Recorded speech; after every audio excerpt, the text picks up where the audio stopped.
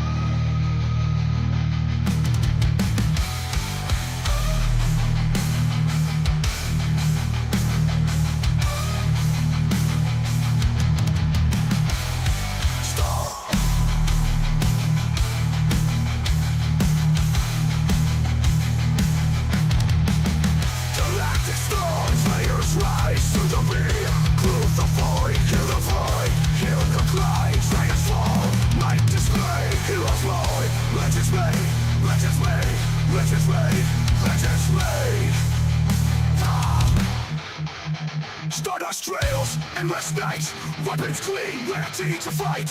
Beasts roar, echoes loud, victory near, crew is proud, unleash fury, metal will, galaxy, they bend to well. Master back, cosmic might, dragons crush, endless fight, acid bone, triggers loud, victory near, crew is proud, unleash fury, metal will, galaxy, metal will, galaxy, that's so deep, world's bound, always proud. Always proud. Metal will, metal will, galaxy.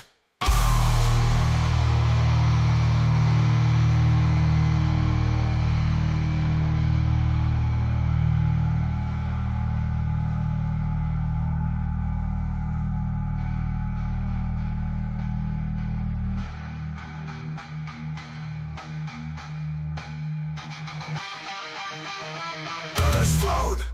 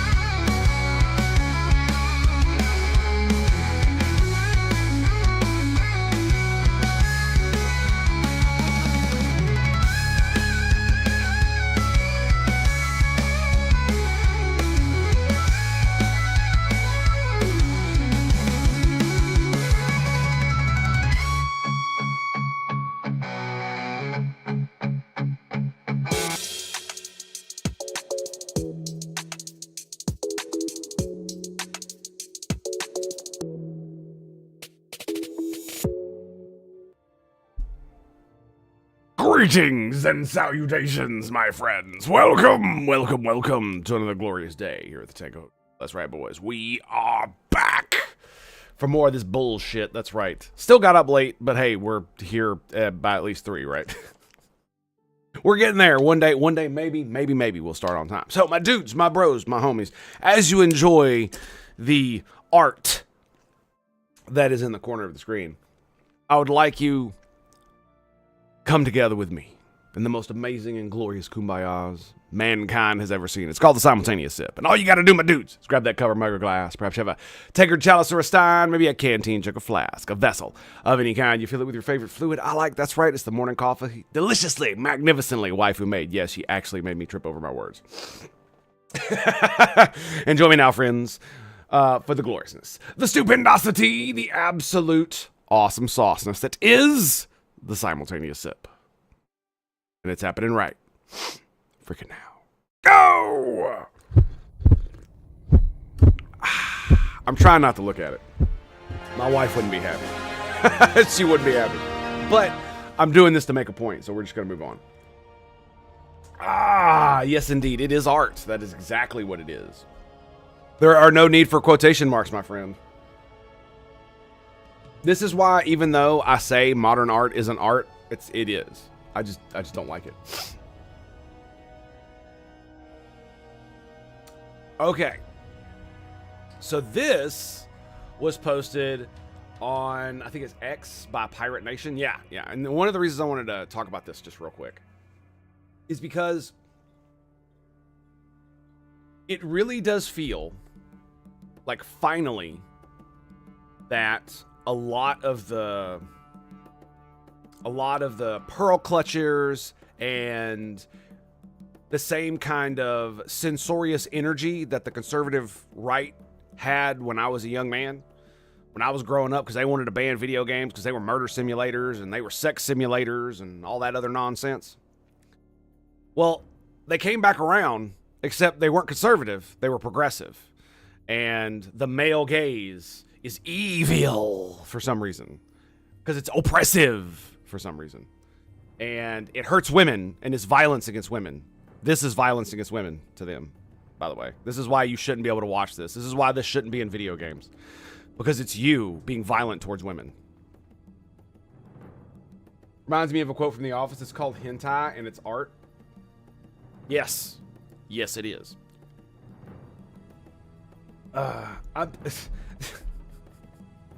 Yes. Just yes. And the this post kind of exemplifies it, and a lot of it is because something else happened. Was it that? No. Something else happened. And that is Polygon got bought out. And a lot of their staff got fired. And more games and game creators are pushing back against this bullshit. You know, what the boomers today would call the woke mind virus. Yes, because that's essentially what it is, except it's not a woke mind virus. It's like neo-Marxist praxis put into everyday politics rather than just economics, right? That would essentially be a better way to describe it, at least in my opinion. Because all of the journalists who put pressure on these companies, who write hit pieces on the game devs, these game devs are afraid of them because of the power, the political capital power that they wield in this space. Fuck, man, my monitor keeps going out. Hang on one second.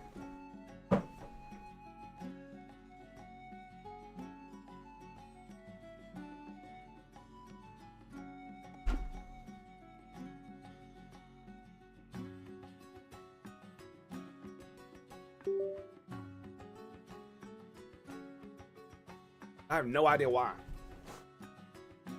I pull it out and plug it back in, but it happens like every time I run the stream. Anyway, so yeah, Polygon lost a bunch of their staff, and so it's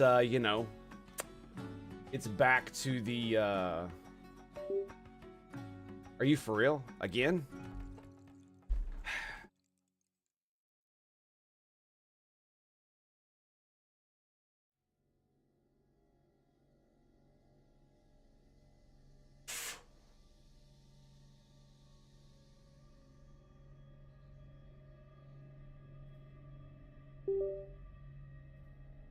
Ah.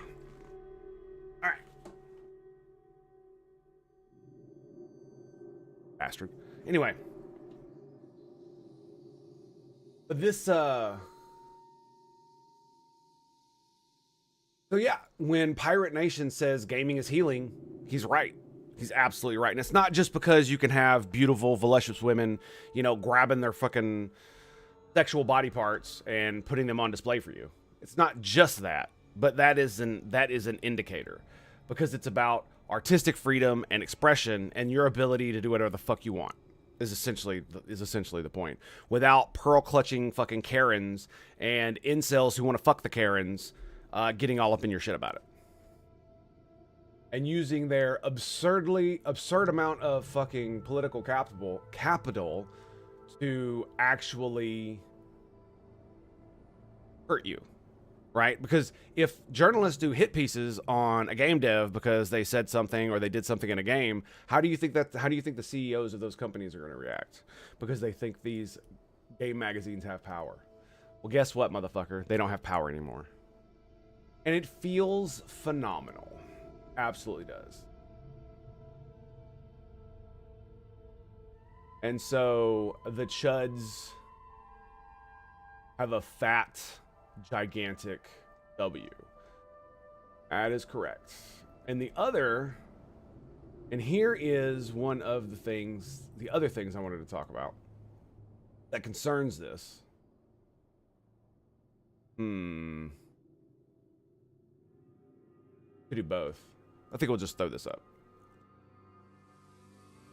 This is how it all started 11 years ago. They decided they didn't need you. They lied about you, called you horrible people, and tried to cancel you and take away your games. How'd that turn out? All of them are gone. And their publications too. Gamers don't have to be your audience. Gamers are over. Gama Sutra. I remember when this happened.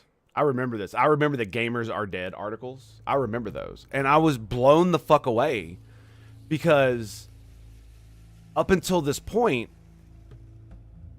all these publications, I would go to them for game guides, or if I was stuck on something, you know, I'd go on Google. This was back in like 2012, right? 2010. So I'm still in the Navy, right? Like I am young man. And like gaming has been my entire, like, how should I put this? It wasn't my identity, my only identity, but it was one of the biggest parts of my identity. Like, this is what I was. And I didn't give a fuck what anybody thought about it. And when I told people and they like laughed or whatever, I was just like, what hobbies do you have? Fucking off? Okay, that's good. You like to drink? Great. Good job. Anywho, oh, you like to cheat on your wife? Okay, gotcha. Anyway, so all I'm saying is that, ladies, gamers are home. They're always home. There's a reason for that. They're never out drinking with their buddies on Saturday night. I'll tell you that right now. They're raiding. But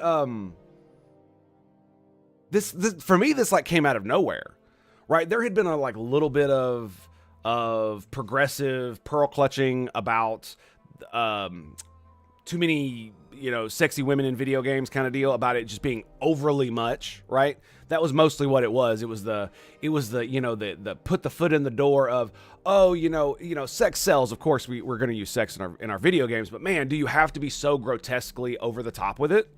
Was kind of the vibe that I was getting. And then all of a sudden, it just seemed to fucking like flip a switch one day. This is because I wasn't paying much attention, obviously. And, you know, I wasn't reading the articles for the articles. I was reading the articles for the video games that were on the websites. And so I barely read any of these fucking articles because I didn't give a fuck about the journalists. I cared about the video games, right? It does amaze me how often gaming media argues against their own audience. It's because the gaming media, we are not the audience for gaming media. The people who say that they're gaming media, they wanted to be real journalists, and they got stuck with being video game journalists. And most of them don't like video games. Most of them are not gamers. This is why they hate gamers, is because they're not us.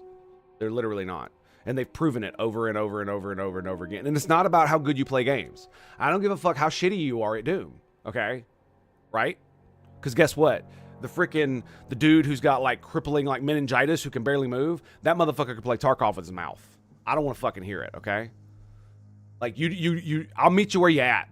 I'm not gonna give you overly much shit, okay? If you're bad at a game.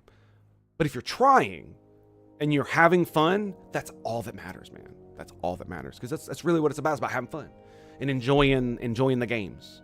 And it doesn't matter if Dark Souls whoops your ass. If you're having fun getting your ass whooped, that's what matters. I personally don't. Some people do enjoy torture. That's on them, right? We live in a fully liberal, free society.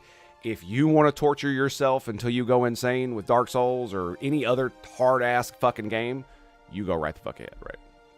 And that's the beauty that is the plethora that exists within video gaming, is that it's so varied and so wide. And these guys didn't want it to be that way, right? The guys who wrote this kind of shit, they didn't want you to be able to enjoy your video games. They wanted you to play video games that they approved, right? It had to go through their filters. It had to be, every single thing had to be multicultural. Every single thing had to be like 50% women. Every single thing, you can't have beautiful women. This is why most AAA games don't have beautiful women in their games. And this is here's a real big one. I just want to lay this out for the record. No, your characters don't have to be fuckable. Okay? Game of Thrones, great example. Dwarf Bro, not a very fuckable dude.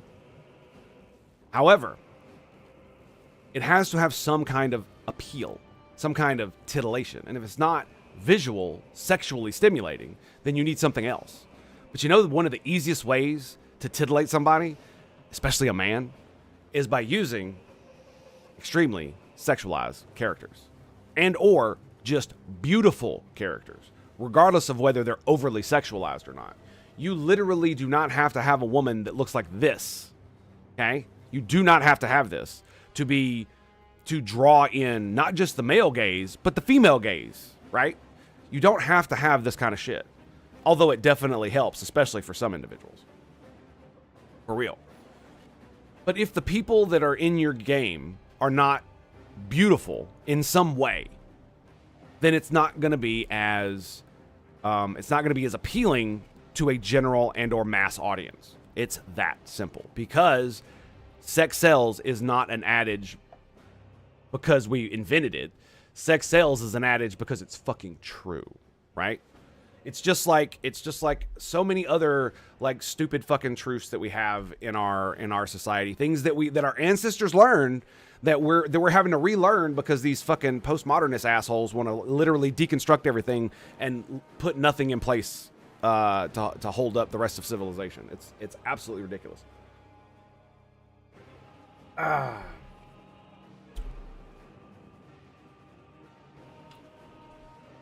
So and to the point where there are games where the men are ugly. Men being beautiful is different than women being beautiful. Arnold Schwarzenegger never had a problem getting a woman. I do not consider him beautiful. What I consider him is, especially when he was a lot younger, is when he's playing Conan the Barbarian, he's beautiful because of what he represents, not because his face is perfectly symmetrical and all the like beauty standards. And he's also ripped to the max. So he is literally a man I want to be, right? Getting the things that I want, right? Female attention, that kind of thing. And not only that, women like looking at Arnie from back in the day. Who could have guessed? Who could have guessed that the superbly ripped individual would actually be semi-attractive to the vast majority of females? Now, I know plenty of females who don't like super ripped dudes, but that still doesn't mean they don't find them like relatively attractive just in general because they're big and strong and And, you know, especially when you're playing Conan the Barbarian and you're taking charge, that, you know, looks don't matter nearly as much to women as they do to men. Let's just be real here, okay? That's just the way our brains work. And so all of this bullshit is the result of these guys. These guys came in and were able to get into positions of relative power within the industry by being video game journalists and pressure and by being video game devs, right? That's how so many of these games turned out to be so much shit. It's not that the devs themselves were turned into SJW fucking wannabe progressive thumping assholes who were essentially carrying water for communist gobbledygook. Many of them believe this shit, especially now, right? They've been indoctrinated into the cult. They're full bore, like the whole fucking nine. Evidence be damned. And it's good to see. It's good to see them getting exactly what they deserve. Because they have literally contributed nothing to gaming. They have been an anti-gamer force since the beginning. And if this had been like isolated to like one or two publications that were just more progressive, this wouldn't have been a problem at all, because they would have just been beaten out. Like, even if they were given subsidization through from like donations or people who were progressive donating to it, things like that, it wouldn't have mattered. It would still been in the sphere, but it wouldn't have dominated gaming to the point where you have literally every AAA mega corporation that does video gaming following their fucking stupid ass diversity rules, right? Where you're showing, 17th century fucking France, for instance, and like half the people are black. and like half the people you're fighting are women. It's like, we could stretch credulity. This is true. Suspension of disbelief. But if you want half the people to be black, then why don't you like make it in Egypt? Right? Or someplace where that is actually a thing. Because it does say to me, why would you do that? Why would you make the choice to be non-historically accurate when you don't have to be? Right? Because if a premise of a game has some supernatural element, it's still based in hard reality, right? Especially if it's for like let's say an alternate history kind of thing, where some kind of crazy magic exists and nobody knew about it, and then it pops up from nowhere, right? Or you're playing like Assassin's Creed. If you're playing Assassin's Creed, should it not at least reflect historically where it was? Is that not a thing? Should we not at least attempt to do that? I know they do alternate history, but the alternate history is grounded in the history that we know. That's why it's so interesting, is because it's because we can change one or two things. That's the thing. It's one or two things, and it makes it more compelling. Guns of the South is a very good example of alternate history that was extremely compelling. It's very much like Southern Confederate propaganda, it feels like, I'm not going to lie, and very anti-fucking South Africa, which is hilarious. But it was a very interesting read. And if, time travelers had come back in time and given the South like fully automatic AK-47s, yeah, I think the war might have gone differently. Because that was basically the premise of the entire book.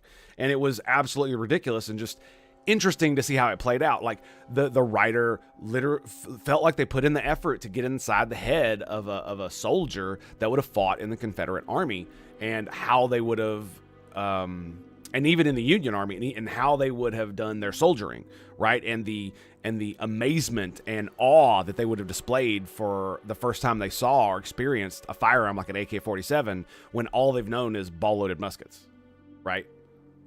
That's it. That's all you've known is ball-loaded muskets and flintlocks and shit like that. And then somebody comes up to you with a fully automatic weapon that can just spray lead, reloads in like 2 seconds, and you're back to fucking spraying some more. Yeah, that was an amazing set piece in that book. Very human is why. And because the bad guys are literally explaining, I'm going to go into it. The bad guys are literally explaining to the Southerners, who are also technically the bad guys, because the South is bad because of slavery, how to use these things. And just like they get a dude to display his acumen in reloading his ball-loaded musket, and it takes him like 30 seconds to reload it and shoot again, right? And then the guy takes his AK-47 and just blows the target away, reloads, blows another target away. He just keeps doing it for like a good 20 or 30 seconds. Runs through like 4 or 5 mags. And everybody's just standing there slack-jawed. And there were, you know, that was the equivalent is the clip that I keep playing on Stargate SG-1 where the difference between a Jaffa staff and a P-90. This is a weapon of terror. This is a weapon of war. And while, you know, the ball-loaded muskets were a weapon of war, they're not a weapon of terror, but you can see the similarities there, right? It was a difference in technology, not necessarily design for whatever. But these people were able to influence the gaming industry so that every giant corpo was trying to put out diversity slop. They wanted to exist within this paradigm. Blizzard is a great example with their fucking stupid diversity chart that literally categorizes every single person and puts you into a box. And it's like, as if who you are can be clearly defined by the amount of oppression points that you have.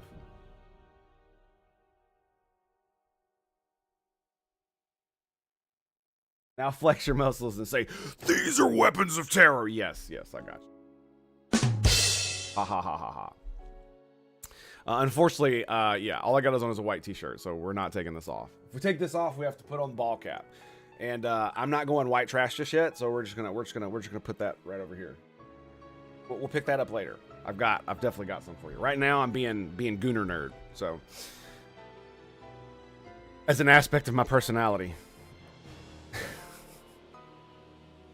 And so you have all these corpos genuflecting to all this bullshit because the gamer publications controlled the scores that they would put out for these video games, right? So if you wanted to get a good score, you needed to essentially abide by whatever the fucking criteria they put out. Now, it used to be that the criteria was, how did the game play? How were the graphics? How was the audio? What was the soundtrack like? How do they all combine together into an experience?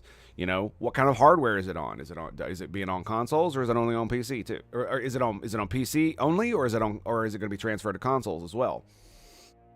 And almost none of that shit seems to matter anymore to a lot of these dudes, and which is why finally they're going out of business. Because I think one of the reasons why they were able to stay in business is because of investor money. A lot of these places were looked at in the early aughts as a way to invest a little bit of money and just have them blow up, because they can just churn out hundreds of articles and just get viewership, which you can sell ads to, which gets you lots of money, right? Doesn't matter if the content is slop or not. All that matters is getting the eyeballs. And so if you write enough, articles that are, controversial, or put out like big opinions, or say like really inflammatory shit, especially about game developers or gamers in general, you're going to get a lot of eyes, right? This is why this happened. But shit like this is also why they started like shutting down comment sections, is because gamers are actually going in there and telling their opinion. Just like when the Lords of the Fallen guy did a poll, right, on his about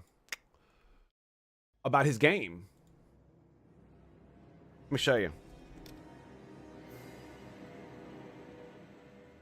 See if I can find it. So, Lords of the Fallen is basically a Dark Souls-like game, and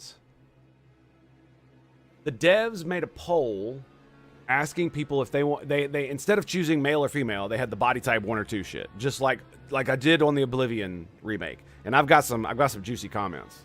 They're fucking absolutely awesome. We might go into some of them. But Lords of the Fallen is a Dark Souls-like game.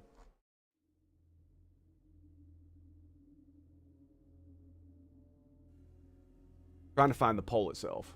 It was a game that was a Dark Souls-like game that did not come out to wide reception in its first installment or its second installment. It pretty much fell off the fucking. It fell off. It just fell off. Right. It was not a great game, but the devs, to their credit, absolutely fucking boss credit here.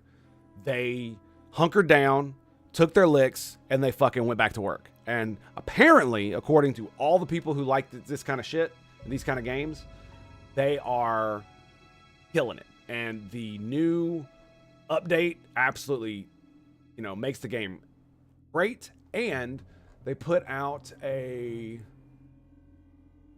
Why can't I find it? Like, it's giving me just everything else other than what I'm looking for.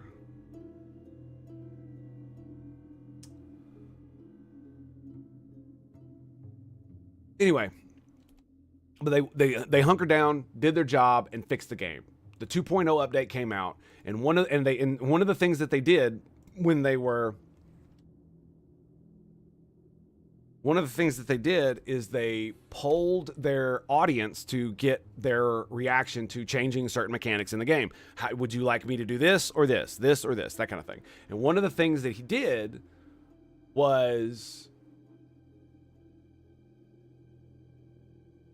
he did body type 1 and 2 because they had body type 1 and 2 in the game.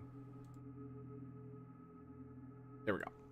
And they changed it to male and female because when they released a poll to ask their audience, would you like me to change from body type? Would you like me to keep body type 1 and 2? Do you want to change it to male and female? Overwhelmingly, by like 95%. So this is a 95-5 issue. The fans of the game said, change it to male, female.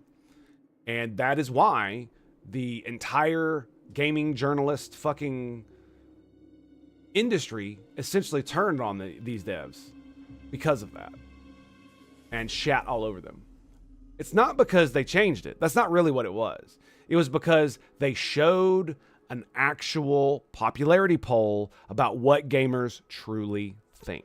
Everybody knows that most gamers are not ultra fucking woke progressives.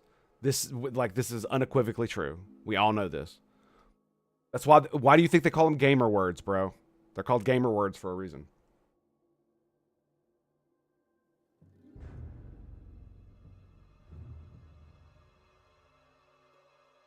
And so, because the vast majority of gamers are not ultra woke fucking progressives, of course they're gonna push back against the modern trend of going body type 1 or 2 instead of just male or female, because everybody feels like it's essentially an acquiescence, bending the knee to the bullies who want to change a thing that they don't even like, but they want to control, because it's probably more about control than it is about the video games, right?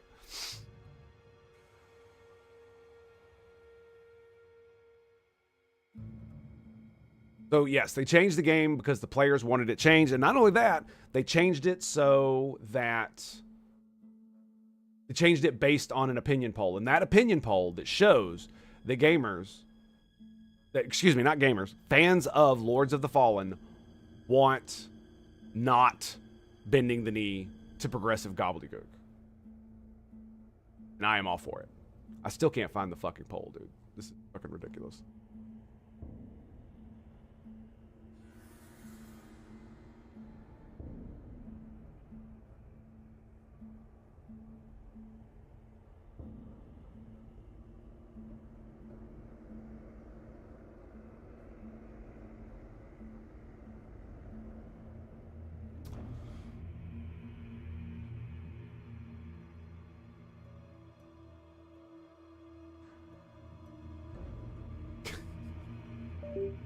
Oh my god. Alright, I mean, my fucking monitor, man. I don't know what's going on with it, dude.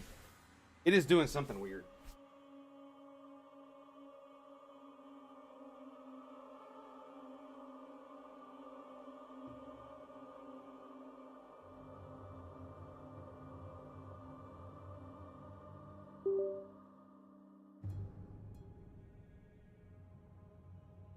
Ugh.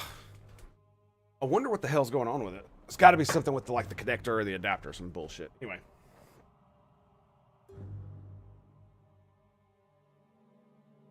Anyway. So... Okay, here it is. So I looked it up on Grok because I can't actually find the fucking poll. And... He asked players about their preference for character creation options, specifically whether they preferred male or female or body type A and B. And he didn't just ask for his game, he said in medieval fantasy RPGs. 49,000 votes, approximately 88% chose male female, 8% chose body type AB, and 3.4% chose none of the above. So I was wrong. It's an 88-8. So approximately 90% versus 10% is what we're going for there. It's let me see. Do we have the posts? Everybody's posting about it, but nobody is.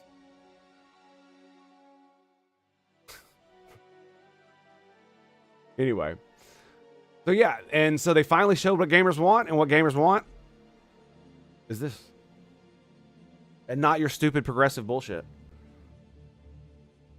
And see, the thing about it is I don't believe that the body type A and B shit or body type 1 and 2 would be such a big controversy if these fucking crab bullies hadn't been doing all of this shit for over a decade now.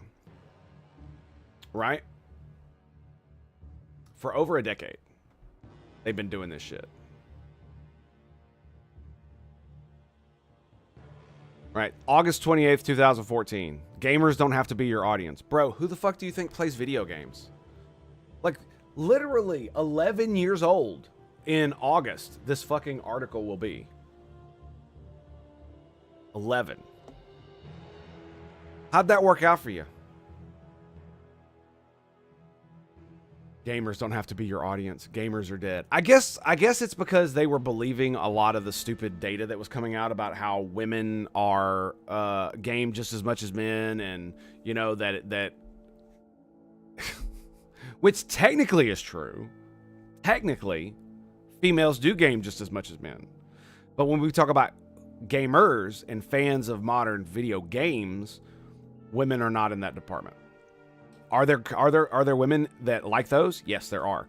But like 90% of the population of people who play video games, I was gonna say Star Trek Resurgence, but people who don't play video games to play Star Trek Resurgence is designed for that, literally. More like Last Epoch and freaking Path of Exile, or Space Marine 2. Video games like these, the games that I play on my stream, the games that I enjoy.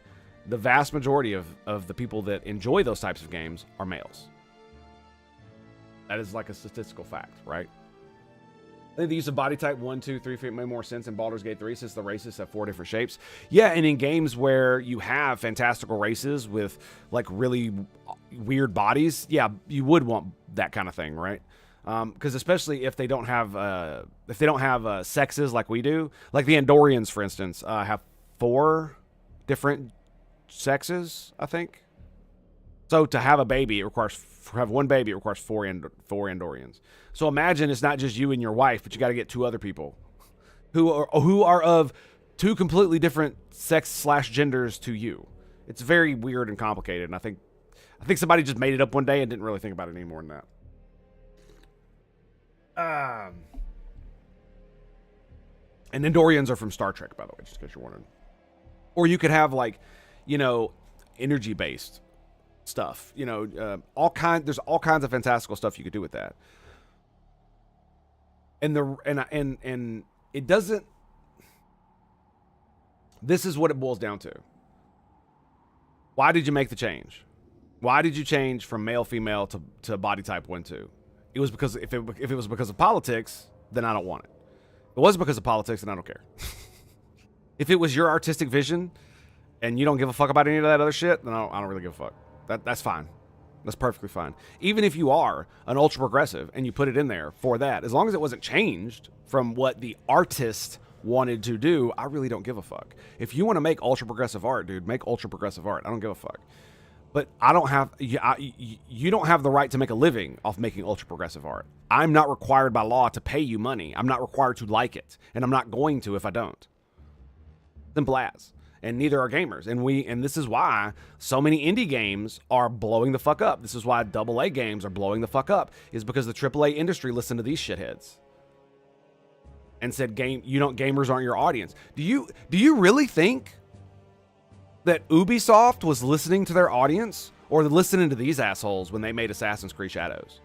When the CEO of Ubisoft says, oh, we had really good game reviews, so the sales numbers really aren't showing the true, isn't really showing you the truth, because we had great reviews, right? Our Metacritic score was awesome.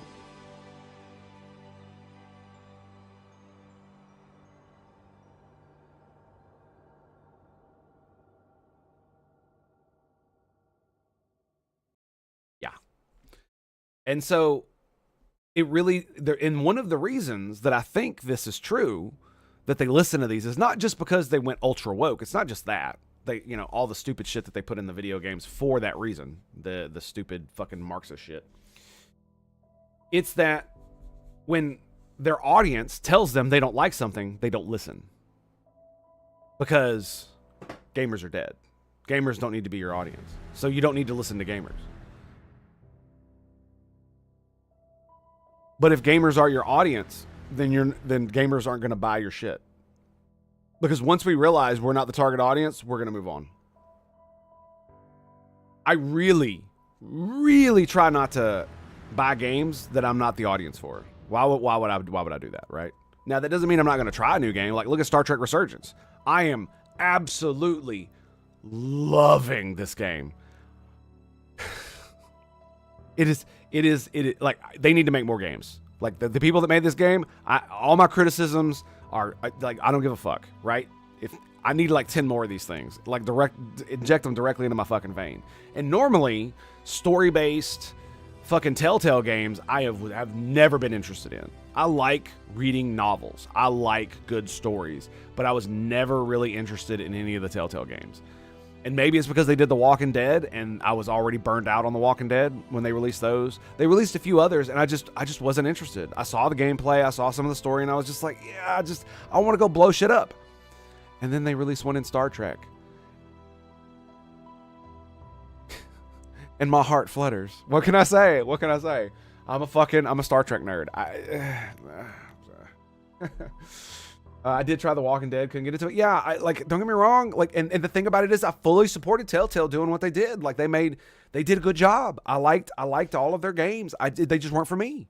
Even the Borderlands one, it didn't click with me the way other games did, and it's just not my style of video game. When I don't normally like storybook adventures like that. Like, even back in the day when the adventure books where you flip, you make a decision, you flip to another page and it tells a different story kind of deal. Those were fun, but I never really liked those because they were never good enough. Right? But that's all beside the point. The point is that it doesn't matter whether I like a game or not. I fully support artists and people who make this kind of art to do their thing, but they're not guaranteed an income. When they do it, they have to have an audience. They have to have an audience they appeal to. And the Telltale games, I was not the audience. And so I recognized that and was like, good for them. I hope they do well. Because their shit looked amazing, right? The games were great. They played from what I saw, they played fairly well. And they had good stories from what I heard. So that's all, that checks all the boxes. But it's just not my thing. And so I didn't participate, which is fine. That's how it's supposed to be, right? But not everybody's gonna play fucking ARPGs. That's just most people. Some people just don't like to blast that way. Or if they do play them, they play the campaign, and then once they get to the end game, they're pretty much done because they don't want to do all that super hard grindy shit, right? They're just in it for the kills. Fair enough. And that's what I like about games, is that you can have a main core audience, but still attract ancillary audiences that are, oh yeah, I kind of do like RPGs because you get to kill stuff and the campaign's fun, and but I don't like that really min-maxy grindy shit. That's actually really good, because that means that the game will probably make a little bit more money off of those people, but not a whole lot, right? But that's enough to keep the game studio running, which is great. It's always good, and the devs to get paid for their hard work. But just because you do hard work doesn't guarantee you an income. Just because you make a thing doesn't guarantee you an income. Like, I can draw a stick figure holding his dick, and that's art. But that doesn't mean that I need to get paid for it. If nobody wants to buy it, then I'm not going to get paid. Simple as. And if nobody wants to buy your product, you're not going to get paid. So if you make a product, that nobody wants, you've just wasted your fucking money making that product. And I think that's what a lot of game developer, the corpos, lost track of. They basically were brainwashed, maybe too hard of a word, but convinced that gamers weren't the true market. That the true market was the general normie. And if they made the games correctly, then the general normies, you know, who all play Madden or FIFA and all that other shit, they'll absolutely pick up an Assassin's Creed game if we dumb it down enough and put enough microtransactions so it feels like FIFA. I don't know, man. I think selling off your company to create a shell company so that you could put all your IPs in there to Tencent, that was probably a hint that you failed. Probably a hint that you failed. And of course, my game will be perfect 10 out of 10 when it's out. Of course it will. Of course it will. 100%.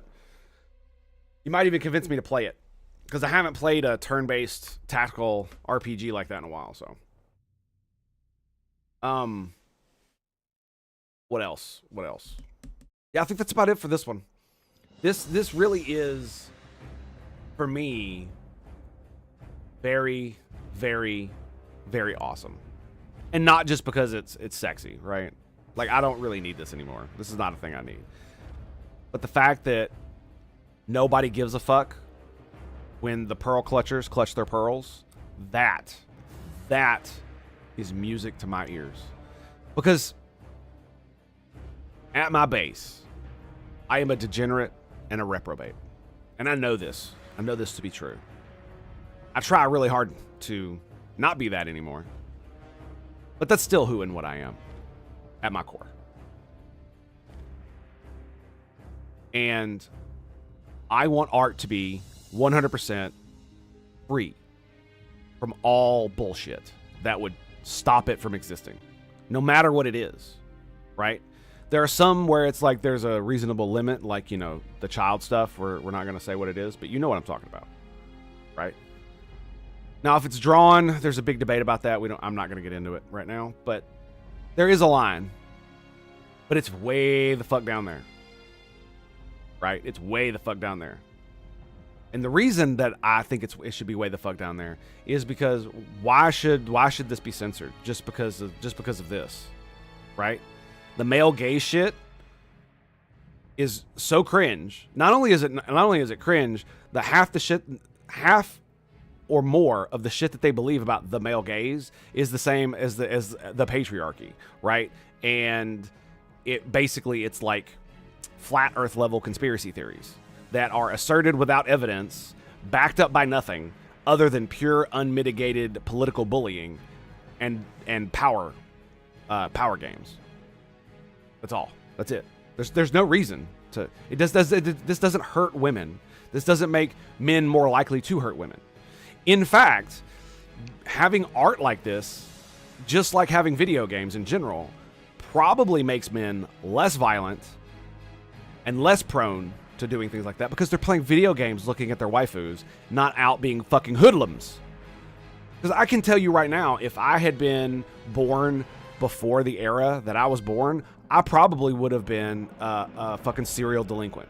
I was a shithead when I was a kid, and I wasn't the simple redneck shithead, you know, white trash. That's not what I was, although that's part of it. But I'm also quite intelligent, and I'm very curious. Like, I made napalm when I was 14. It's not hard. It's not hard. I don't recommend doing it because it's illegal, but I did. And I put a hole in my driveway for burning it. My mom wasn't happy, but, you know, I was working, so I paid to have it fixed. And that was just me fucking around because I was playing video games and got drunk, and I was playing, what was I playing?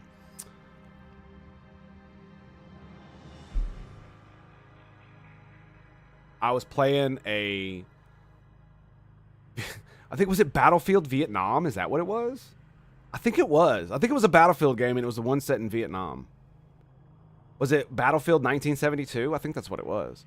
And so you have all the, like, you know, the Vietnam era music, the freaking AK-47s and all that. And I'm like, you know, you could drop napalm in that game. You could drop napalm from airplanes. It's pretty cool.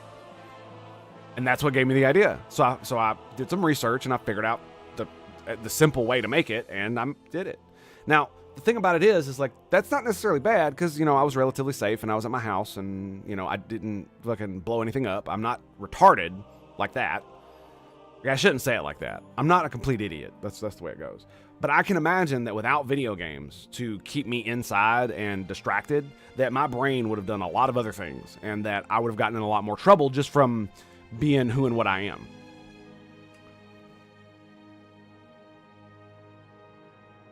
And so these motherfucking shit kept me out of trouble. A lot of trouble. I still got in a lot of trouble because I had to go to school, right? And I couldn't play video games at school, so, I had to do something to pass the time, which involved getting in a lot of trouble.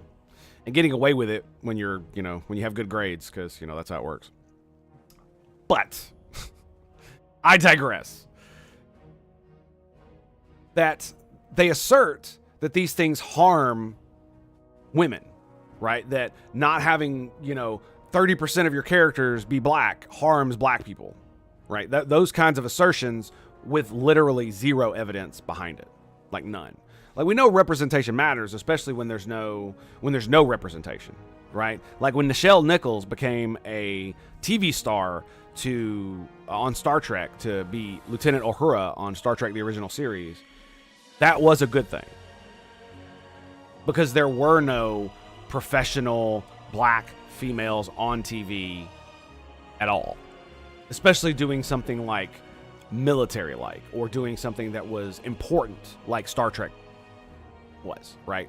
And I don't mean that Star Trek itself was important. I mean her job was important. She was the communications officer on board the USS Enterprise, which meant she was a very competent individual who had a very important job aboard the ship that was critical to mission success.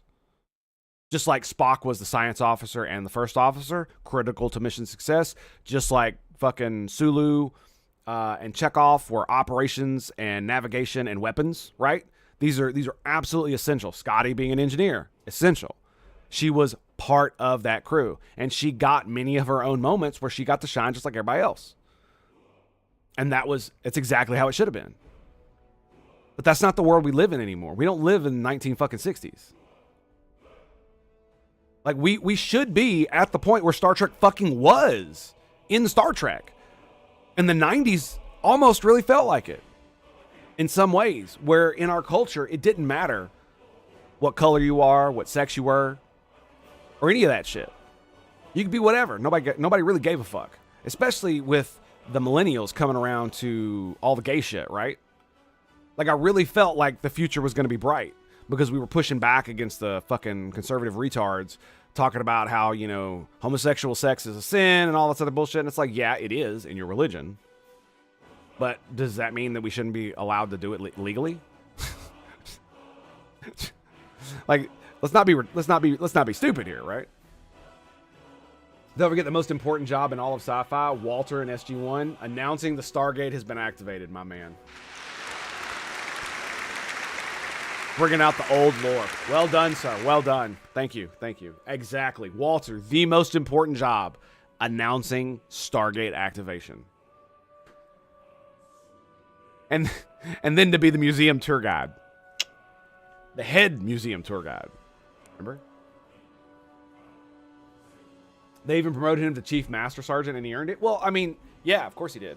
Like just because on the TV show he only announced a thing, that's kind of like saying a cob on a submarine only does like stuff like that, right? Because that's essentially how it would work. Or the chief of the boat, or the chief on operations. When their job is a lot more responsibility that you just don't see behind the scenes, but part of their duty is this one aspect, right?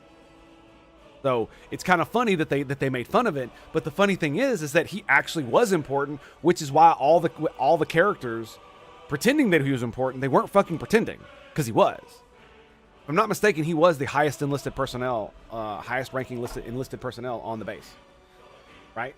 At that point, didn't he become that? I think they have something like that in the Air Force. I'm not really sure. But it was funny. It was definitely funny. Just like the Morn thing, where he's like the most talkative dude, and he like almost never says anything in the entire show. Okay. So yes, gaming is healing. And it's not just because you can have this. There are many other factors, but this is absolutely part of it. And so, my friends, I hope that you enjoy the beautiful, amazing future that gaming has in store for us. Because all the AAA industry will hopefully soon burn to the ground. And maybe out of the ashes, the things that we loved about the franchises that we grew up with will come from it. Like the phoenix from the fire. I hope, man. I hope, because that's half the problem, right? Is that it's not just that people are making these things. Because if these were just game devs who were putting all this stupid woke shit in their games, if they just made their own games, we'd make fun of them, right? But there would be no culture war over it.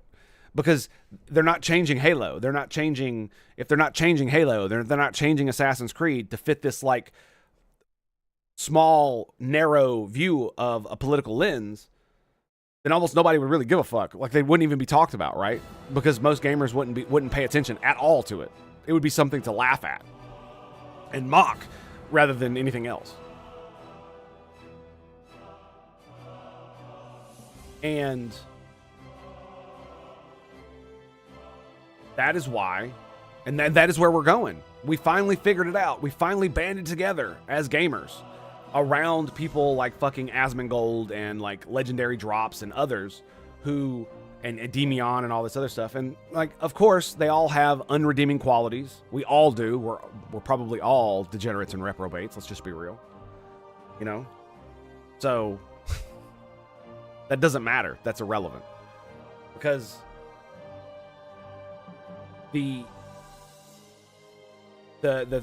franchises we grew up with are where these people went, right? Because they wanted that power. They wanted to change the world for the better, and they thought if they got on Halo, if they got on Assassin's Creed, that they could make video games that changed the world.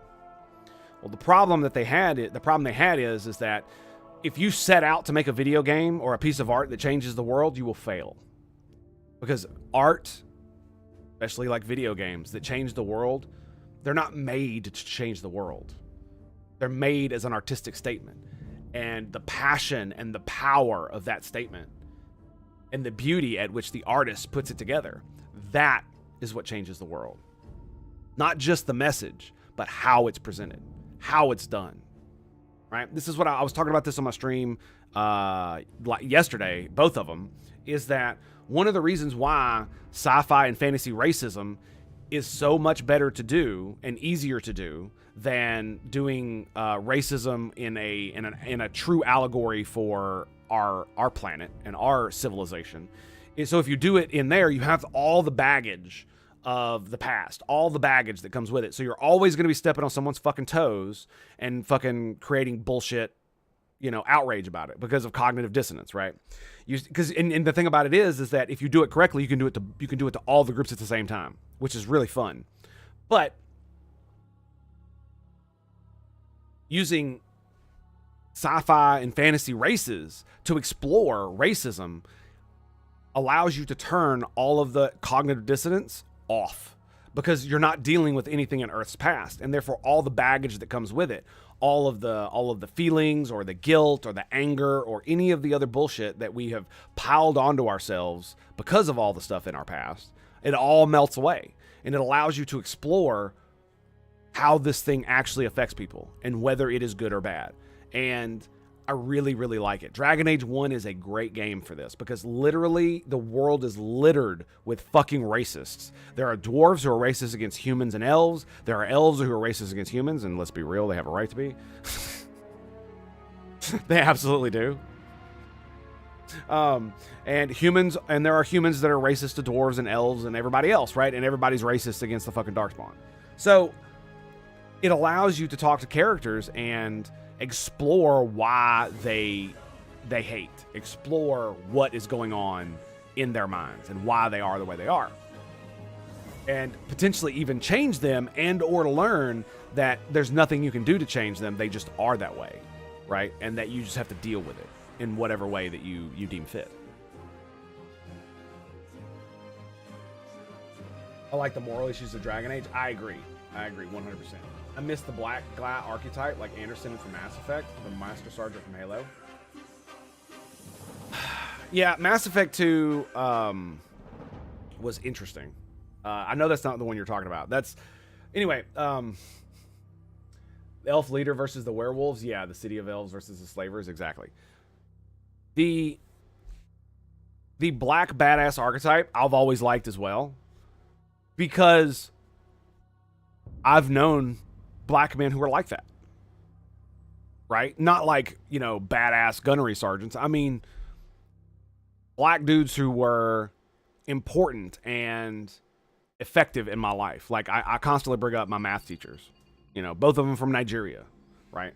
And so it's a very nice archetype, because if, especially if you're judging it off the population of the United States, considering that black Americans only make up 13% of the population, it would be much rarer to see a black person in a general given population area than it would be any other, right? Depending on where you're at. This is another reason why using fantasy and sci-fi is so much easier, is because you don't have to account for any of this bullshit because of all the stupid woke politics that we've been going back and forth with, and the reaction to it. The reaction to it is also important, because there are absolutely stupid fucking trad idiots, conservatives, who are trying to do very similar things that the woke motherfuckers were doing, but with the male gaze shit. They're just doing it from the opposite direction. So they're coming back. The conservatives that were trying to ban our games because they were murder and sex simulators back when we were kids, they're back. By the way, they never left. They never left. I told you they were coming back. I've been saying it for fucking years, that they were going to come back, and they were the ones who were saying, oh, we're champions of free speech, oh, we're champions of artistic expression. But as soon as the fucking wokies start losing power, what do they start doing? Oh yeah, we should totally ban fucking naked women in video games. We should totally do that. Like, nobody's literally saying that, I don't think, but that's the mentality. You've fucking seen it. Like, seriously, it's ridiculous. And we absolutely need to do the same kind of bullshit to them as we did to these assholes, the fucking progs. Rightoids, yeah. Well, that's the thing, is that not all rightoids are like that, right? Some of them are actual, like, yeah, you should be able to draw big titty bitches in video games. Go for it. I don't care. That is the liberal position. Simple as, right? Free artistic expression. The only limit is in the extreme when it comes to like child stuff, when it concerns like sexual stuff, right? So, and the vast majority of us are very much in agreement that's a very hard line. It's fuzzy up until that point, but there is an absolutely hard line there. There really is.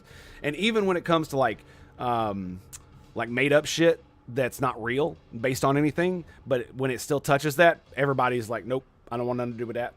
And most people, including myself, who think that as long as no actual human was harmed in the production of it, then it's probably not that bad. I'm not touching that shit. It's just not going to happen, because I don't care. It's not something that I enjoy doing. So I'm just gonna be like, whatever.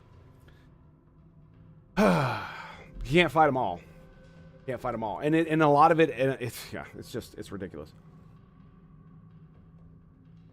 And the reason is because if you draw a character, like, you could say that this person is 5 years old, but they're a fully adult human female. How did they get that way? Well, they were cloned, but they're 5. Doesn't that make them a child? Right? See how ambiguous this can get real quick? And it's a retarded thing to fucking even fight over. How would you feel about child and pets dying in the environment to show an event as awful? Well, yeah, of course.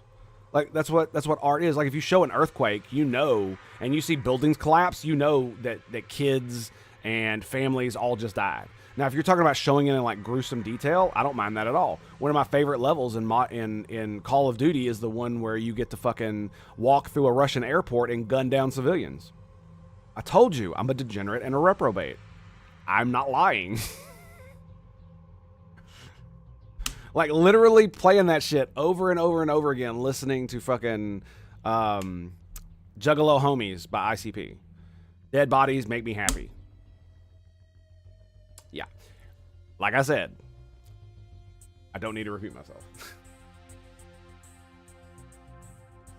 They sort of imply they died as they were in a car. Yeah, I mean, but like, especially when it just concerns things like death and there's no like sex stuff involved, I have no problem at all going full ham. Like, you want to show fucking, you know, infants decapitated and fucking body parts and shit like that, go for it. Because guess what? That actually happens. So showing it in a video game is, I don't care. Like, even if it's grotesque to the point where you're showing like murder and torture scenes, that's a bit much, and obviously there should be trigger warnings on such things because some people cannot handle them. But if that's the art you want to make, I don't care. Go for it. Because art is art, and it doesn't really matter what you make. But again, that doesn't entitle people. That doesn't entitle you to a standard of living because you make that art, right? There has to be an audience for that art. They have to consume that art, and they have to pay you for it. And if you can't get people to pay you for your art, then you can't make a living off of it. Simple as. That's too much for me, honestly. Remember in Witcher 3 when the Geralt threw a baby in an oven? Yes, Geralt threw a baby in an oven. Exactly. There you go. That's too much for me, honestly. And I mean, that's fine if you. And that's part of the free market at work, right? Is that you understand, like, if somebody made a game like that was grotesquely violent in that way, they probably should tell people, hey, this is grotesque. This is extreme grotesque body horror and violence. If you don't like those things, then you probably should go elsewhere, right? But there are people who do enjoy exploring those kinds of places. Sometimes I do too. Like, I love my dead baby jokes. I love my dead baby Jesus jokes, right? A lot of people don't. But my sense of humor is extremely dark, and I do find humor in tragedy a lot of times, because there's always something ironic you can find that's like a pseudo silver lining, but it's kind of like dark and grotesque that such a thing would be the case, right? I don't remember the context behind that one though. Oh, him throwing the baby in the oven. The baby was fine. Basically, it was to trick some kind of spirit into releasing. It was either the baby or something else, and I'm pretty sure that when he threw the baby in the oven, it either wasn't a real baby or there was somebody on the other side to immediately pull it out so it didn't get hurt. And it was to trick the spirit to try to unlatch from who it was latched onto and to latch onto Geralt, so Geralt could fight it. That's what it was. And I think the whole premise behind it is that Geralt had to believe he was doing something completely evil, but he had to do it anyway. Can you imagine being like, the only way to defeat this demon is to do something evil, and then you get your friends to set up this scenario where you literally have to throw a baby in an oven, and as far as you know, the baby is literally going into the oven. That's some dark shit right there, man. That's really dark. Because you don't even it's not even like you see anything with the baby. He literally throws it in and then closes the door. Right? So there's no grotesqueness. You don't see the baby burning or any of that stuff. I mean, Witcher 3 has a lot of grotesque stuff in it, especially when you do the aborted fetus quest. Yeah, that was intense. That was intense.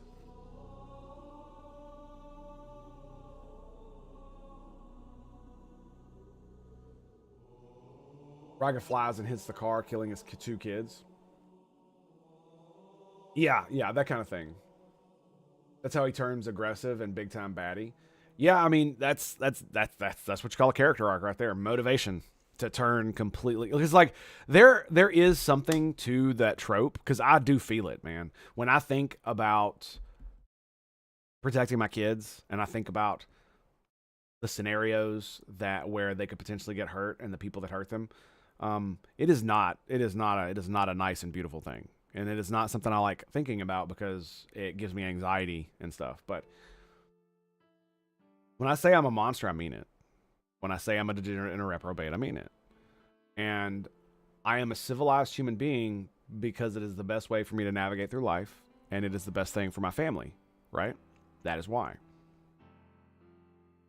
Now, that doesn't mean that if I didn't have a family that I wouldn't be a law-abiding citizen, because I still like my freedom. But what it does mean is that if I am the one that has to protect my family, and I am the one that has to dispense justice because of it, it's not going to be nice or friendly. I'm not Mr. Rogers.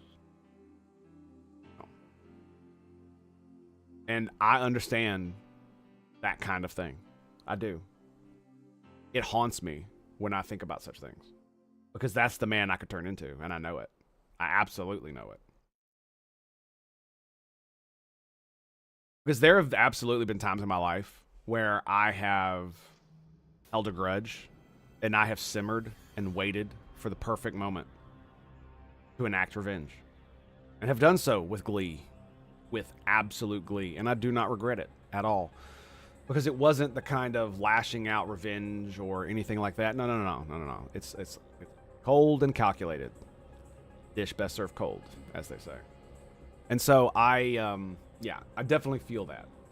Way more than I probably should. But it's a lot of it is because, you know, the way my brain works, I constantly think about the future and possibilities that may come from different events and things like that. And sometimes, a lot of times when I think about the security of my house and the security of the place that I'm at, I run through scenarios, right? Like I know the perfect place to stand, sit, and or crouch and or lay on the ground to ambush people in my house, or to ambush people breaking through my front door, or ambush people breaking through my back door, coming through my windows, right? I know where to go, what to do, because I've run through the scenarios in my head. I've looked, I've measured, I've done all these things. When I go out to places that are out in town, I tend to sit with my back to a wall so I can see the door, that kind of thing, right?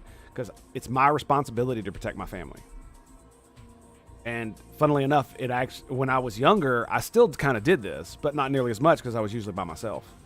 And so it really wasn't that much of I didn't care as much about my own safety as I do my family's. And so my family's safety is of utmost importance. And my fucking retarded ass fucking ADH brain makes sure that I understand the situations that I get myself in. Pretty much. So, very interesting. They managed to kill his kids, the terrorists. Yeah, that's what I'm talking about. That's exactly what I'm talking about. Okay, so let's do... So gamers are over. All right, so I think we're gonna talk about this. I normally these are the same things, right? Yes. Okay. All right. Let me see. Yep. Okay. All right. So this. The reason that I bring this up is because Tim Walz tells a Harvard audience that Kamala chose him for VP because he could code talk to white guys watching football, fixing their truck, and he gave a permission structure for whites to vote Democrat.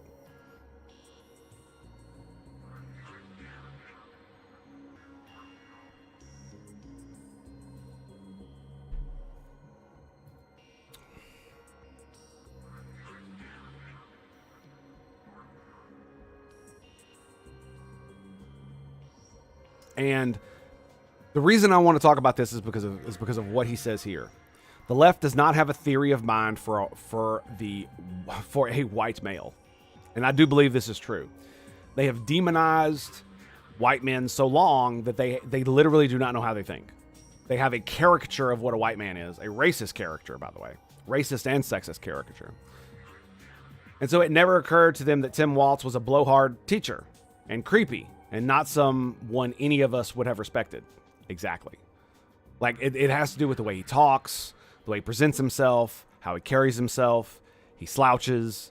He doesn't look nearly as kept as he should be. That's another thing. Because it's also about attitude. To them, we are white men. He is a white man, and therefore we will find common ground with him. And this is absolutely ridiculous. This is absolutely ridiculous. Like, I find it even hard to believe that back in the days of like actual Jim Crow and racism, that this was a prevalent thing. That this was a prevalent thing outside of like Klan meetings, right? Because even the racists that I do know look down on white trash, right? Now maybe it was different back in the day. I don't know, but this is definitely not the way it is today. It doesn't like. I got limited on X because I made a post about this. And do you want to know what that post said? Well, you don't have to guess because I'm going to fucking tell you.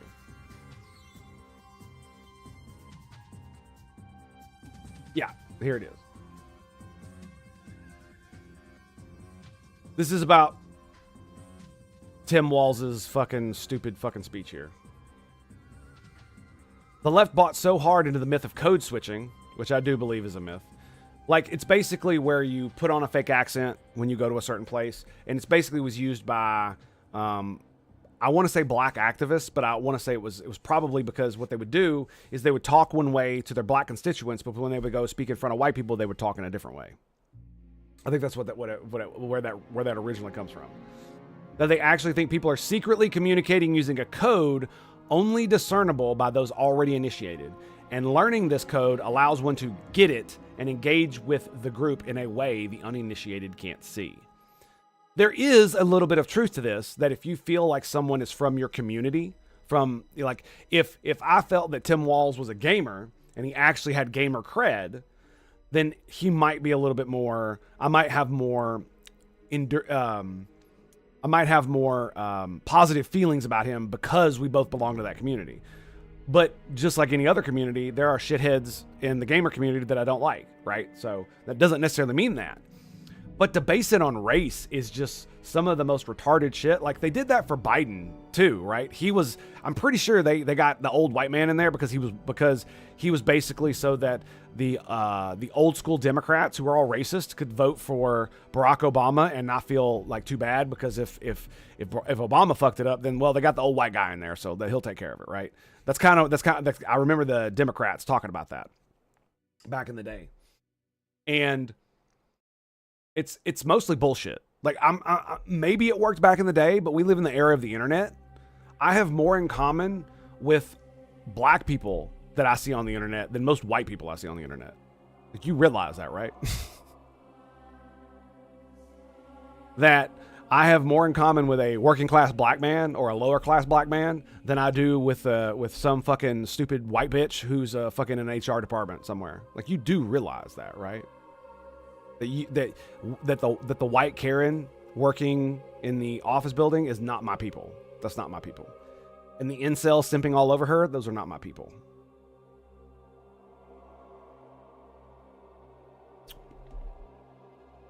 And what did I write that you think got me banned? That you think got me limited? Didn't get me banned. I didn't get struck or anything. What do you think it was? Tim Walz never went full white trash redneck to speak to me. Also voted for Obama because of how he spoke about the Constitution and immigration. You know, like all white trash. But my whole fucking point of this is that Tim Walz didn't speak to me because he didn't speak like a man that I would respect. And so I was making fun of myself about being white trash and redneck, and he didn't go white trash redneck. And I voted for Obama because of how he spoke about the Constitution. This is true, by the way. This is not a meme. This is actually true. And then I make fun of the fact that I'm white trash and I voted because of how Obama spoke about the Constitution.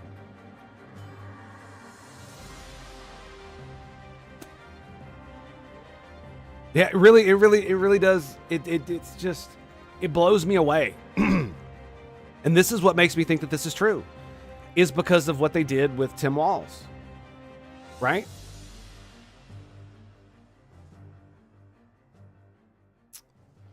Camo hats, kids breakfast, IVF, pro-choice, law and order, reasonable gun ownership, going to win moderates, while Trump and Vance are talking about race. Yep. Tim Walz. Yep. Gotta love it, man. And so it is one of these things. It's like, if you're gonna try to use a white guy to appeal to white guys, then you need to find a white guy that actually will appeal to white guys, right? Because if you find a dude that is Tim Walz, then you're not gonna do that. Like that cringy ass fucking ad where they had a bunch of white dudes like turning wrenches on trucks and looked like one of them was building a birdhouse, talking about his progressive policies and shit. I'm man enough to do this. It's like, bro, like, you have no idea how men think and how men act if you make an ad like that. Like, I don't know whose fucking idea that was, but it was one of the dumbest fucking things you could have done. Even Dave Chappelle appeals to me more than a lot of white guys. Dude, exactly. Dave Chappelle is fucking awesome. Like, he is a funny ass motherfucker, dude. And he deserves all the GOAT attention that he gets because he's fucking amazing. Like, the structure of his comedy is just like next level genius type shit, dude. Like, the only person I say even contends with him, like, in the modern era would probably be Norm Macdonald. And he died, right? And that's because Norm Macdonald is more casual comedy, right? And just his ability to do conversational comedy was just off this world. And Dave Chappelle is like the next step above that, where, you know, Norm Macdonald does the conversational stuff and Dave Chappelle takes it to the next level. Not only does the conversational stuff, but also throws in a lot of, like, you know, incendiary shit in there to weave it in and out. And it's really, really fucking, it's really great. And I love it. I absolutely love it. But like I said, it really does feel like they don't understand how regular white dudes think. Right? And I'm not really a fucking oracle on this either, because I'm not really a regular white dude. Yes, I'm 40. I'm a millennial, and I'm a fucking gamer. But I'm also an autistic retard, a degenerate, and a reprobate. I've lived a life that is not average at all in any way. Especially not to the guys, the modern guys now, right? Who are growing up in a completely different world than I grew up in.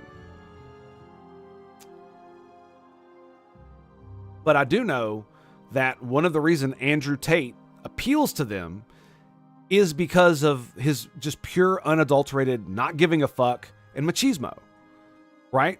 And that's how scumbags with good charisma can convince people to do really fucked up shit. Yeah. And the thing about it is he's not overly attractive, but when you've got a lot of hot bitches around you and you're ripped, or at least muscular, it does appear that you are. At least to a lot of young men. They want that.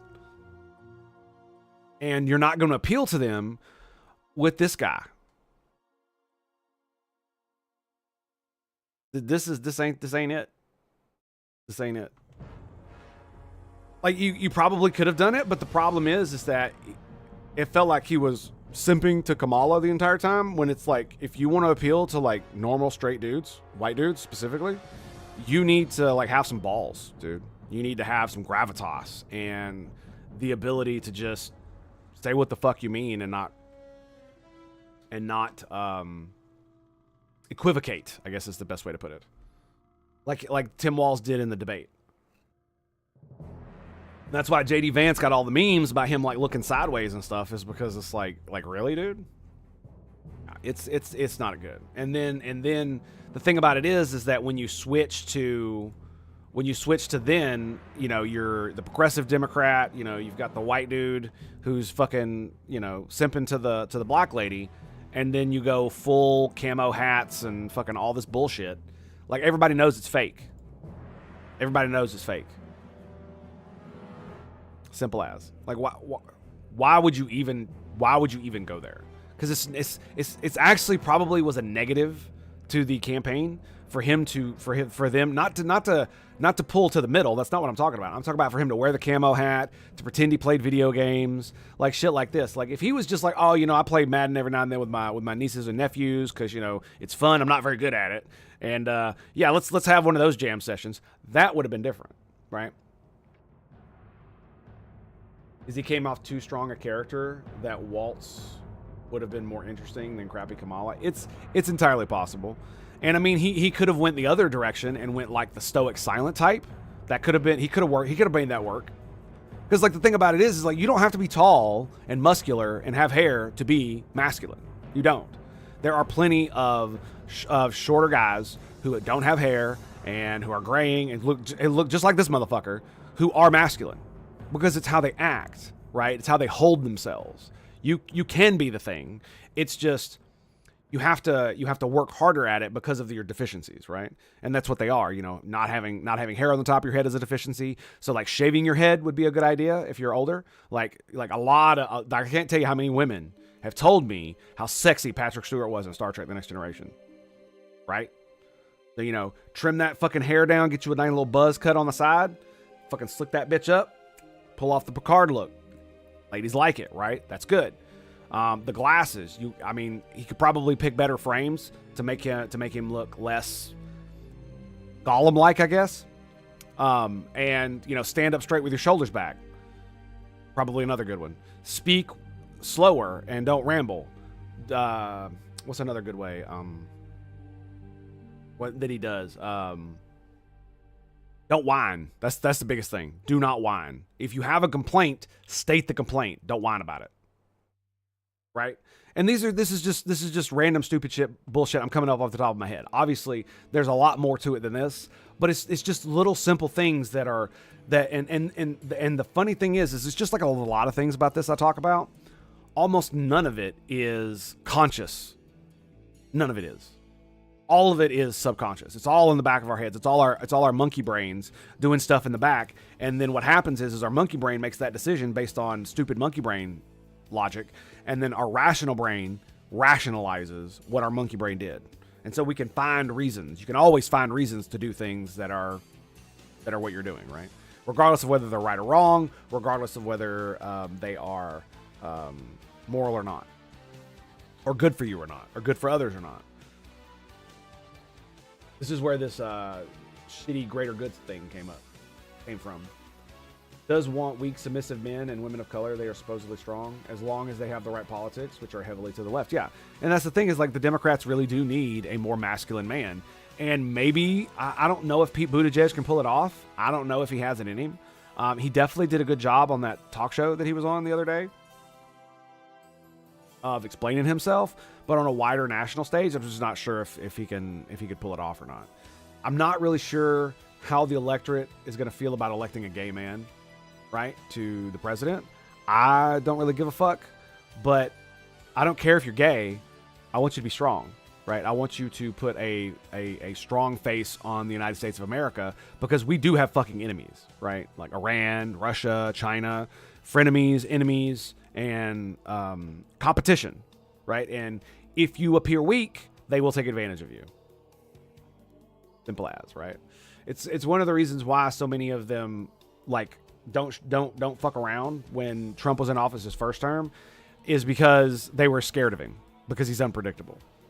And it looks like now they know how to work his unpredictability, and that's why it looks like he's getting shafted with the tariff stuff. And it appears that the United States economy is going to start retracting, so we might go into a recession. Yay! Lovely, right? We'll see. But yeah, this really is one of those things where it's just racist. It really is. Does it work? Yes. But let's not pussyfoot around. It is racist. The reason they did it is racism. Simple as, right? They did it to get a vote. Same with JD. It wasn't necessarily racism, but it was the type of, like, Pennsylvania Rust Belt, which is mostly white, right? So you gotta. That's one of the reasons JD was chosen. So it's not as if this is like a lefty thing or a right thing, or, oh, it's bad or this or that. No, you're trying to appeal to an electorate, so you want someone who's from that electorate to appeal to. So for them to choose a white guy is actually smart. I just think they chose the wrong one. Like, I think John Fetterman would have been fucking better, dude. And he could and like, he's come out lately, dude, and he's rocking it. And like I said, when he was first running and stuff, people giving him shit for his physical disabilities and shit. It's like, dude, he's in the federal government legislature. He's not the president of the United States, right? He doesn't need to be able to, like, do all those things in the same way necessarily, right? And a lot of the stuff that he's come out with is, like, absolutely exactly what you should be doing. It's absolutely, and it's funny that the guy with brain damage is having the best reactions to all the shit that's going on. It's ridiculous. JD Vance was also a good choice when Trump was in. Yeah, JD Vance has a lot going for him as far as the VP candidates goes. One, he's young, so right, he young as far as politicians go, so he appeals to a broader age group down at the bottom. He can be looked up to by younger men and associated with by men like me, because we're essentially the same age, right? That's the thing right there. Not only that, he comes from the working class, but he then goes on to, like, really good schools and has a really good education, coming from, ho-dunk, redneck, white trash like me. And that says something, right? And so that does appeal to certain types of voters who just happen to be white. And so, like I said, it's not the fact that they did it. It's not the fact that it's bad that they got Tim Walz because he was white. It's that they specifically did it because he was white, trying to appeal specifically to white men when they have no idea how white men think. right? J.D. Vance was actually, in my opinion, a pretty good pick because he appealed to not just white people. That's not really what it was. It was all the other things. Is the fact that he was a younger man for a politician. It was the fact that he was from the working class. That's where he started. His family mostly is still working class, right? He's fucking married to an Indian woman, right? Like, this man is like the epitome of America as far as like white people go, right? It's like, yeah, fucking, I don't give a fuck who the fuck you are, what race you are. I don't give a fuck, right? And you can go from fucking nothing to riches, right? And he exemplifies that in his package, right? The way they presented him. And that's probably what appealed to a lot of white voters, and possibly more than that too. So again, it's not necessarily bad that you do this, because everybody does this. You always pick a VP for a place so that you can get votes, right? Sometimes it's chosen because of their race. Sometimes it's chosen because of who they are. Sometimes it's chosen because they were working class. Sometimes it's because they were not working class, right? There's a multitude of reasons, including race, that are chosen. But it really does feel like the only reason he was chosen was because he was white. And because they have no theory of mind for the white male, they didn't understand that they were picking someone who would be relatively repulsive to the vast majority of dude bros, right? Who would be voting. And I don't think they thought past the, oh, he's white and I'm white, so that means I can vote for the black lady. Like, I didn't vote for Barack Obama because of Biden. I voted for Barack Obama because of Barack Obama. Like, he absolutely held his own. They could have chosen damn near anybody, and but Barack Obama probably would have still won.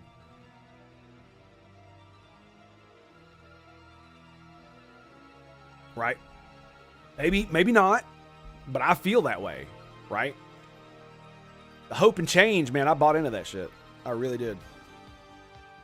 I really did. And I got to vote absentee, too, because I was in the military. Great. Oh. Okay, anyway. Let's go on to this. Yeah, we're going to do this one. All right, so it's essentially the same article, right? ICE invades wrong home, steals their savings, and then leaves. Recent reports confirm federal immigration agents, including ICE, mistakenly raided a home of an American citizen in Oklahoma City, traumatizing the family, damaging their property, and confiscating their cash and belongings. Okay, you didn't need all that shit. We all know it's traumatizing. We all know it damages their property. They raided the wrong home, right? You see what I mean about language? I keep pointing it out. It's to essentially poison the well, right? Because raided the wrong home and confiscated their cash and belongings. Now I want you to think about this. One day they're going to break into the wrong house one day, and lives will be lost. This is true. This incompetence from the Trump administration. Is it? Is it? Is it?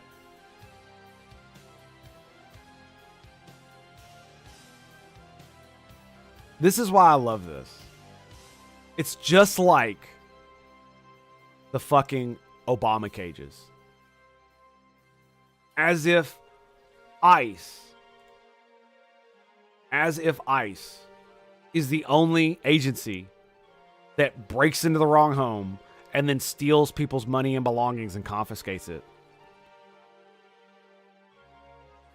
As if ICE is the only one. Let's see what the notes say.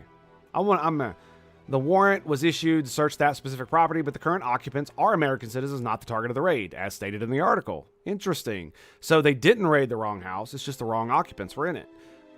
Interesting. So let's look at this.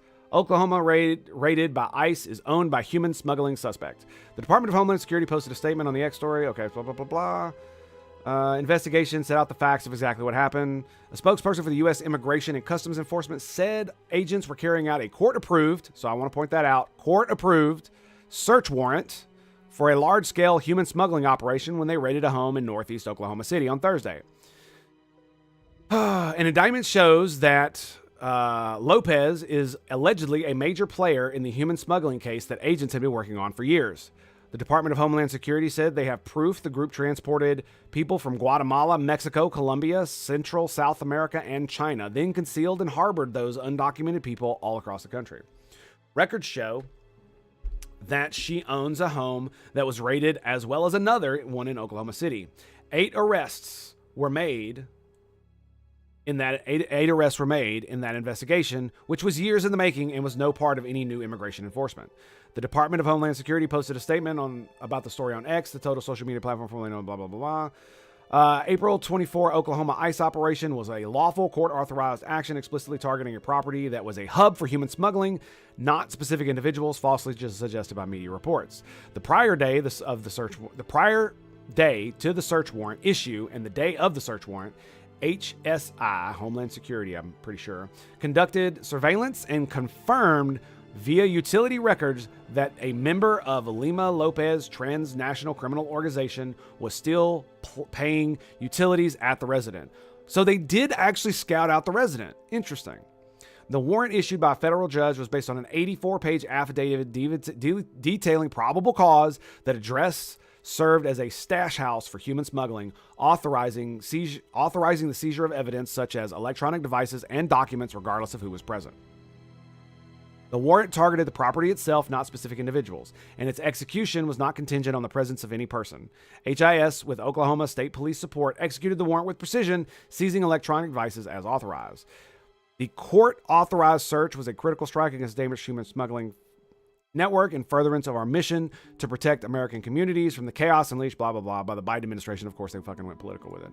So, do you believe them or not? You know, that's essentially what we're going down to. So, we know 4 homes have been raided in Oklahoma City as part of human smuggling investigation by DHS and ICE agents. The home raided on Thursday was the target of Homeland Security and immigration agents. So it wasn't ICE, it was Homeland Security and ICE. A senior official for the U.S. Department of Homeland Security told us that the agents were serving a search warrant that listed the home. They said the people inside the home were U.S. citizens who had recently moved in. The previous residents were the intended targets of the raid. Legally, if the warrant is for the home and not just a specific individual, agents have the right to enter. Yes, they do. When a search warrant is issued, signed by a judge, it very much specifies the location. It specifies what objects they can search for, or if they're to detain certain individuals. It's like you could take these. It's like you could take these kinds of items. Okay. In the warrant, it says you can seize these types of items. That's what it's saying. Most of the time, when ICE agents are looking for specific individuals, they will have an administrative order of arrest. Okay. The incident obtained by blah, blah, blah shows 8 Guatemalan nationals were the targets of investigation as part of the organization. Their charges range from drugs, fraud, money laundering, and entry after deportation. The investigation has gone on for 4 years and prior to any recent changes in ICE policies. Investigators say they were charging about $5,000 per person into the country illegally. Tried knocking on the door of the home that was raided to ask the family if they could tell us more details about what happened, but nobody answered. I wonder why. Okay, well, if you believe the government, that's what happened. Now, I'm not going to say that. Let me put it to you like this. I do believe that if you're lying about the search warrant, that would technically be illegal, right? All right, so let's talk about this. It's an interesting headline, isn't it?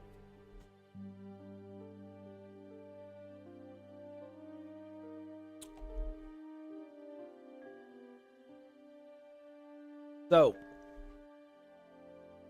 let's talk about, what's the term?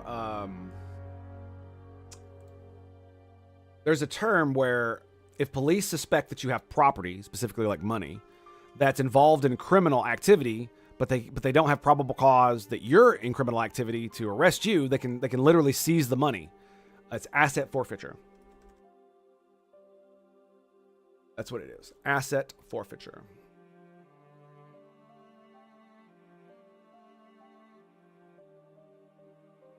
So, as these motherfuckers are freaking out over the fact that ICE raided a home that they suspected, literally a 4-year-long investigation. They had an actual warrant to raid the home that they were in. They did not raid the wrong home. The people they were looking for were not in the home. The home was correct. but the people they wanted weren't. And that they stole their money and leaves. Asset forfeiture is a legal process where the government seizes property, cash, vehicles, homes, and other assets believed to be connected to criminal activity. It is often used in cases involving drug trafficking, money laundering, and organized crime. There are two types: criminal forfeiture, which requires a conviction and the target's property tied to a specific crime, and civil forfeiture. This is the one we're talking about. There we go. And civil forfeiture, which doesn't require a conviction, so you do not have to be convicted of a crime, and can target property, it targets the property, not the person, suspected of being involved in illegal activity, even if the owner isn't charged. In the U.S., civil forfeiture is controversial because it can occur without proof of guilt, and owners must prove their property's innocence to reclaim it. So there's no formal due process for this for your property, because your property is not a person. So you have to prove the property's innocence rather than them proving the property is guilty. Think about that. So if you're driving around with large amounts of cash for whatever reason, doesn't matter why, you're allowed to do so. This is the United States of America. And the police pull you over and somehow legally search your vehicle and find the money, and they can literally seize it and keep it. And you have to go through a lengthy court process, which could cost you more money than they seized, to get it back.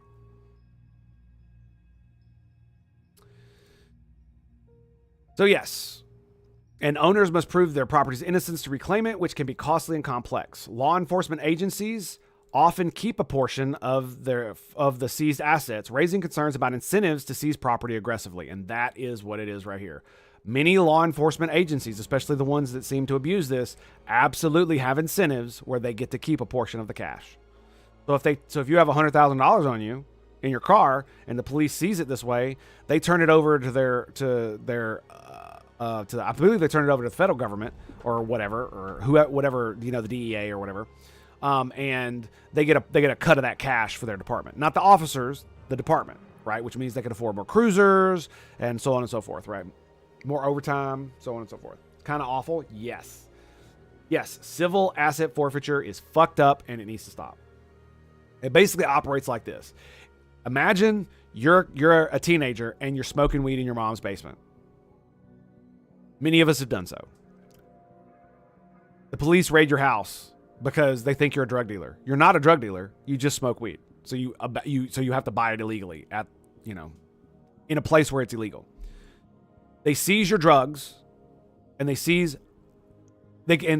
could specifically target your parents' cars, the house itself, the any property they have in the thing, because any of that stuff could be potentially in the commission of the crime that they're trying to investigate you for, which is you selling drugs when you're actually just a user.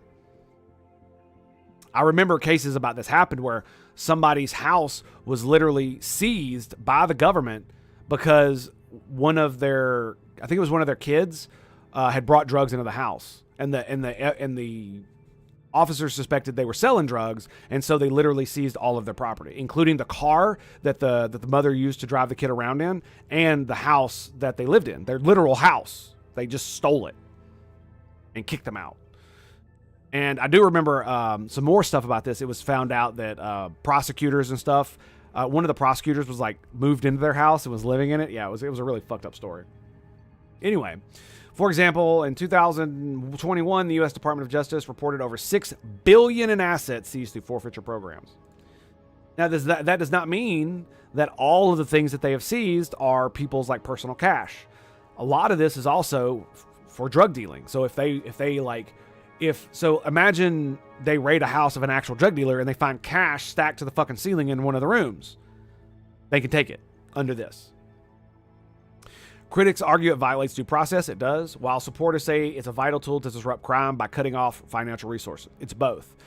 The reason it's abused is because regular officers can use it against you driving down the fucking street, working class, poor, or even middle class, who don't have that much money, who are probably not committing any egregious crimes like drug trafficking and human smuggling.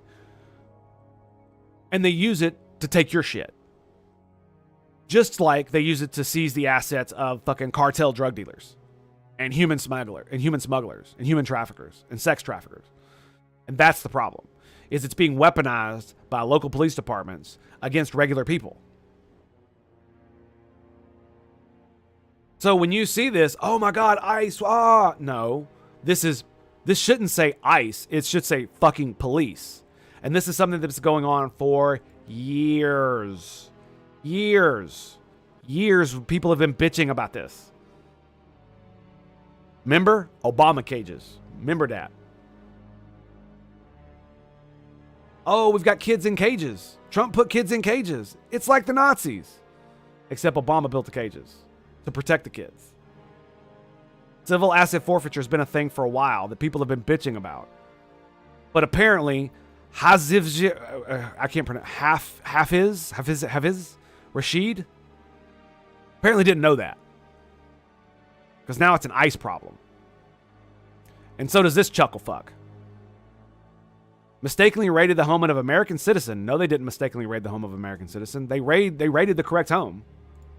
It's just the people they were looking for weren't in there. Traumatizing the family. Yes, of course, a police raid will traumatize your family. Damaging their property. Break the door, of course. And confiscating their cash and belongings, which the warrant said they could do. They're going to break into the wrong house one day and lives will be lost.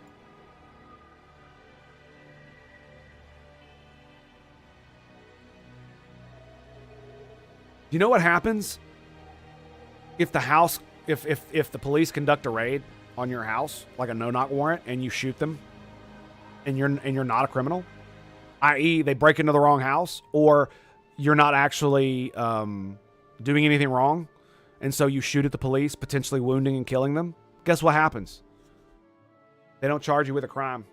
You know why?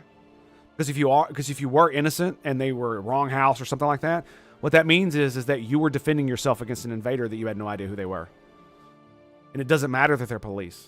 That's the cost that the police pay, is that they could potentially die doing something fucking retarded because they got the wrong intel. That's the price they pay. Hence why they should probably have better training and more money, but I digress.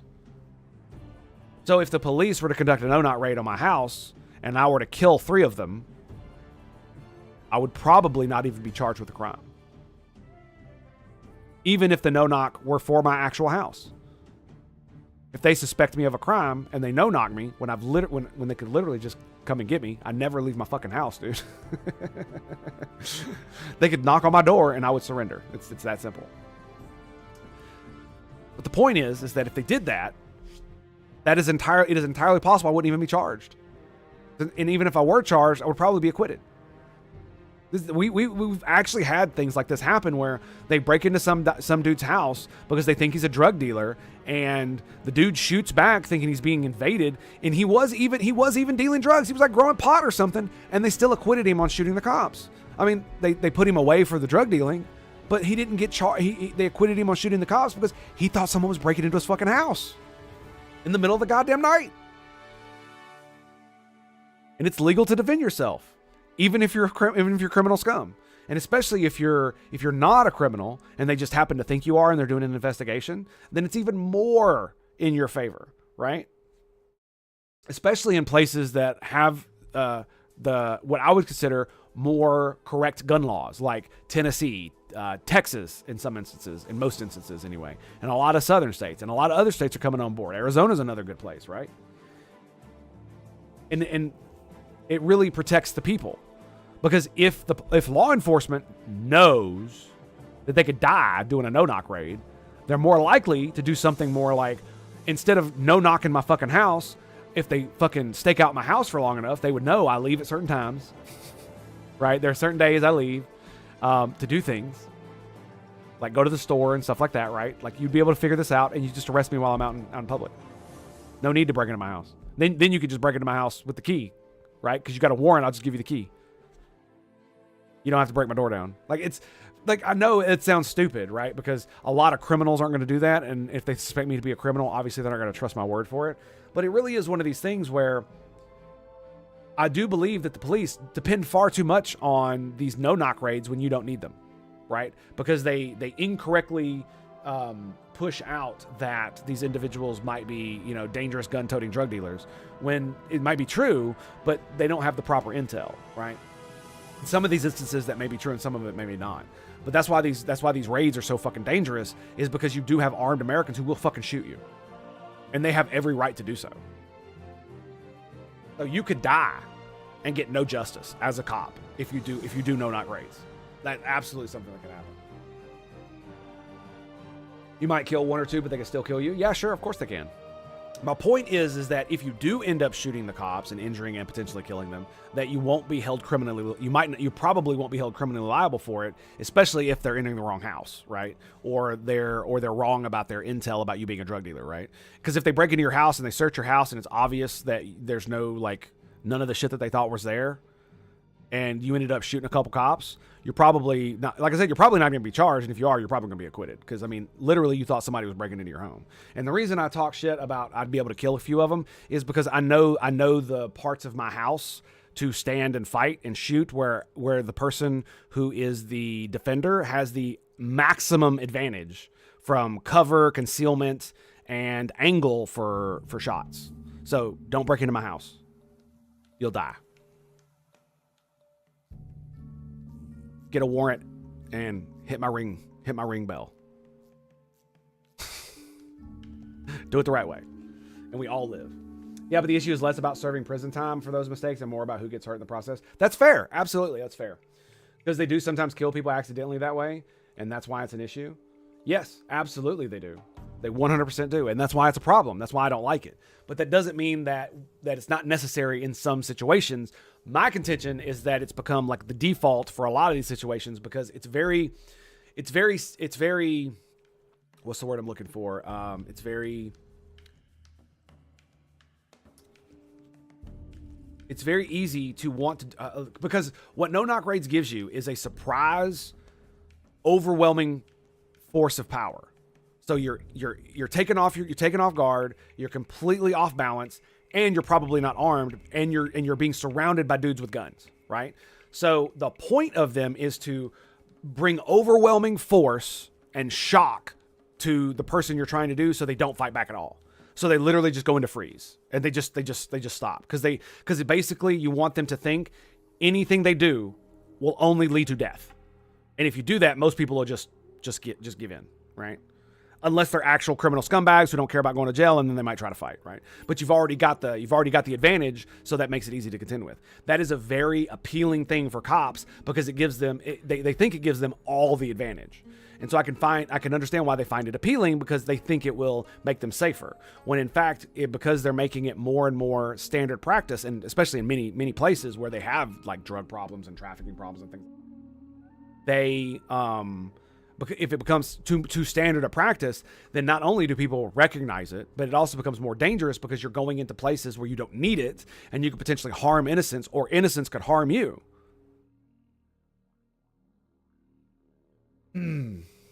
It's the problem with the law in general, the police conduct in America in general. Well, so that's the thing, is like you hear about all this stuff, right? But how many interactions are there with Americans every day with the police? Millions. Yet these stories while many are prevalent, right? Especially with asset forfeiture, no-knock raids and stuff like that, they don't happen nearly as much as people think they do, simply because the news reports on things that are exciting. If it leads, it bleeds, right? So you would get a misconception about how often and how bad these things are, when statistically speaking, they're relatively rare. It's like humans are really bad at statistics, just generally, to get a sense of things, especially if you just watch news, or even on X or whatever. If you're like, especially like with the police brutality stuff that was real big in the aughts on Facebook, where it would just feed you nonstop videos about police being stupid.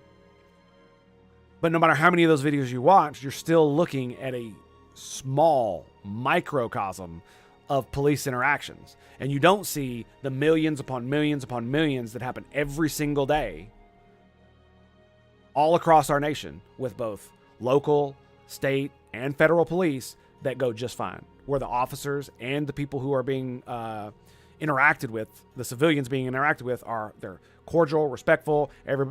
Even if there are arrests made, everybody's doing the right thing. There's no bullshit, and just everything's fine, right? Everything's fine. And a lot of people know that if you're getting arrested, don't fight the cops. Simple as that. Not fighting the cops actually look good for you. You know, if they're there to arrest you and they have a warrant, submit. It looks good for you in court. So when you have to defend yourself, you're showing that you're submitting to the system. Like, and yeah, anyway. So most media websites nowadays are left-leaning, so the kinds of stories are especially common now because it helps put across that the administration is bad. Exactly. And that's one of the things why I wanted to bring this up, is because this is not a Trump thing. This is an American policing thing. And it needs to fucking die, is what it does.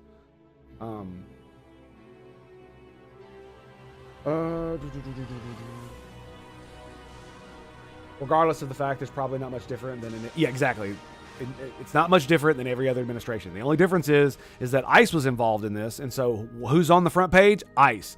Even though it was a Homeland Security thing, ICE just happened to be there as part of Homeland Security. ICE is on the headline. Why? Well, it makes Trump look bad, because this is like, oh, ICE is going to come into your house and steal your money and break your shit. And if you read the article, it's like, well, I mean, they had a warrant. So yeah, they're going to do that. If they got a warrant to fucking raid your house, they're going to raid your house, dude. Simple as. It sucks.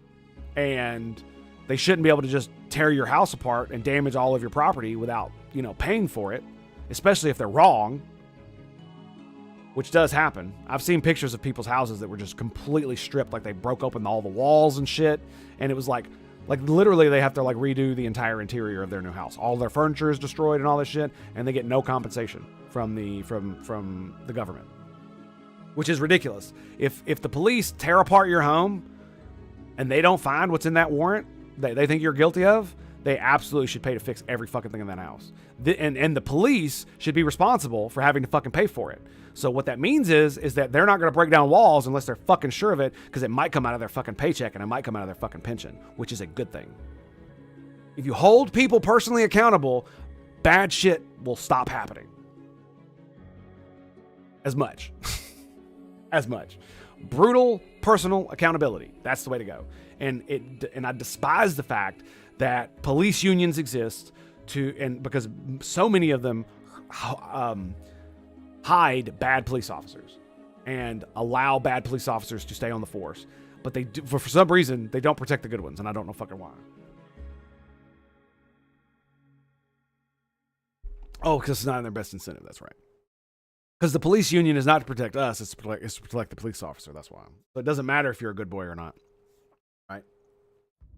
Missed your message?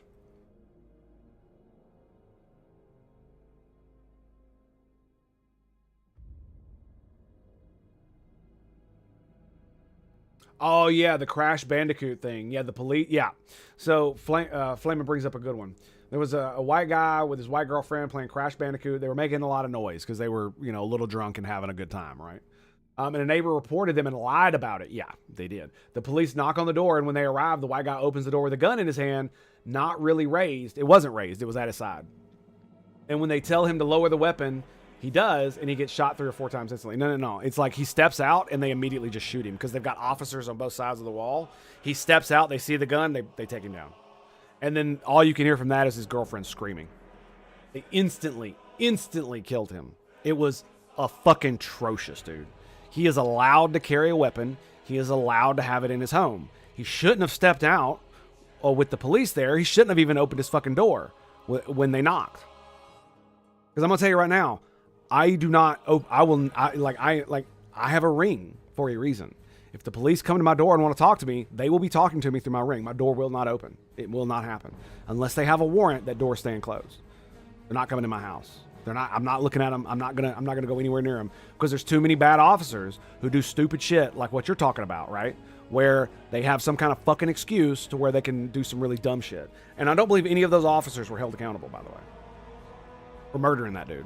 And that's what they did. They fucking murdered him because they were fucking scared little bitches. Yeah, scared little bitches is what they were. You're police, dude. This is your job. You know Americans can carry guns. He's allowed to have a gun in his house. He wasn't pointing it at you. What the fuck?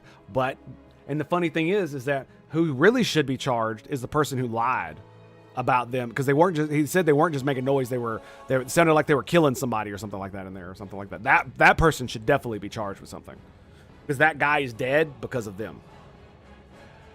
They basically used the police to murder that guy. Kind of how that works.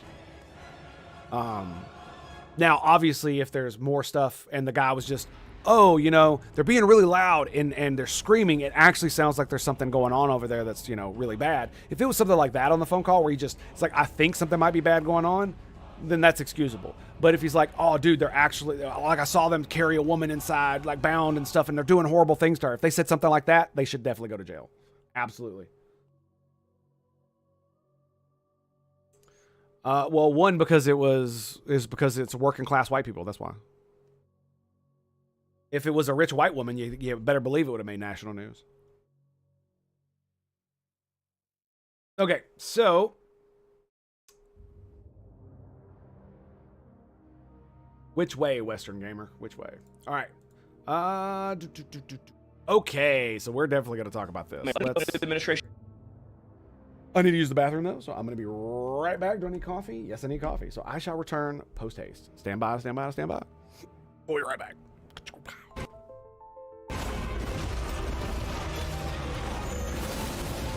Woo! There it is, baby. Come on. Give it to me now. No! No! Yes! All the dings! All the goddamn dings!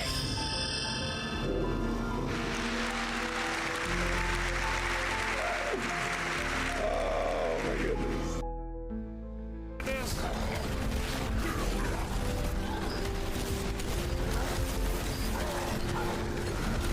Come on, Tango, you got this. Come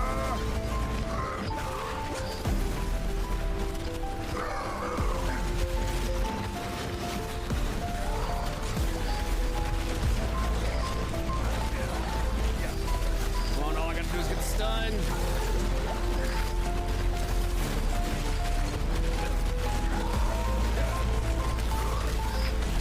Oh, let's go, bitches.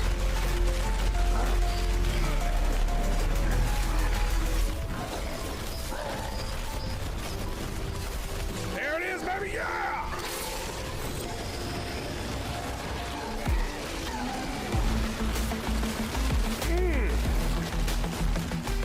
Why you drop garbage, dude? Oh, look, another...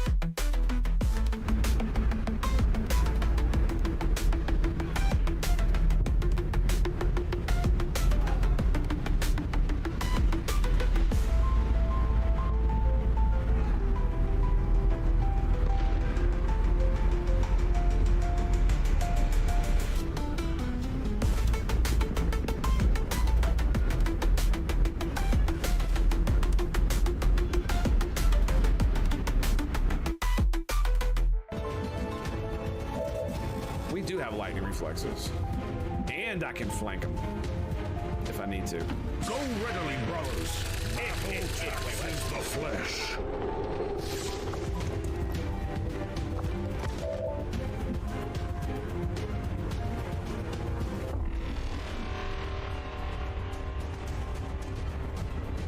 What?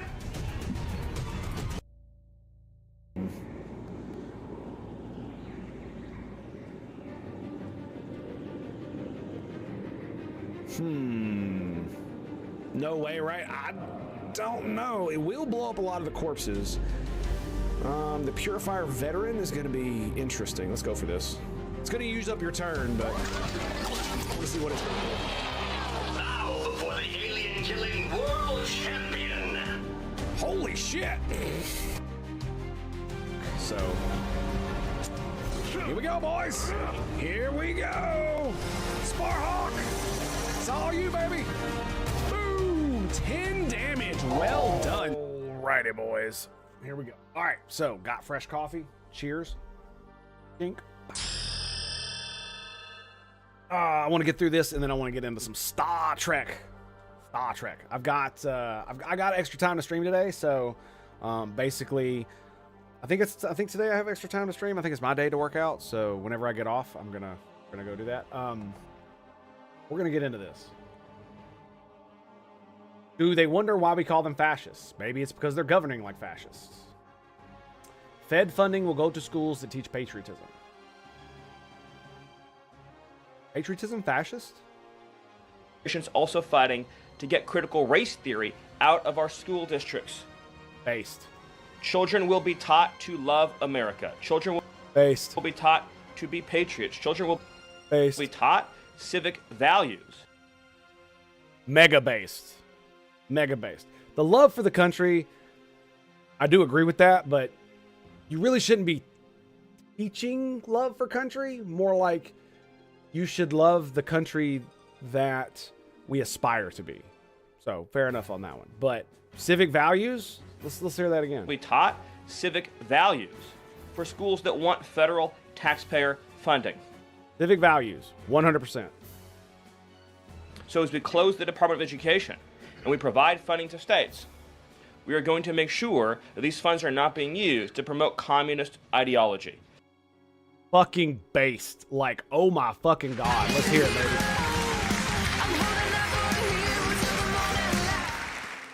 Fucking you're right, dude. For any nation to be successful, it cannot teach its children to hate themselves,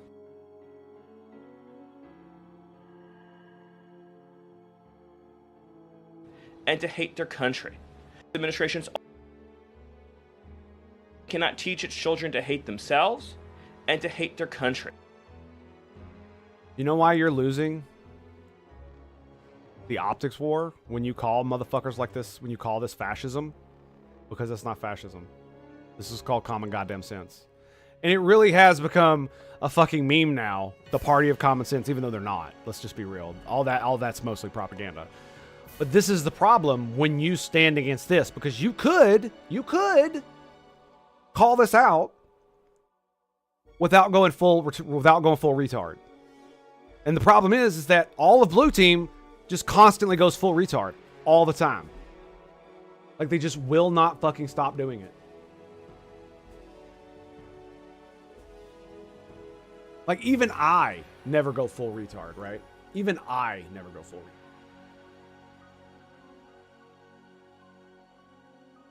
Let me see if I can get it.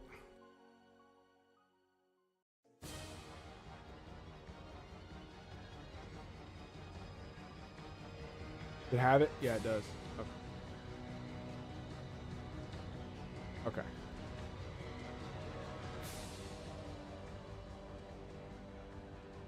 You ready? You ready?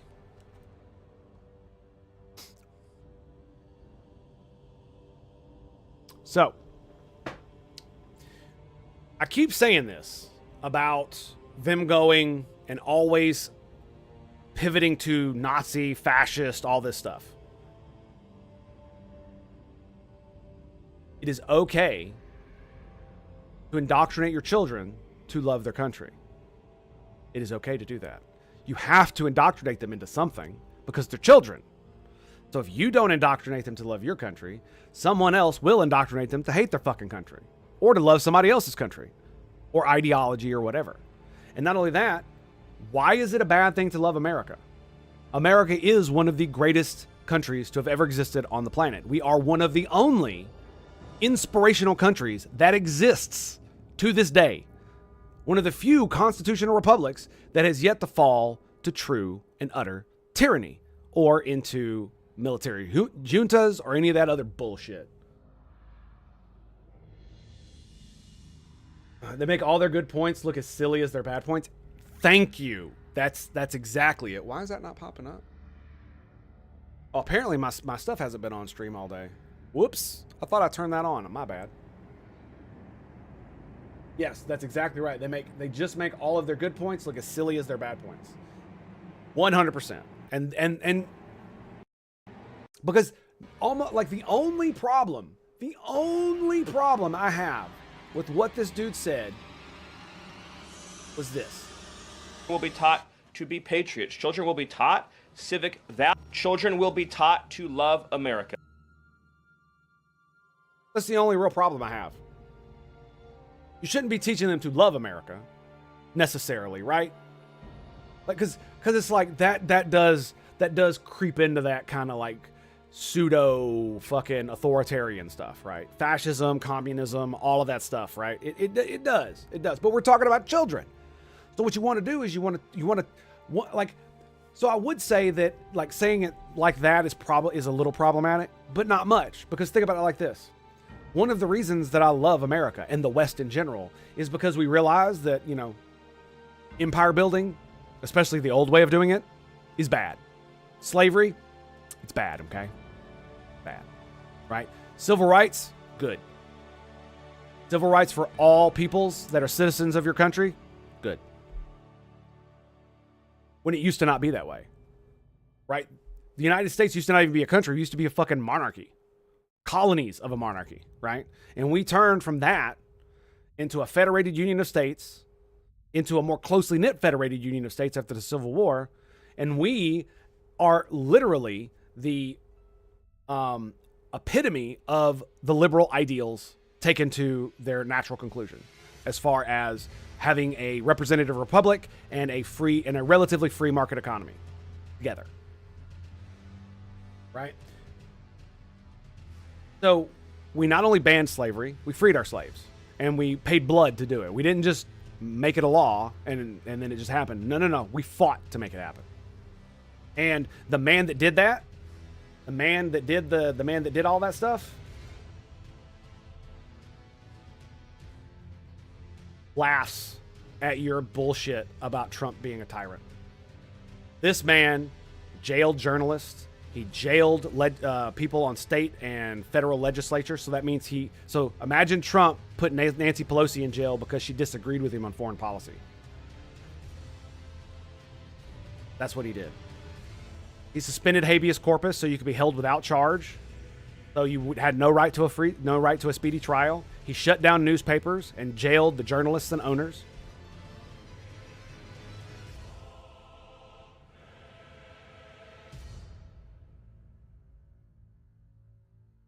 I mean, not only that, you know how they bitch about January 6th and how they were shutting down a government event and that makes it like special? Well, one of the reasons he jailed his political opponents is to keep them from voting.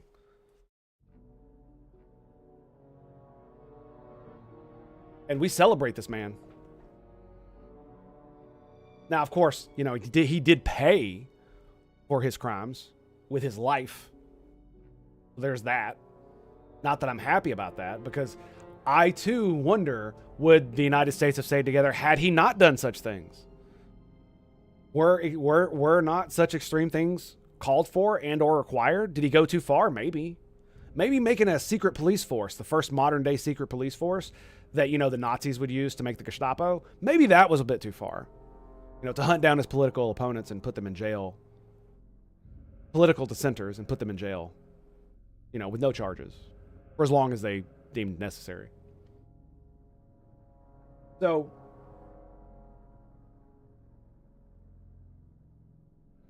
like I said, the one part that I do have a problem with is the love America. It's like, I mean, sure, I do think you should love America, especially if you were born here and you're a citizen, because especially if you weren't born here, you literally came here to become a citizen. Why would you not love this country? That makes no sense, right?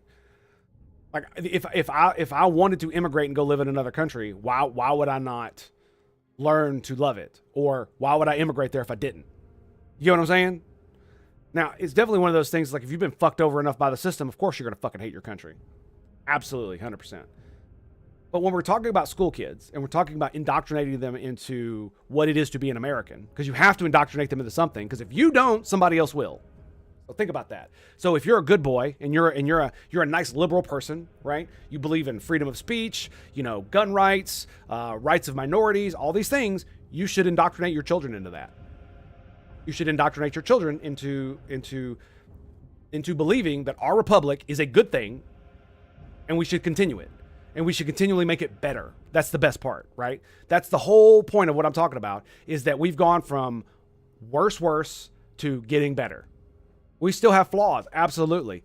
All this bullshit going on currently is proof that we still have absolutely horrendous flaws.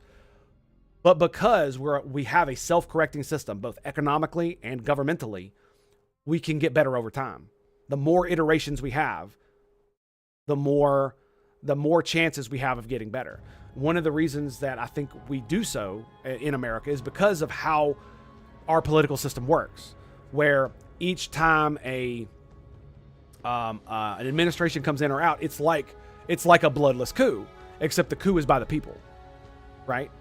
And it's not some fucking political machination going on somewhere. We literally like swap power from Trump to Biden and back, you know, from Obama to Trump, from Bush to fucking Obama, you know, from Clinton to Bush, and from Bush to fucking Clinton, right? We constantly do it. And we're still here. We're still functioning. And it seems to kind of work. And we really should indoctrinate our kids to believe that America is a good thing. And that our republic is a good thing. And that if they find flaws in it, and we should tell them the flaws, especially, you know, as they get older and learn more about it, you absolutely should learn more about slavery and how bad it was. You should absolutely learn about the Trail of Tears. I did. I learned about the Trail of Tears. I learned about slavery. You know what I didn't learn a lot about? Fucking communism. I wonder why. It's kind of weird. Anyway. I digress. We didn't learn that much about Nazism either. The reason I know so much about Nazism and communism is because I watch the History Channel because I'm a fucking nerd. Because Star Trek wasn't on. And it's fun to watch and it's fun to listen to it while you play fucking Mario, right? Anyway. But we should be indoctrinating our kids to love our country. Or excuse me, to respect our country and to want to improve it. And I do believe that comes to love. But I don't believe we should tell them you should love the country, because that's probably a little bit too far. So, like I said, maybe that's a misspeak, things like that. But how is it fascist? Because if you live in like Star Trek, right? Let's say you lived in Star Trek. The Federation is the moral force for good in the entire known universe. We are good boys in the Federation. Should you not indoctrinate your children to love it? Should you not tell them that this is worth continuing, that this is worth saving, this is worth your effort? This is worth your adoration. Because it is good, and we have built it so that you can take it, and you can have it, and you can use it to be good in the future, and be better than you are. Why should we not? And if the Federation can do it, and if it's good for the Federation to do it, because it obviously is good, right? They are literally the good boys. Like in that universe, they are the good boys. The goodiest of good boys. They're always the good boys. Except when they're not. And so you would absolutely want to spread fucking luxury space communism as far as you could go. They don't conquer people. They spread through culture. You interact with people. You show them respect. They show you respect back. They learn your culture and they think, yeah, this democracy shit is a lot better than this fucking feudal bullshit we got here. Maybe we should try some of that. That's a good thing. That's a fucking good thing. And do you know who the Federation is based on? It's based on a combination of two things: the United Nations and the United States of America. Why? Because duh. Because fucking duh. In goal is to destroy the country? Yeah, it basically is. They want a communist revolution. And they have nothing to replace it with. Just like the incels who are cheering on all the Trump tariffs squeezing the economy down, it's the same deal. And I talked about this before. They think their life is shit now. They don't know nothing yet, dude. They don't know what the fuck they're asking for. And it's funny and ironic, so I laugh at them because they're fucking stupid. But, you know. As if something is worth loving, you'd love it organically and you don't need to be told or taught to love the organization or education. I don't know. That might have been true before mass internet. Because you got to remember, you're being brainwashed every day by the shit that you watch and the shit that you consume. So if your kid is watching TikToks all day of communists hating on America and showing them a lopsided view of the things that America is versus what it truly is, they're already being indoctrinated. And so they're not getting any of that other information. Right? So how can they truly love it for what it is if they never find out what it is? Because they don't consume that kind of content.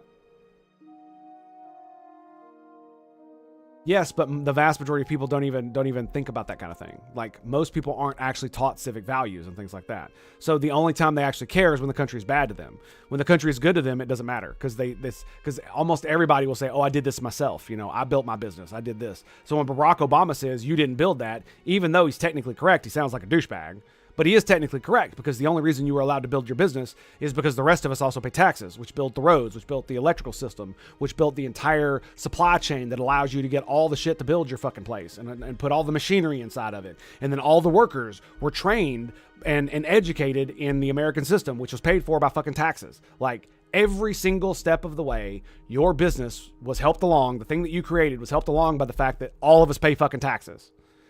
Your workers are educated because of taxes. Your roads are built because of taxes. The electrical grid that you have is built because of taxes. It's paid for by taxes. We all fucking paid for your shit to be built. You just had the impetus to invest a bunch of money into it, which is why you should keep it and why it's yours. But you should also remember that it was a community effort, that it wasn't just you, right? And that's why you should give back. The same way with me. If I made a lot of money, I would absolutely have no problem paying the taxes. I wouldn't like it, but I'm not going to have a problem with it when I feel like my country has definitely been good to me, because I wouldn't be in this situation if it wasn't. And so therefore I should give more back. And when I made a lot of money, that's literally how I thought. I hated the fact that I paid so much in taxes. Like, it was crazy, but I still did overtime. I still did tons of it. Not only because I wanted and needed the money, but it's like, it is what it is, man. It's like I said, they pay for the roads, pays for the schools, all the shit in my life. That's great. The fact that I have video games, the fact that I have the internet, it's all because we pay taxes. Doesn't mean I have to like it, and doesn't mean I can't want it to be more efficient, but that's still the truth. If you teach kids to judge things well enough, that won't work on them as well. I disagree. That's not how the human mind works. Not how the human mind works. But what I will say is that if you do teach them well from an early age, then what you will get is they will be able to buttress that bullshit. So let me rephrase. I agree somewhat. I do agree somewhat, but not necessarily all the way. Because the thing about it is it's not like it used to be, right? Because a lot of parents literally give their kids unfettered access to most tablets and phones and shit by like the time they're like 5 or 6. Like, I've seen it, and it's literally the new sit your kid in front of the TV to raise them.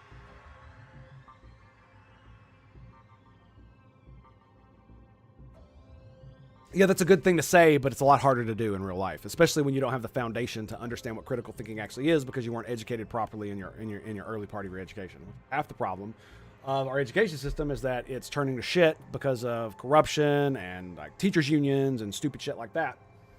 So it's a lot. You can't just fix it with platitudes.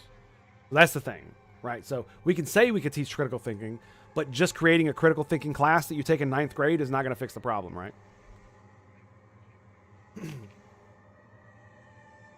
And in fact, I think that we should take a lot more shit out of schools, because as someone who's an ultra fucking mega nerd, I was literally held back because I was sick one day in 8th grade, and it completely affected the rest of my tenure in the school that I was at. So I wasn't allowed to take calculus when I was in 12th grade, even though I was more than able to, and I literally had my teachers just teach me calculus anyway. Right? I was learning college level math when I was in 10th grade. Because I'm a fucking nerd, and I would stay after and I would ask them to explain shit to me. Because I would read books about relativity and fucking string theory, and I'm like, I don't fucking understand any of these fucking problems. Can you understand why I can't understand this math? What's going on? Where does this math come from? And then they literally just fucking explain it to me. I'm like, oh, okay. And then by the time I got to fucking actual college and I'm doing calculus, it was, I mean, don't get me wrong, it was still hard, but it was a lot easier because I understood the underlying like mental concepts that are required to understand this shit, because I had it explained to me in fucking high school by one-on-one tutoring. Because I loved my math teachers, because they were all those types of teachers who, if they found a student who wanted to learn, they would literally pour as much knowledge as they could into them. I had good teachers. I had good math teachers. I'll say that. And there were quite a few of us who were like that. I had a couple other nerds with me. Once they found out what I was doing, I brought them along. It was really cool. Like, literally a high school math teacher teaching 10th graders fucking college level course for 20 minutes, 2-3 times a week after school. On everybody's doing it on their own. There's no credits, there's no classes, there's no organization. It's literally just, I wanted to learn a concept, so she started teaching me, and it started to become a thing, and the other nerds found out and they wanted to join. It was fucking beautiful. And it was like 3 or 4 of us. That was it. But that's all that mattered. Most people don't know how to think. That is true. That is true. They just do it intuitively because most people are stupid. Their intuition is bad. Yes. And not only that, it's a lot of it is ration. A lot of people, the vast majority of us, including me, make decisions because we have monkey brains that make most of the decisions, and then our rational brain rationalizes the reasons why we needed to do what our monkey brain decided. Or more importantly, you could use this as an analogy. Your brain, who you are, is literally a man riding an elephant, a gigantic elephant. And so the ape brain is the elephant. That's the emotional part of your psyche, of who you are. And for most of the man on top is your rational brain. It is the human level intelligence that rationalizes and makes rational decisions in your life. And most of us, this is how most of us are. And so when you become emotionally enraged, it's really hard for your logical, rational side to take control and make decisions for yourself. And most of the time what happens is that your elephant runs around rampaging while the rational, logical side is holding on, rationalizing the things that you were doing. This is how you can get horrible people doing horrible things, and they literally have gaslit themselves into believing that they're correct. Kind of like the Eric Cartman effect, right? Where he literally remembers history wrong because because if he had to remember it correctly, he would have to come to the fact that he's a piece of shit. Some people recognize that and can overwrite the monkey brain institutions. I don't believe that most people really can. All most of us can do is keep the elephant under control. And that's it. I have faith in humanity, but that doesn't mean I need to build a false image of humanity. And that's what I'm trying to do, right? Is I'm trying to be realistic about the limitations that we as humans have. And one of them is emotional control. The vast majority of us cannot control our emotions. And the vast majority of us are ruled by our emotions to the point where, even when you think you're being logical, you're actually making emotional decisions and ad hoc rationalizing on the end of it to justify your decision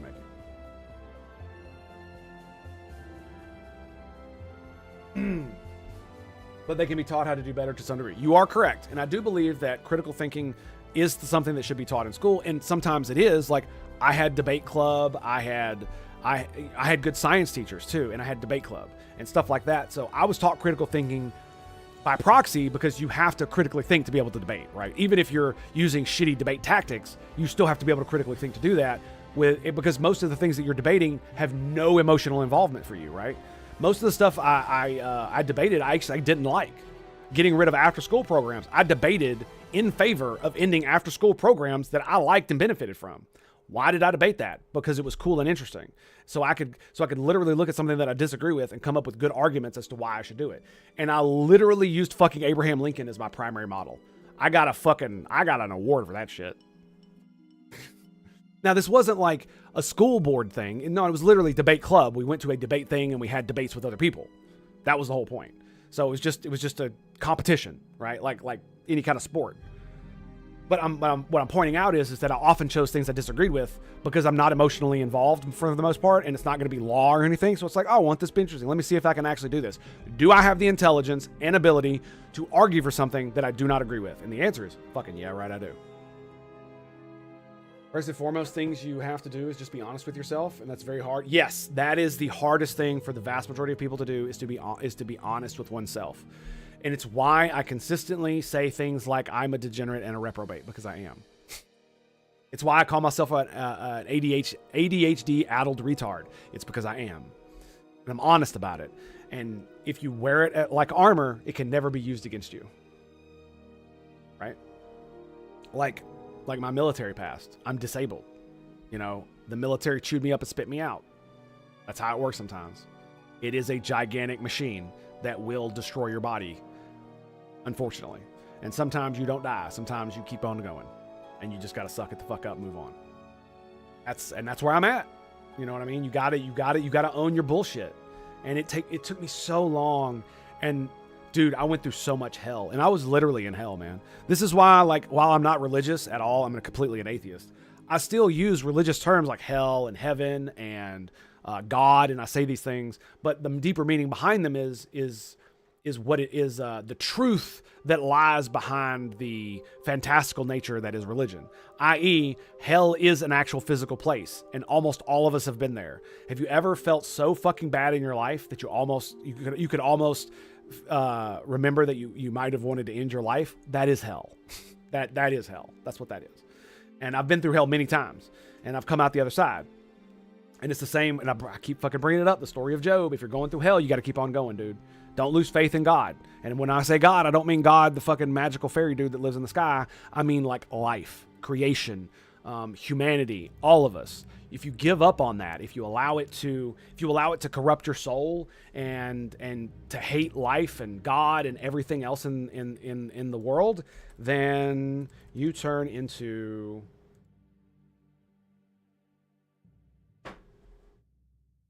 how many of you know somebody like this? Who's literally just, and I'm not talking about like racist stuff. I'm talking about just in general. They're just so full of hate and vitriol for everything. It's obvious they hate their life. It's obvious they hate everybody around them. And they just use that, and they use that hate against everybody they know to make everybody's life as miserable as they feel. This is what happens. This is where you go. What does it mean to be a centrist in America? Well, for most people, being a centrist means that you're a fucking fence sitter who doesn't have any policy positions or principles. And for me, centrist really doesn't describe anything because left and right no longer mean the things that they used to. Basically, essentially, what it means is that you have policies on the left and policies on the right that you agree with. That you don't agree with the left wholeheartedly and you don't agree with the right wholeheartedly. You agree with a multitude of things that they have. Like, for instance,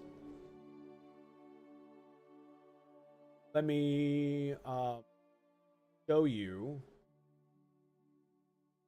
something. So we're talking about, so you remember how the left screaming about how fascism is going to take over, we're deporting illegals, and that's like, you know, the fascist state of America. Our democracy is in peril. We are being assaulted by anti-constitutional tyrants. They're violating our civil rights. Well, boys, time to give up our guns.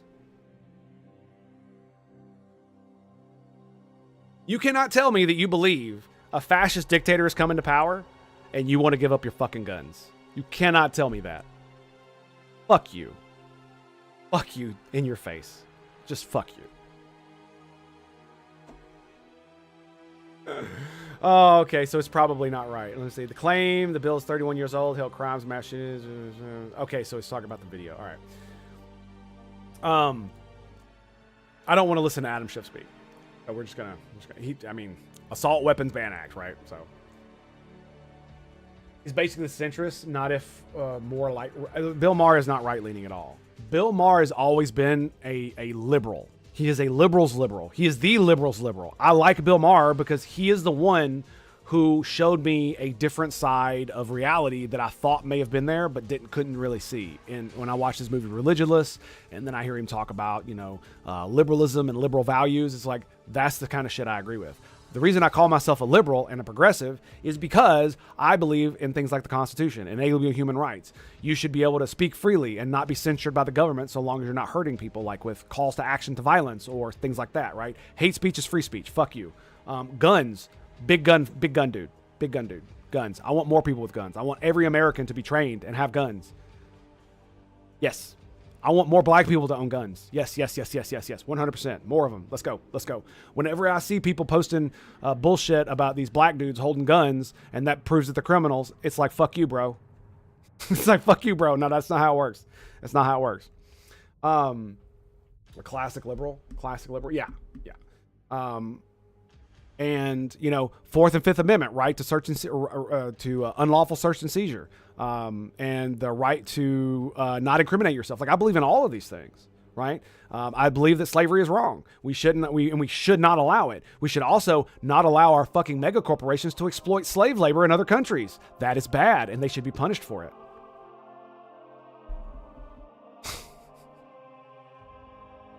So yeah. And I also believe in things like gay marriage because we are not a Christian nation. The nation was founded by Christians. It was a nation of Christians, right? And still is, for the most part, especially with all the third world immigration coming in from the south of the border. The vast majority of those motherfuckers are conservative Catholics. Hardworking, conservative, family-oriented, religious individuals. Who's that sound like? Anyway, so like gay marriage, absolutely, 100%. The government should not be run as a religious institution, even though it was founded on Judeo-Christian principles, which it kind of is, sort of. You know, there's a little bit of wiggle room there. But for the most part, it is because of the idea that everyone is created equal before God, right? Even though we're not created equal on earth, we're all equal before God. We all have that little divine spark that makes us human. And that useful narrative, whether it's true or not, it is a very useful narrative for human rights, I agree with. It is a very useful narrative. And that means that we're all equal under the law. And I 100% believe in that. We should all be equal under the law. And things like fines for breaking the law are simply just a tax on the poor. Because if you're rich and all you get is $100 fine for breaking the law, well, what does it matter if you break it then? It's just $100. It's not like it means anything, right? If I were a multimillionaire and doing something that was, you know, stupid and dangerous only cost me $100 every time I did it, why would I not just keep doing it if I could pay for it and I wanted to do it and it was fun, right? But the poor can't because it costs them too much money. This is so stupid, right? It sounds absolutely ridiculous. And obviously the fines get worse and worse the more you do it. But again, it's still one of those things where rich people get a lot better at it because, you know, lawyers and money and all the other stuff. I do agree. Fines should probably be relative to income and relative to the infraction. 100%. Like somebody who's poor as dirt fucking gets caught jaywalking. Maybe the fine should be $25 to $100. That's more than enough to fuck them over, right? Don't jaywalk. If you're a rich motherfucker and you jaywalk and you're like fucking some CEO who makes like $10 million a year, I don't know, a couple $1 million sounds pretty good to me. Maybe that'll make you think twice before jaywalking, asshole. That's why I love some of these foreign countries that especially if you're driving around in like some badass sports car, and I think it's Saudi Arabia maybe, or something like that, where they have cameras everywhere, and you'll get like $1,000, $20,000 tickets, because you don't just get a ticket for speeding, you get a ticket for every minute that you're doing it. So you can rack up like huge fucking bills. And I thought that shit was so funny because it's like, yeah, stop being a dickhead and being dangerous, dumbass. We all have to drive on the road. If you're a rich asshole and you want to drive fast, build your own goddamn road away from the regular road and drive on that like an idiot. That way, when you get hurt, the only person you're hurting is yourself. And potentially all the emergency personnel that are going to have to pull your ass out of that thing.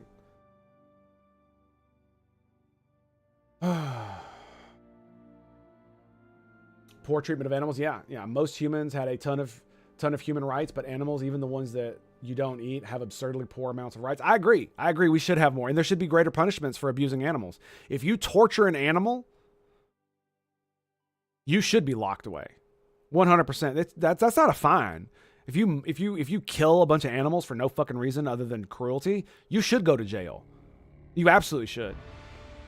Like, we should not abide by people who do that. And like it's ridiculous the low level of fines that you would get for that. It's absolutely atrocious. I think that's the kind of thing that gets sensationalized. If you don't have a case till it'll get thrown out. If you do have a case, well, you should sue.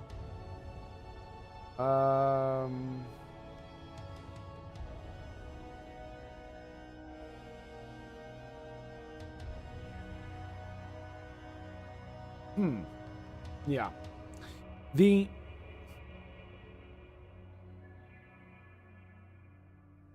So yeah, like I said, I'm a liberal. And I didn't explain the progressive part. So how am I progressive? Well, I want to continually improve our republic, which means that we should be granting more human rights to people, so long as it is practicable, right? So you have places where you have like abortion, right? Where it's not just I do not believe that abortion is the right of a human female. What I do believe is that abortion is a necessary evil that we have to have because we lack the medical technology to properly take care of the issues that we have revolving around abortion. Because if we did, then I would advocate for that.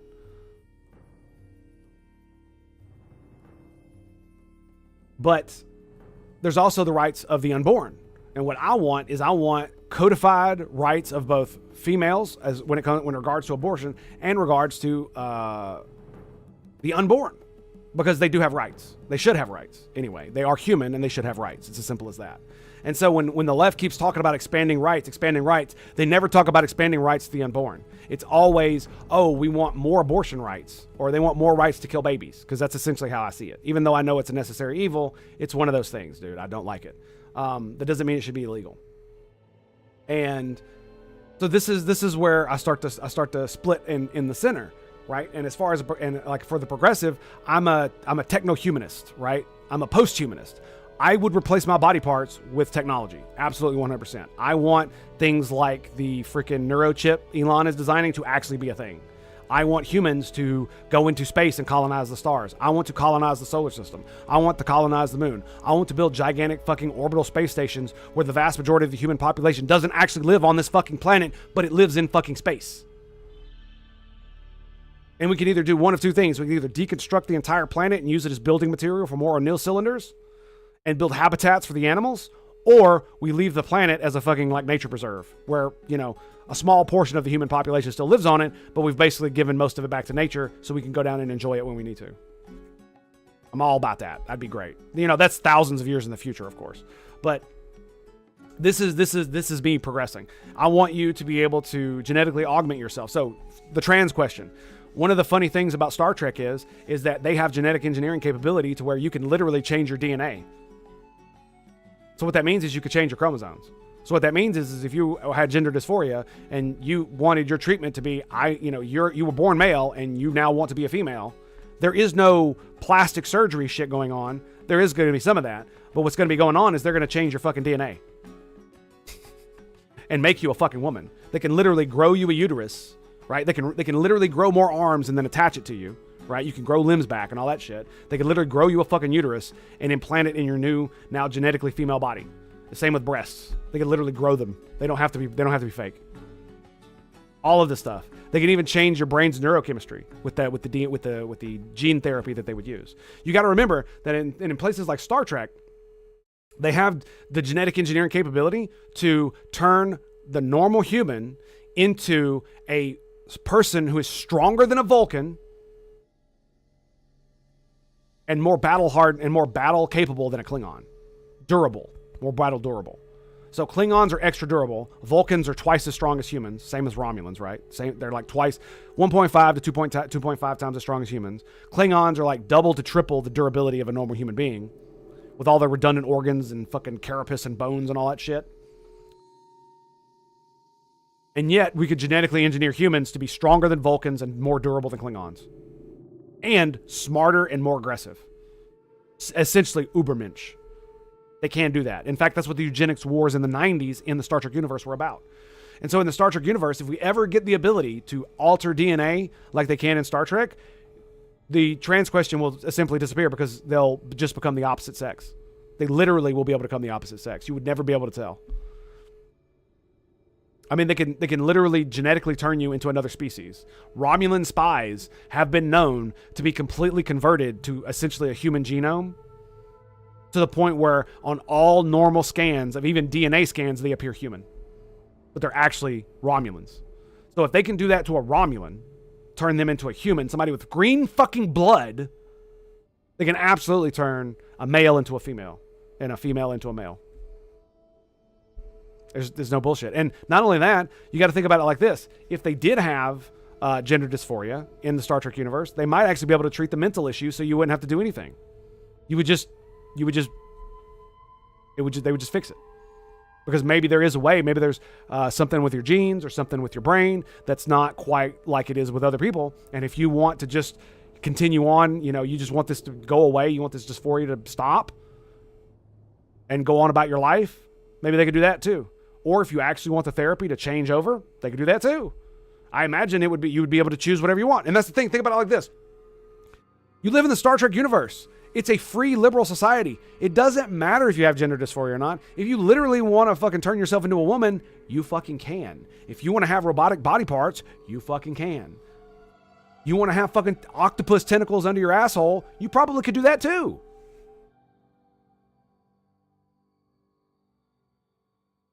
Do you put any limitation on the amount of freedom you give to someone to transform their bodies? As in, if someone wanted to be a lion, would you allow them to do that?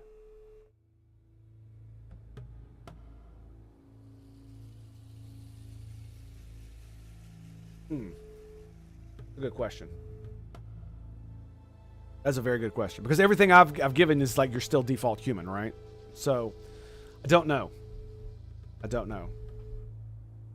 I would say this is that I wouldn't find it acceptable. But legal? I'd have a hard time being like you're an adult. But see, the problem is like, why would someone want to do that? That does sound like enabling mental illness. Thank you, exactly. Yeah, you pointed it out exactly. It's like, that would have to be something that would, like that's definitely a medical thing. And you say, you trust the doctors and stuff, but we know that they're just as biased and politically fucking activated as anybody else. So it's kind of a hard thing to do. But in a perfect world, this person would go through like mental evaluations and make sure that they're not having some kind of crazy mental illness. And it's like, if that's just what you want to do, and you want to turn yourself into a lion, I don't know. Like, I don't even know. Like, even if it were possible, what if you wanted to turn your brain into a lion's brain too? You wanted to stop being human, as in human, Homo sapien. You didn't just want to look like a lion, you wanted to become one. So essentially you would become an animal that could be owned. Right? Is a perfect transition necessary for changing their legal gender? I have no idea. Because on one hand, it's their body, and if they want to make a mistake with it, as long as they're not hurting anyone, it's that kind of problem. Yeah, but that's the thing, is that no matter what you do, you're going to hurt somebody. Because think about it like this. We're not just independent islands, right? You have everybody in your like friend circle, family circle, the people that care about you and love you. They are all affected by the things that you do in your life. So if you are slovenly and unkempt and you don't take care of yourself, people in your people who love you, who care about you, will suffer because you're not taking good care of yourself, right? Because you'll get medical conditions, you'll get sick, and potentially die, leaving them with that, hole. So it's just like the reason I do, one of the biggest reasons why I focus on my health and mobility and stuff like that is because of my kids. I want to be able to be there with them and help take care of them, and potentially help take care of grandkids that I might have. And I need to be relatively fit so that I'm not like fucking bedridden and shit, right? I owe it to my children to be healthy. You do owe other people your health. You absolutely do. Because everybody that raised you, everybody that helped you become who you are, all the friends that supported you throughout your entire life. It's just like when you build a business in America. Yeah, you built that, but so did other people help you do it. The entire civilization exists so you could do a thing. Well, your entire community around you is affected by the things that you do. So if you're doing bad things to yourself, you're hurting them too. Just like if you were to become a drug addict, you're hurting everybody around you, not just, even if you don't steal anything from them, the fact that you're hurting yourself hurts them, right? And so it is one of these, preying on people with mental illness. I do agree. So it's giving incentives for doctors for this like money and other reasons, yes. And that's one of the sick things about the transgender surgeries, that it looks like what's going on. I don't know if it's true or not, but it does look like there are some doctors that may not be money motivated, but it sure the fuck looks like it when they're just like bragging about how many of these fucking things they're just churning out, and all these insurance companies are paying for it. So you've got all these plastic surgeon doctors who specialize in transgender surgeries doing this. And again, I don't know if what I'm saying is true, but it does appear that way to me. And it looks really fucking bad. And the thing about it is we're talking about the blue team is supposed to be the anti-corpo team, right? Right? They're supposed to fear corporate power. Yet when these insurance companies and stuff like that, these insurance companies are making fucking bank off this shit. And nobody cares. Nobody cares that this is monetarily incentivized. Isn't this what the left is supposed to be against? Right? That's what blue team is supposed to be all about. Protecting the vulnerable from those who would prey upon them, especially because they're either weak or mentally ill or some other type of nonsense. This is why it's like, never listen to what people say, listen to what they do. Right? There are plenty of people on blue team who are perfectly good liberals and all this other nonsense, and there are people on the red team who are perfectly good conservatives, and they're just normal people. They just have different opinions.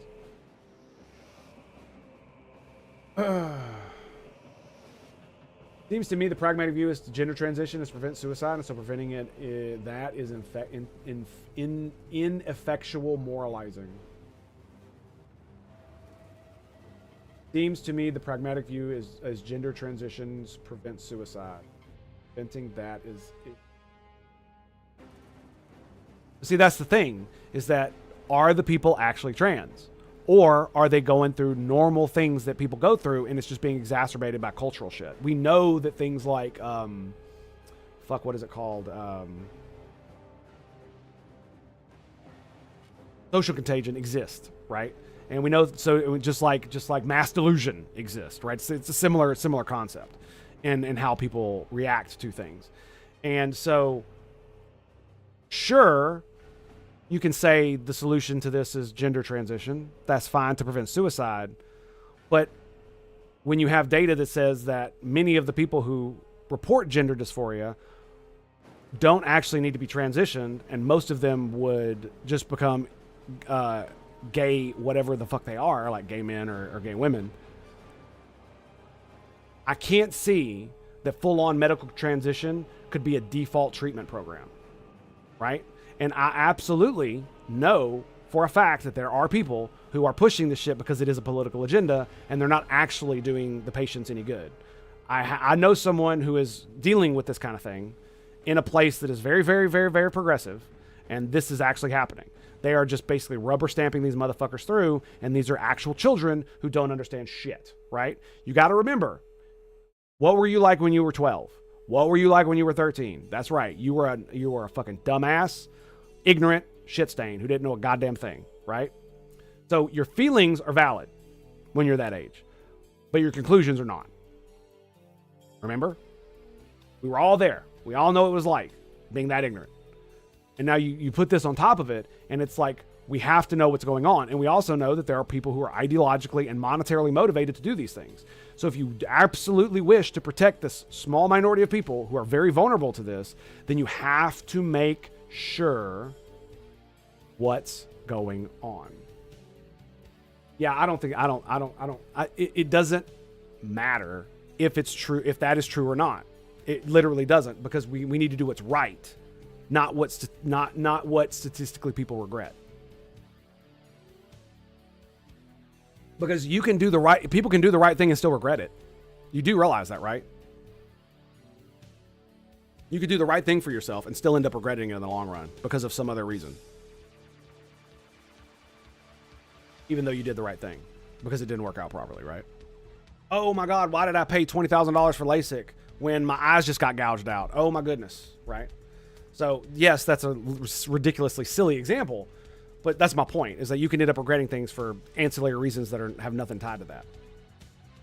And not only that, if we're talking about doing what's right to vulnerable minority groups, then we need to talk about what's right for minority groups, and not what makes people feel good or not what people think feels right, but what actually is the statistically good thing to do. And so that's where this is kind of hard, because I don't care about transitioning people. If you're an adult and you want to transition, you go right the fuck ahead. I don't give a fuck. Just don't make it my problem. Simple as. It's when you involve children, because children don't have the same full rights as adults. They just do not. They don't have the right to vote. They don't have the right to own guns. You know, I don't even think they have well, actually they would have the right to free speech. It's just that if they were to break that, the parents would be responsible. I was incorrect to even start that sentence. But yeah, they don't have the same kind of rights that we do, because they're ignorant and dumb and can't make decisions properly, right? Especially the younger they are. And so, like, literally transitioning your 2-year-old, that is some of the most retarded shit I've ever heard of. It is literally full on ideological retardation, hands down. I know people who were trans kids, so I do agree that trans kids exist, but we don't actually know how many that is. How many actually exist versus how many are just confused. Because, like, I put on a dress when I was a kid. I put on fucking my mom's heels. Why? Because I was pretending to be my mom. I was like 5 years old. I got pictures of it. I don't give a fuck. I was a 5-year-old. I was gender bending. I was pretending. I was playing. This is normal. This doesn't make me want to be a woman. Do you see what I'm saying? And there are a lot of people who went through stuff like that when they were a kid, just more than I did, right? That was probably the only time I can actually remember. I think I may have put on makeup one time and wore some earrings, and that was about it as far as like the gender bending shit that I ever did. And I mean, I played with Barbies, but that's because, you know, G.I. Joes need friends. So, you know, it happens. So does Hulk Hogan action figures, apparently. But There are a lot of people who were really, like a lot of females who were really tomboyish when they were young, or a lot of dudes who were really effeminate when they were young. And these same kind of people are being pushed into this trans ideology shit when you could see that they feel like they would have been pushed into this because of how they acted when they were kids, when they turned out relatively normal. Now, to be fair, that is survivorship bias. I will absolutely point out that is survivorship bias, 100%. This is why it's so goddamn complicated, because there is no easy answer. Saying we should just allow them to transition, okay, we allow them to transition. So how many kids are you willing to sacrifice on the altar of transition who are not actually trans, or who are not actually suffering from gender dysphoria, or who are suffering from gender dysphoria, but simple therapy will fix it? How many of those people do we need to sacrifice on the altar of saving suicidal gender dysphoria children? How many are acceptable? How many willingly are acceptable? And if it turns out we do this for a decade, and it turns out that there are a lot of people who shouldn't have been transitioned but were, and they end up killing themselves, are you going to change your mind now that the suicidal rate is the other way around? If the data starts contradicting you, are you going to change your mind?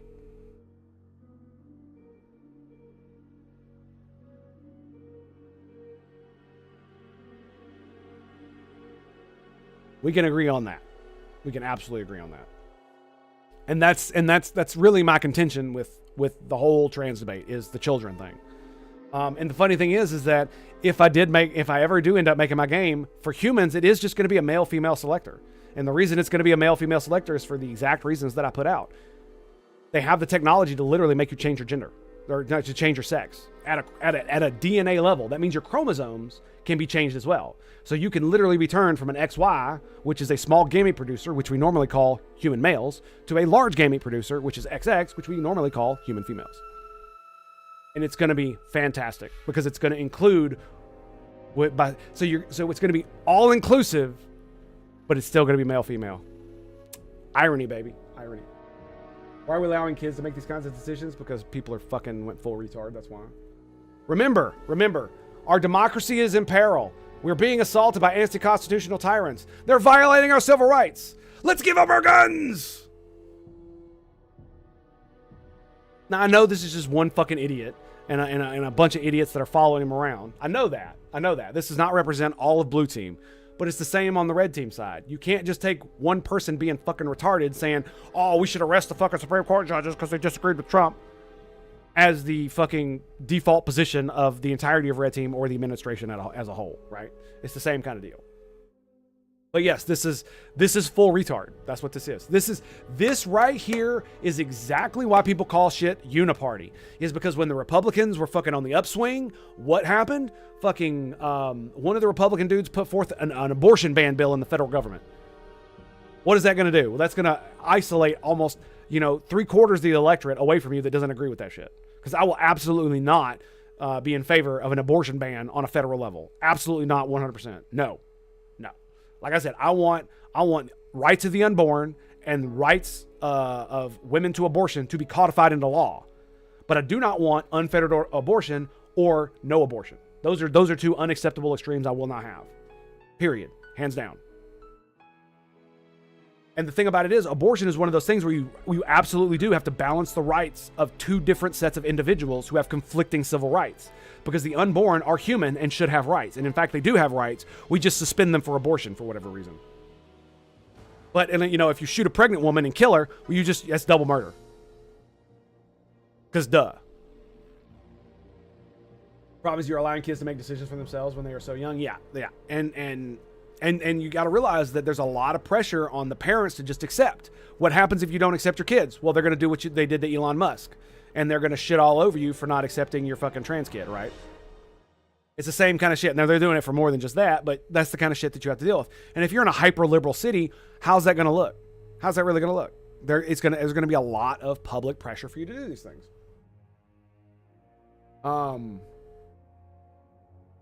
And a lot of it is also, some doctors, like I said, there are trans kids. I actually know a person that I've interacted with who was a trans kid. They knew from an early age something was fucked up, and they eventually figured it out, and it was because they were trans. And they have fully transitioned as an adult to a female. No problem. right? Now, there was a lot of fucked up shit that went on in her life, like conversion therapy, like her parents were like ultra fucking Christian and shit. So, you know how that goes, right? Like really fucked up shit, which shouldn't happen, by the way. So I do agree with the notion that there are kids who are trans, but every available therapy should be tried before we mutilate people, before we make people neuters, because that's what you're doing when you're allowing these people to transition. If you're trans and you're transitioning from male to female, you're not becoming a woman. You're becoming a neuter, right? That's what it's called. That's actually what it's called. You could go eunuch, but eunuchs still tend to have penises and then they just have the testicles removed. But if you're removing both, you're a neuter. You've been neutered. Like dogs get neutered. Like dogs get spaded, right? If you remove your genitals and you're no longer able to secrete those gametes, that is the technical definition. So this is why I'm like, especially in like fantasy settings or sci-fi settings like Star Trek, you can literally alter your DNA to make this a thing. They can literally turn you from a Romulan to a human. They can fucking do it from male to female and female to male. Like, yeah. So I think we're gonna. And speaking of Star Trek, I think we're gonna hop into that bad boy. I just wanted to make fun of Adam Schiff for being the fucking shiftiest motherfucking lying piece of shit ever, and being fucking retarded and dumb. And like I said, this is why they think Uniparty exists, is because there are people on both sides of the aisle that will literally put their gigantic fucking foot in their mouth and sabotage everything their team is trying to do. For what? Virtue signaling? Virtue signaling? That's what he's doing. That's what freaking dude bro on the right did when he introduced an abortion ban. It was pure, unadulterated, stupid, retarded virtue signaling. What he needs to do is he needs to shut the fuck up about this. Or he needs to be like, we need more guns to fight Trump. Yes. Yes. More guns, fight the fascists. Guess what? Armed minorities don't get bashed, baby. Right. That's right. Armed minorities don't get genocided either, motherfucker.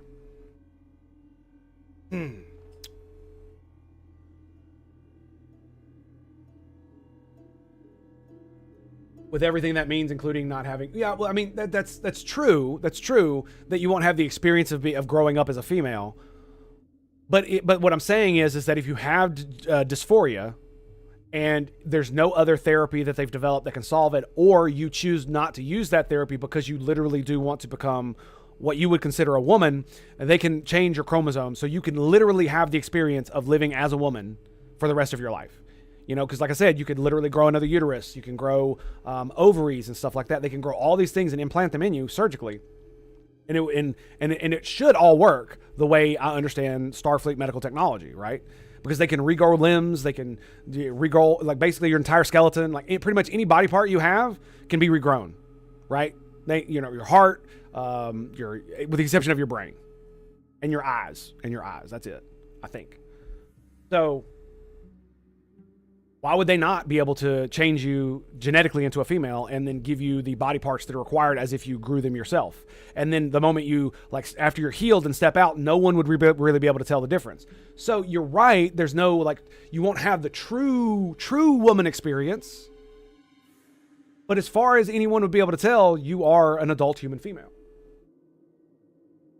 Because you have the frame of a man still. Yeah, but that's the thing, is that do they? And I don't think that's necessarily true, because they don't have a frame of a man either, because they're not a man, right? They have gender dysphoria.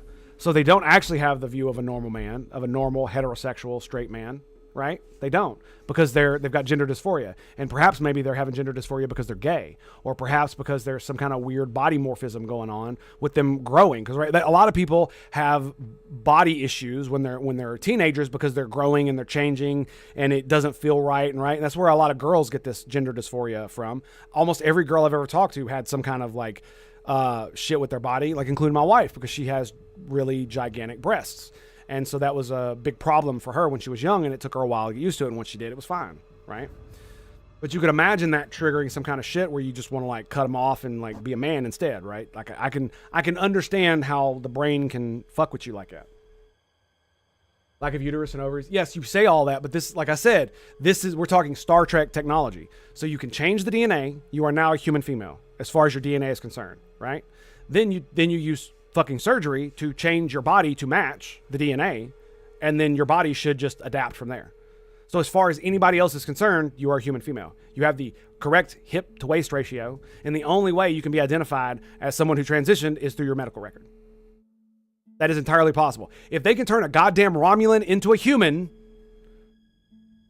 right?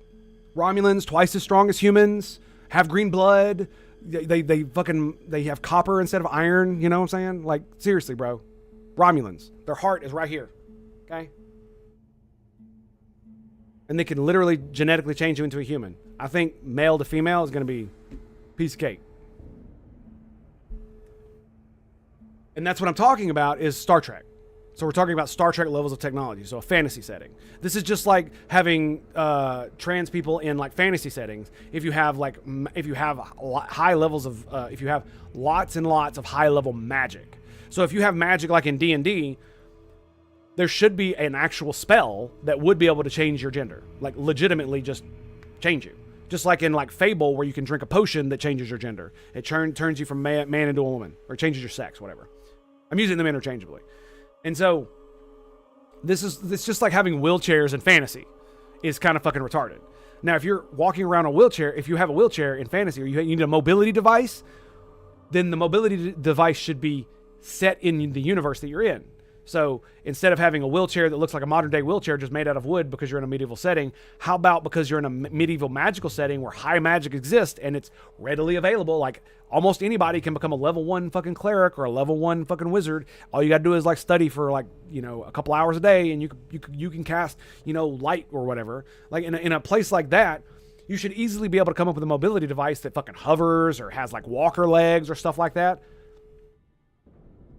Or potentially they could just fucking cure you because they have like, you know, resurrection.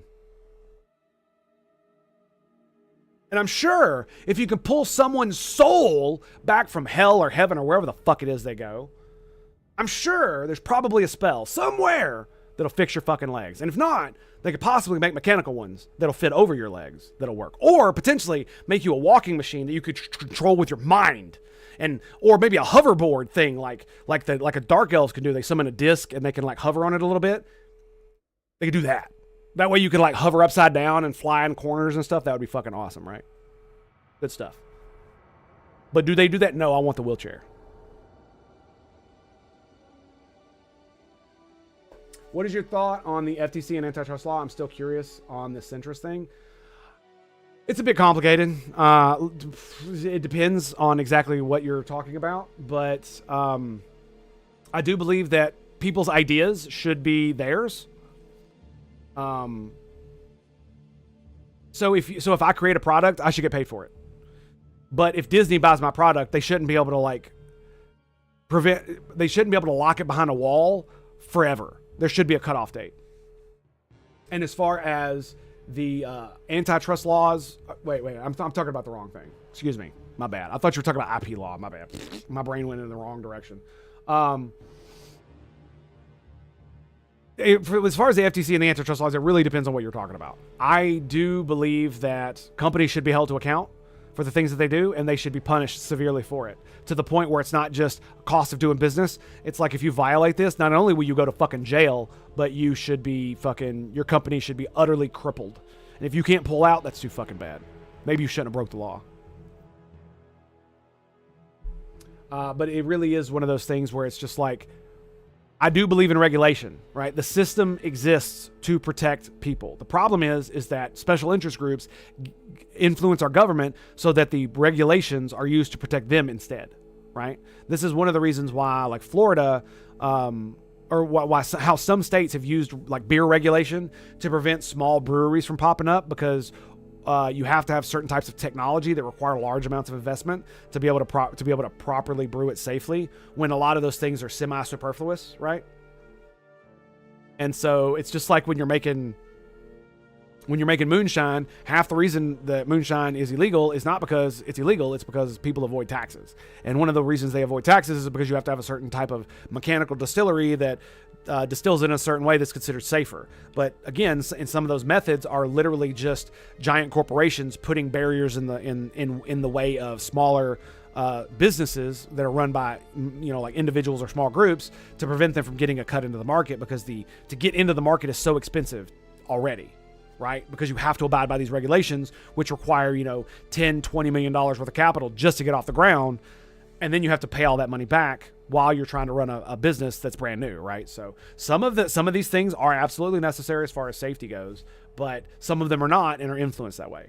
And so as far as like antitrust law, like I definitely think we should prevent monopolies from completely capitalizing everything, and that certain regulations like regulating USB chargers and shit is a really good idea. And I definitely believe we need to do it against fucking video game companies that are using loot boxes for gambling and promoting it to children, because fuck you, that's why.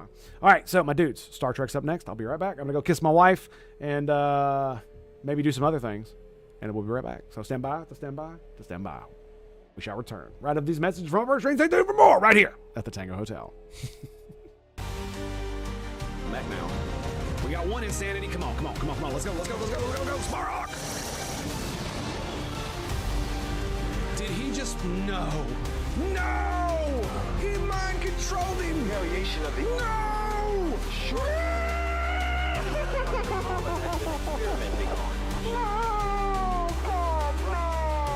No wonder these things escape from the lab. Oh my god, dude! Oh, this is so bad. This is so bad. Oh, he's got like 4 HP. This is so freaking bad. Oh my god, no.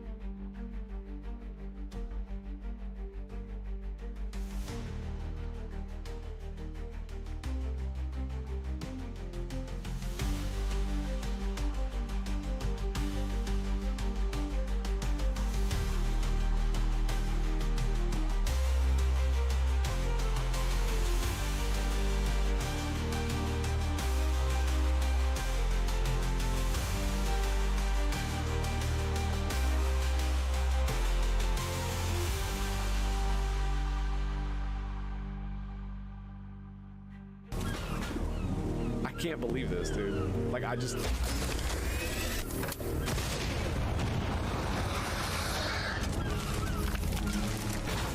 Your turn to life is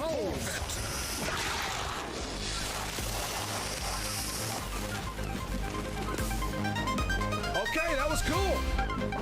That was cool. It only killed one of them. Well...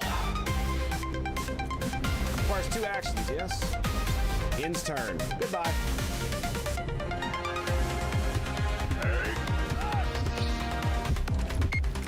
Nuclear launch detected!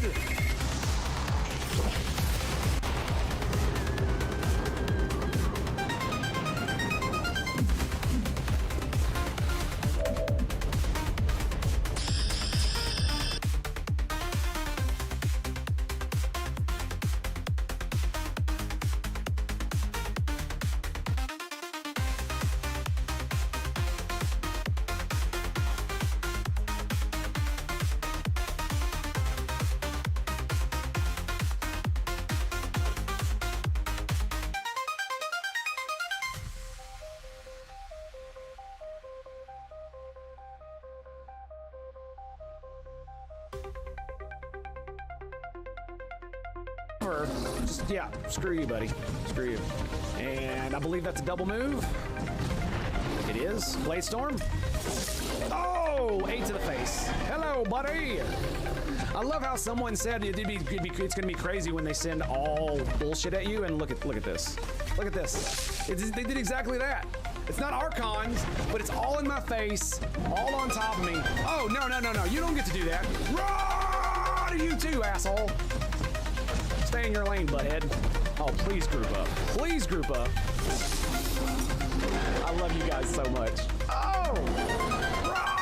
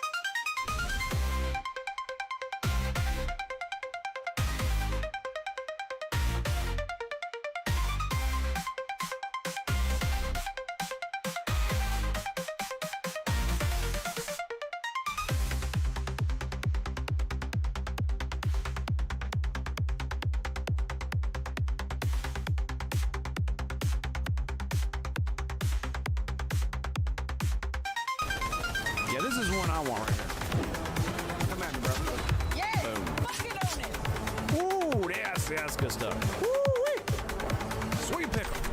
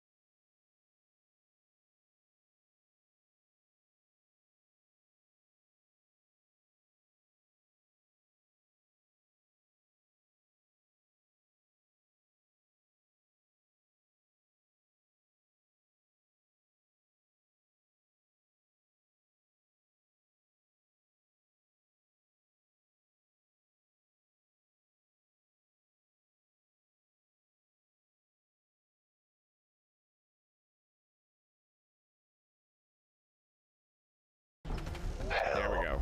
There we go. There we go. Mmm, juicy rockets. Mmm. Look at that, 1.92, 201. Oh, come on, man. Come on, I gotta take this. There's no way I can't take that. There's no way I can't take that. There's no freaking way I can't take that. Come on, baby. Let's go. Let's go, boys. Triple kill! This is what I do. And the guy with the loot is still alive.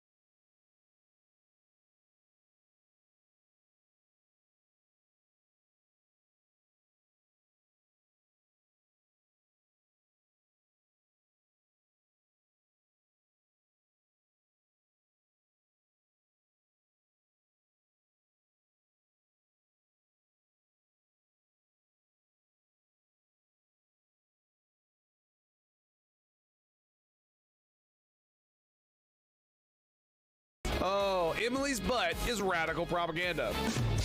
I'll take that.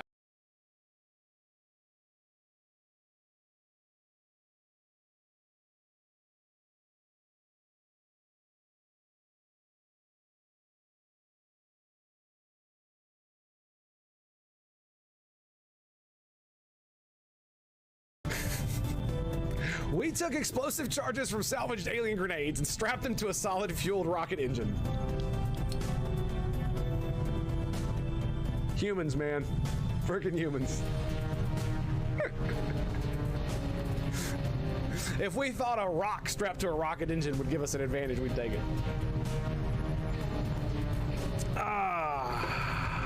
Ash Destroyer. That's what it is. Ash Destroyer. Yeah.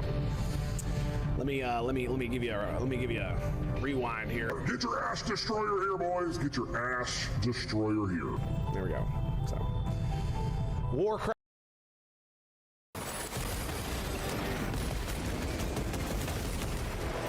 Holy shit! Did I just destroy that entire wave by myself? Oh my god, I did.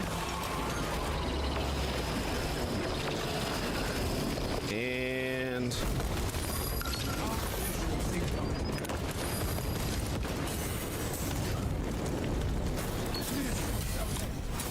alrighty, boys, here we are. That's right. It's time. It's time. Oh, and by the way, man, they had a new update in Space Marine 2. They added a new level. So that's like 2 new levels since I've basically stopped playing the game. And they added Prestige. So we're probably going to get into that after we do this. Most likely, I think. Yeah, Flaming Kingdom. I mean, Rosie's not wrong. If you play what you want to play, right? Like, haven't you seen some of the memes coming out of Oblivion of the fucked up faces that people are making? Sometimes people like to make meme faces. Sometimes people like to make characters that look like they're idealists. I usually like to make characters that look like random shit because I like all kinds of different stuff. Like my first character in Dungeons and Dragons, or excuse me, in Baldur's Gate 3 was literally a fucking dark elf. My second character was literally a fucking dark elf. My main character that I played through the main game with was literally a fucking dark elf, right? With different features, and he had like dragon scales on the side of his face. I love beautiful races like dark elves. They are absolutely gorgeous to me. I don't know why. I'm not a big fan of elves because they look literally just like humans with knife ears. But dark elves do not look like humans, right? Their skin is a completely different color than most other human shades. Even the darkest of dark people that are human don't look like dark elves. Like they're fucking like violent dark. That's like, and maliciously evil and all kinds of other things. Or just, all kinds of crazy races. If I don't have the option to do that, then I'll usually make it look like an idealized person an idealized like myself. But I like making like cool shit. I like things that are cool, so I usually go that route.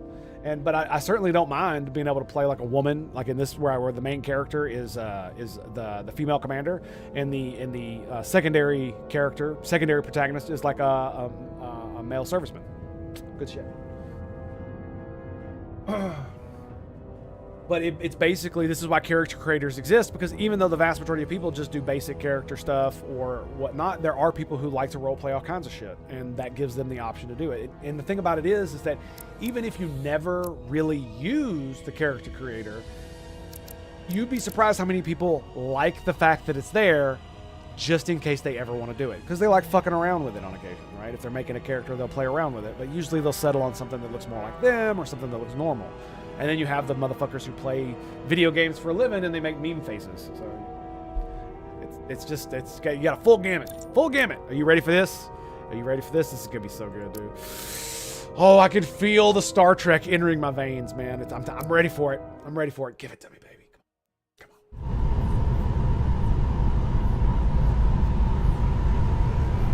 Sexy. So it is a different ship. Interesting. Hang on. So the ship that attacked us, this is not the same ship. But why the fuck are we headed to the edge of the galaxy? We still don't know why. We burned her eyes. Everybody's still the same though, right? Yep.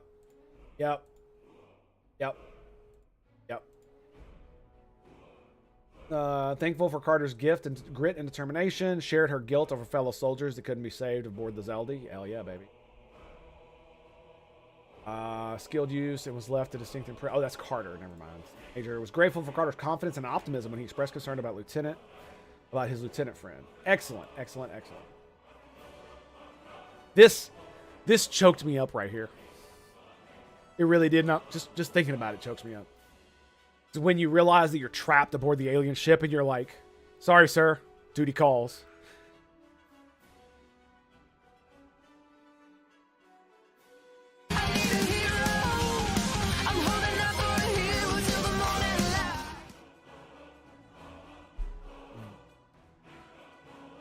And it gives him the live long and prosper. It's good shit. Really good shit. All right, let's go. You're worth keeping alive for a little while longer. I cannot stop this ship any more than you could stop the tides. Not good enough. The But we have weather-altering machines that literally alter the tides. And we can... And they have the technology to move planetoids. You know, like the moon. What the fuck is he talking about?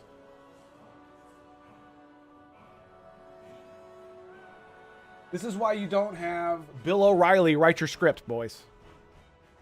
and threats of a lower life form do not sway me. I will not bend to you. I was born 600,000 years ago. But a new age dawns today. Are you the scion of the flame? My name is Zan Uglosa. I was born in the final days of the Age of Makto. We are all scions of the flame. Every one of us who have traveled across the bridge of time to be here for the Great Awakening. We have all sworn ourselves to the cause. Eventually, one of you will break. You don't understand how overmatched you truly are. This craft was nothing before we imbued it with the speed required by our mission. And the Cartabula produces enough energy to drive an entire fleet of ships like this one. He has this, like, idea that somehow I give a fuck what he thinks about us being lower life forms, or, like, none of that shit matters.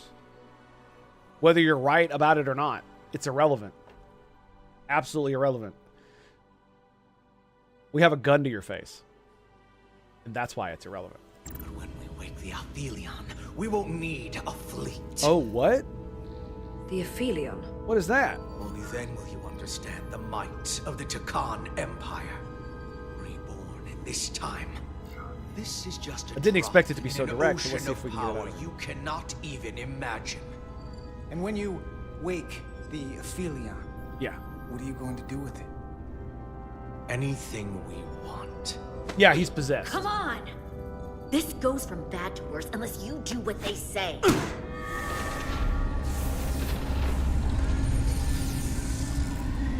It's coming alive.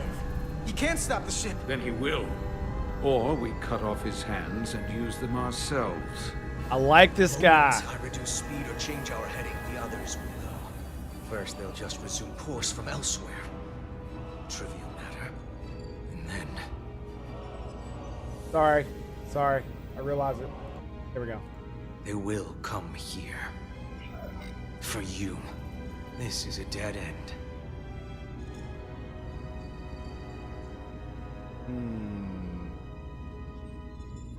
Yeah, we need a new plan. I don't know if he's telling the truth, but I don't like it. Because the thing about it is he's not wrong.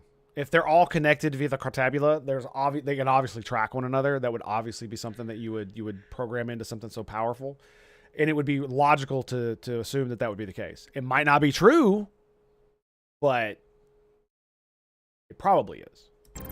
We need a new plan. He's just trying to talk his way out of trouble. Why would you tell us all this? Because it doesn't matter. I tell you, because I value my own life. When my fellow Scions come, and they will come, I expect you'll all act like the savages you are, and a battle will ensue. The savages we are. I'm sorry, who murdered like 100 plus Athalians or whatever the fuck they're called? The blue guys? Who did that? Oh, that's right, that was you. Yeah, that was you and your boys. And are literally possessing people and changing them on a genetic level to become who you used to be. You are killing them. What the fuck are you talking about? We've all died once. I don't intend to do so again. I won't touch those controls. If you want to get us killed, you do it yourselves. I guess we're gonna cut off his hand. You fear death. There's a way to stop this ship for good, and he knows how. He just needs more pressure. What kind of pressure?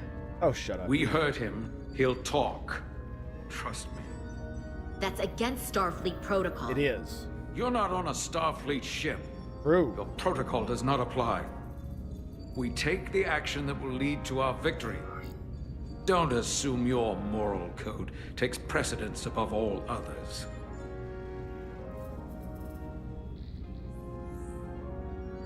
I want to break his arm. I want to break his arm. I can't do it. I'm not gonna torture them. Not like this. But there's gotta be something we can work with here. I want to break his arm. I want to break it so fucking bad.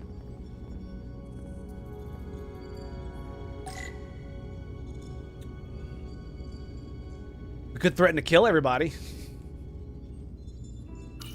This area here? Power generation. The warp cores. It's deserted. We could just blow up the ship. We could just blow up the ship. That solves everything. That threatens them with death in a moral way. Because we have no other option, so we might as well just blow up the ship. That stops the ship, which is our mission, is to stop the ship and from getting them to do whatever the fuck they want us to do. That's our mission, is to stop the fucking ship, to stop them. Right? Blow up the ship. Go to the engine room, take your phaser, set it on overload, put it on the warp core, and I would say run, but yeah, that'd be about it. My immoral merit. Yeah, I agree, but the problem is that my character, I'm playing the character as if I would make these moral decisions, but I'm also playing them as if I'm in Starfleet, right? So I'm putting myself in their position, doing the things that I morally find correct with the situations going on. That's basically how I've been playing it. And so in his situation, that's why I kept saying I want to break his arm. I want to break his arm because I want to break his fucking arm. What I really want to do is not break his arm. What I really want to do is take my phaser and set it on heavy stun and just keep stunning them over and over again. Because that way they don't actually get hurt. It requires like dozens upon dozens of them to actually cause serious damage that can't be fixed. But it would qualify as torture. But you're talking like low level. It's like hitting them with a pillow filled with a phone book. Whack! Yeah. So there we go. But I also agree with you, which is why when the moment came for me to slay, I blew them the fuck up. Because the thing that really bothers me about a lot of Star Trek is just how... It's not a lot of Star Trek. It's just some. And some of them do a really good job. DS9, a lot of the books, even TNG has its moments. Voyager is the one that really is preachy about this. But when push comes to shove and it's time for violence, don't shy away from the violence. Sometimes violence is the only answer.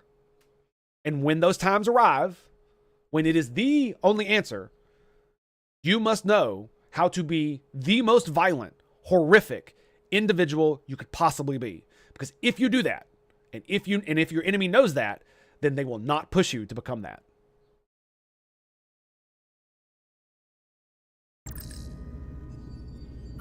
Going this fast, it would be too dangerous to force a warp collapse by cracking one of the propulsion coils. I could rupture the hull, end up damaging the Cartabula in the process. And that risks tearing a hole in space. We could go back to shooting the crystals again. What's this? This display shows the location of the Tacon on the ship. This is where the infiltrators are, the central artery of ship systems. Sensors, propulsion, weapons. Doesn't seem to be working here. This is weird. One of the things I will say about what you're talking about is Starfleet is not mostly science and civilian based. That's not what it is. Starfleet, as an organization, is a military organization with a military command structure. It is a little bit more lax than most modern day militaries, but I think it's relaxed in, for the most part, a good way, because it takes the human component of the individual and the diversity of the crews that we have into accommodation, right? Because you have various aliens all throughout your crew, right? And so it's not that they're science-based and or civilians. It's that because of the way it was written to show like the best parts of being human, a lot of it is the characters shunning violence almost to the point of losing but finally, when they have to use violence, they come up with some clever way to do it without getting a lot of people killed, right? And that's fine, but the problem is you never show the other side of that, where it is the good, correct, moral decision to do the violence, and then the violence ends up going badly, and you end up fucking killing a lot of people because they were resisting. If a bunch of people on a starship are resisting arrest, and you're having a fucking space fight, and you can't disable them, and you blow them up, tough fucking noogies, right? So yeah, that's kind of what I was getting at with that. Does Section 31 belong in Starfleet? Section 31 is an independent organization. No. It is essentially the Tal Shiar, or the secret police of the Federation, that exist outside the bounds of regulation and law. Reportable to almost no one, other than themselves.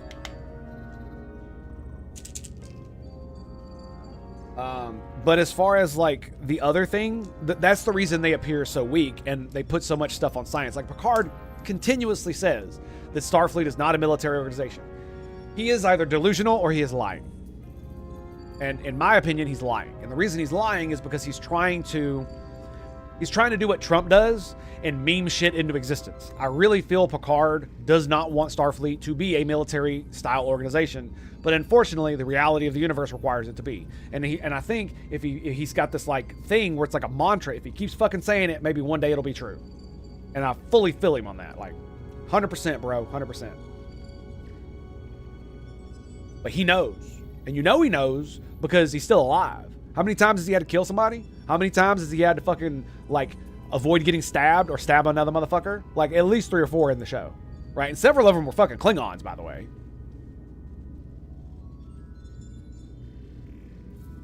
You know what I'm saying? So it's like they're completely, utterly styled. Starfleet is completely, utterly styled on the United States Navy.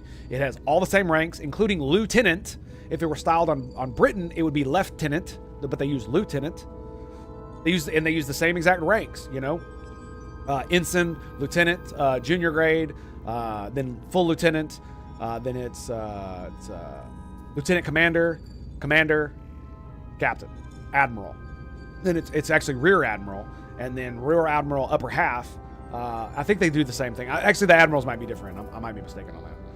And all the enlisted ranks are basically based off the United States Navy. This is why my dude is a fucking petty officer, and the other crewman that works with him is a petty officer. We're not crewmen, we're petty officers. That means we're higher ranked enlisted. So it's literally a military organization specifically designed after the U.S. Navy. They act just like a military organization would. They are funded the exact same way a military organization is. The commander-in-chief, the president of the Federation, is the commander-in-chief of Starfleet. Fuck.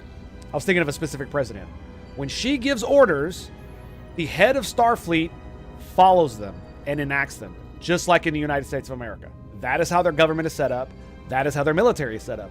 No nation survives without a military. Simple as. You either have your own military or you have somebody else's military.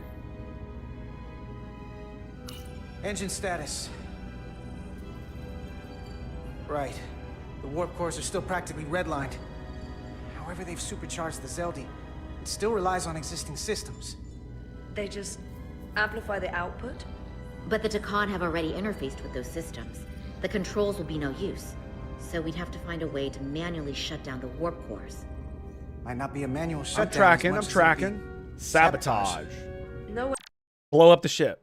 If we blow up the ship, it threatens their lives, and it allows us to succeed at our mission. And maybe we don't have to blow up the ship if they succeed, because we're going to blow up the ship. Sounds awesome to me. It appears to be guarding it. I think I can get us there. But why are once they not we're in, guarding the warp core? Do you really think you can cripple my ship? Not something I'd normally ask, but I'm coming around to it. Well, usually I'm the guy fixing the things that go wrong on a starship. But I'm sure I could figure out a way to break it. You may even find you like destroying things. Oh yes. This plan of yours has...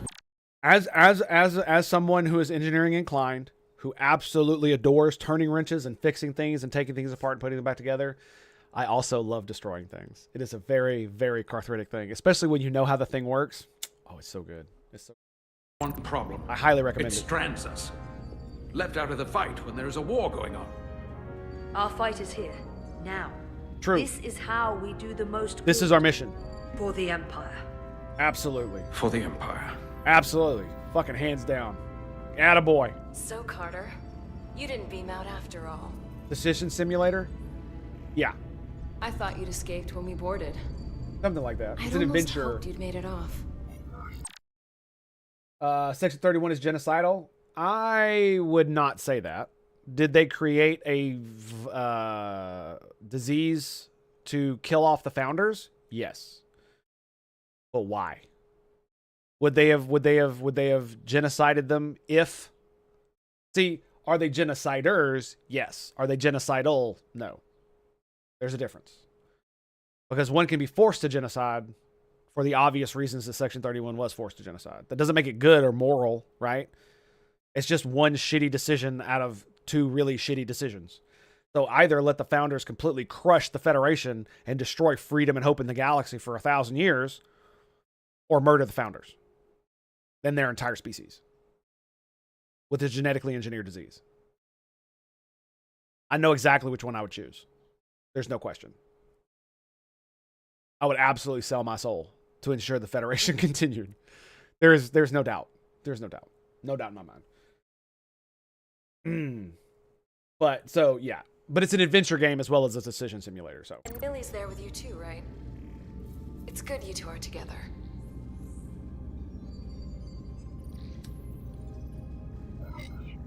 Sounds like you miss me. Miranda might have. She was so hopeful about you. But that's not why I called. You're not a fighter. I know it. You know it. That's why you're hiding. Somewhere on this ship. But the Takan Empire has so much to offer you. Think of all the knowledge Do you know how stupid it is that none of the hostages are screaming, "They're on the bridge!"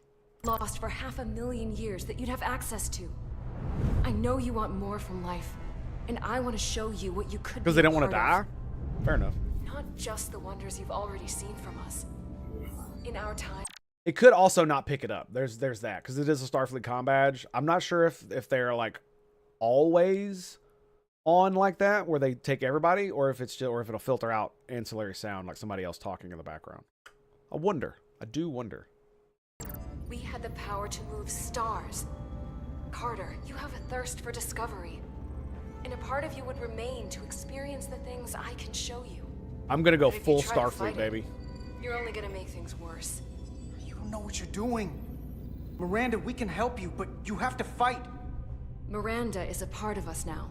Okay, I was talking to the con person, being like, "Look, we can help you. You don't need to destroy our entire civilization. Like, you don't need to fucking be conquerors anymore." I thought that's where we were going with that. She's I guess not. accepted that. You're lying. I have no reason But fair to enough. lie. I'll take that one.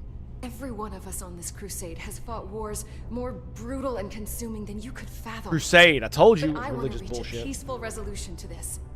Carter, we have a plan for you. And for the others too. Yeah, We don't want to have to destroy you. to become puppets to an alien thing.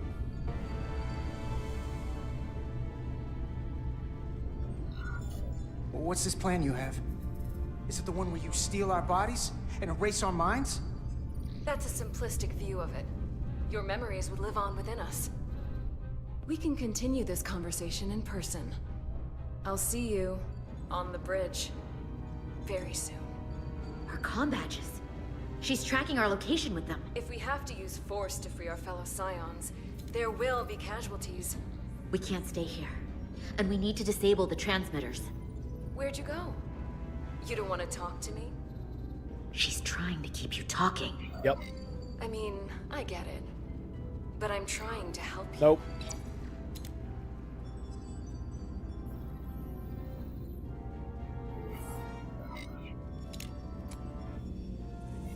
She shouldn't be able to use her comm badges to track us on an alien ship. That's a Federation ship thing. Maybe she's got some kind of device she programmed to it or something. Got it. Mine's done too. Time to hit the road. You've forgotten something. They know where we're going.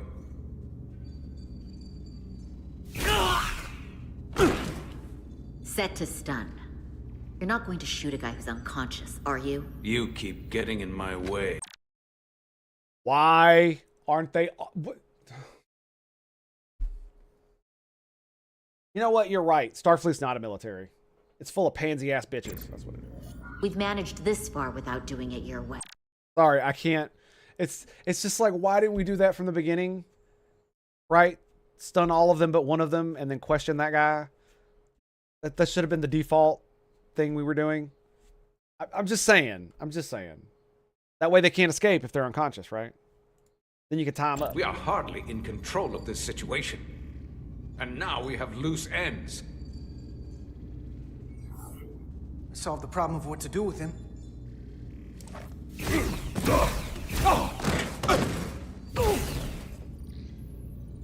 Now let's move it.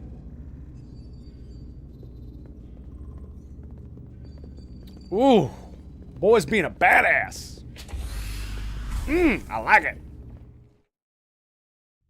Sexy man.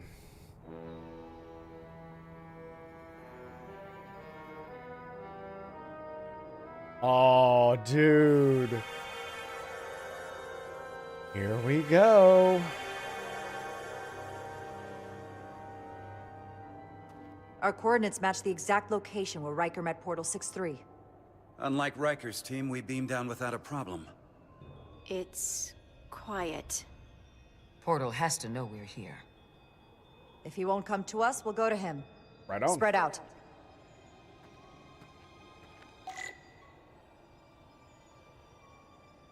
So, for a recap, we are at the planet where Riker first met the Portal 6-3, the Tokon Guardian, as he is called. And we're seeking his help to help us find the sacred flame motherfuckers. Already gave it a scan. Dead. Whole planet feels like it's been turned to stone.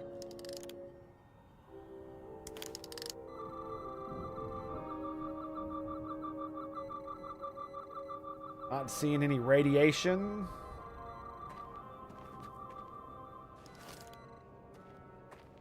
Got anything, Doc? Doctor? Commander, keeping an eye on those iridium levels? Yes, ma'am. Last thing we need are your cells destabilizing on a hostile alien planet. Also, by the way, calling a female officer sir, also acceptable. Just saying. You call Captain Janeway sir, I don't think anybody's gonna give you any fucking problems. Especially not Janeway.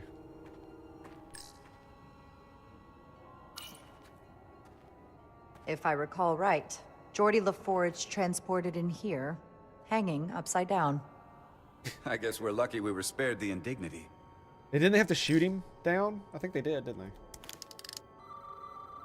Anything here? It would have been cool if there was like a residual thing you could see on your tricorder. I do. One of the thing most.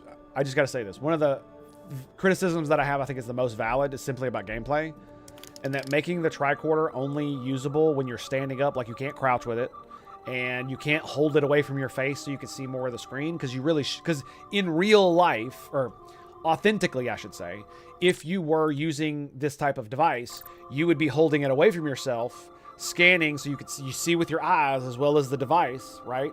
And then when you find something, that's when you bring it close and you start doing all the shit on it, and then you bring it back, right? But you're supposed to be able to look at it while it's going while you're doing that.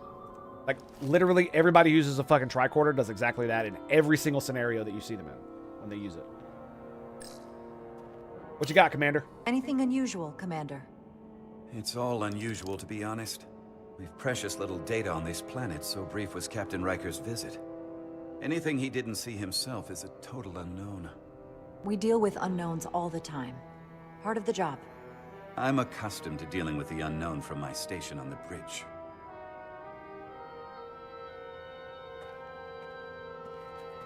No, he's not pissed at me at all. Not even a little bit.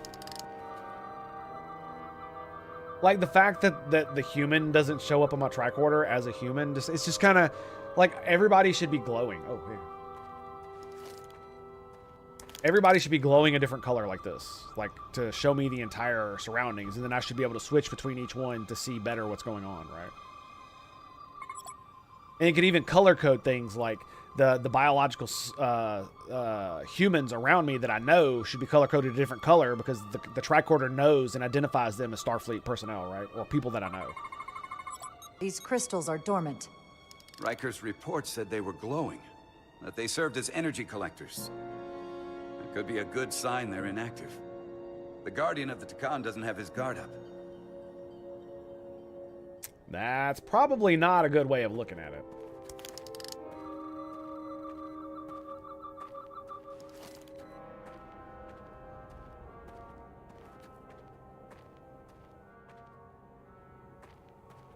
This is where Portal 6-3 projected his image.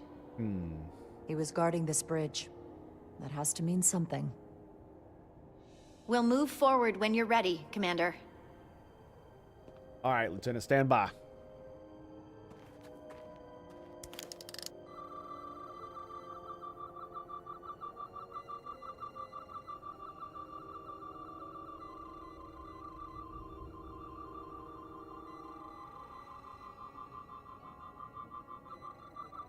Do not discharge phaser at this crystal. Good one. So I guess that's it. I guess we just... I didn't go up here, did I?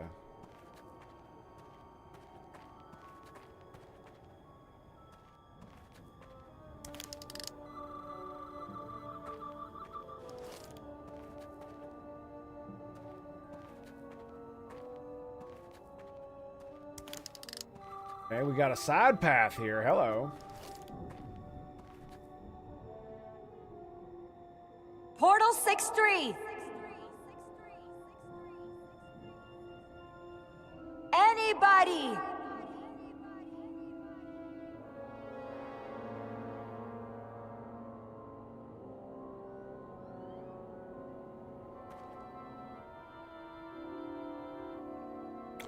Okay.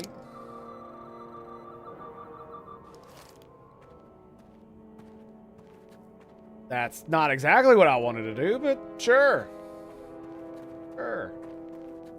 And I'm assuming we can't go that way? No. Can't look at that crystal. That's that crystal. Okay.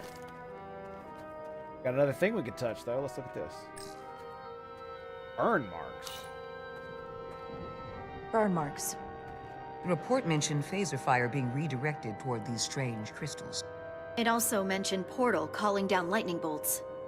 Better keep our guards up.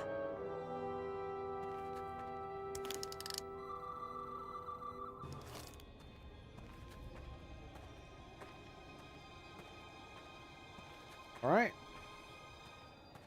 That's it. We go.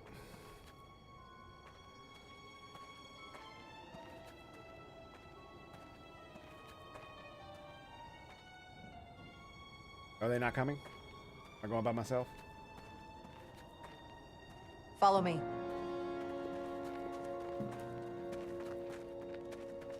Ends here.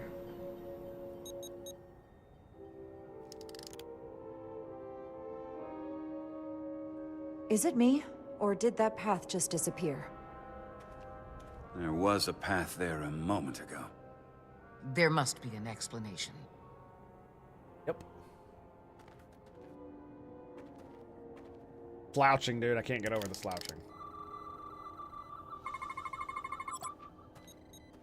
Tetrametric pulses. Same energy as the other Takan technology. Most of the crystals appear dormant. What's different about this one? Readings indicate there's a cavity in the rock right behind it. We could try melting a hole through the wall with our phasers. Worth a try. Okay.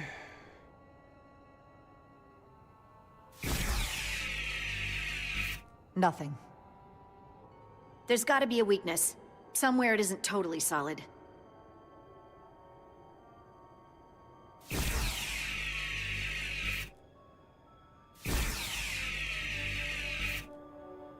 Okay. Maybe...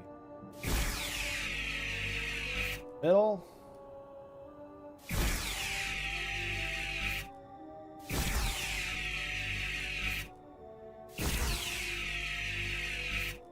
Nothing? Oh, oh, oh. Did I hit something? Oh, it looks like I'm breaking through.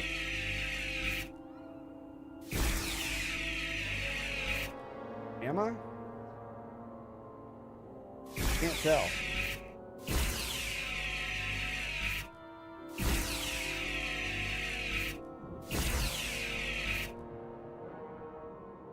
Yeah, I have no idea.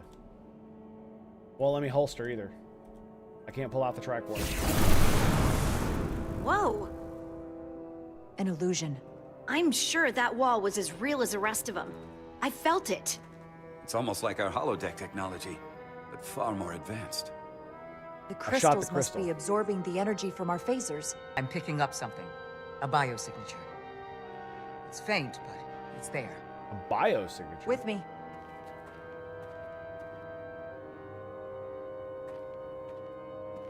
Oh, Portal 6-3 was a computer.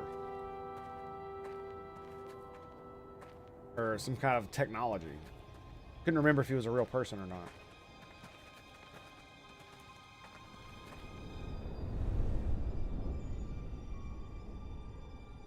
Another dead end.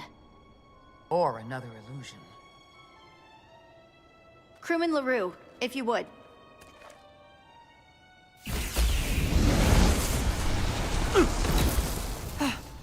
Duval to Resolute. Beam crewman LaRue directly to medical. Is he okay? Yeah. He'll live. Not all crystals work the same, it seems. Don't fire your phasers at any crystals unless we're sure they're putting out the same pulses as before. Commander, I may be able to speed up the process. I can now detect many different wavelengths of radiation simply by looking. The Takan radiation is unusual, so I can't quite clear it all up, but I was able to eliminate many of the non-tetrametric crystals. Your tricorder should warn you. That's an enormous help. Thank you, Lieutenant. It's my honor. I'm actually surprised there wasn't a moment to talk about the fact that she ordered some dude to do something and it almost got him killed. Because that's exactly what happened with her accident with her eyes, is that I gave her an order. She did a thing to make it happen that hurt her, and I continued to give the order rather than save her. Very similar situation, where you have to order someone to do something that could potentially be deadly. I'm surprised there wasn't something with that. Disappointed when you refused to let him torture the Takan prisoner.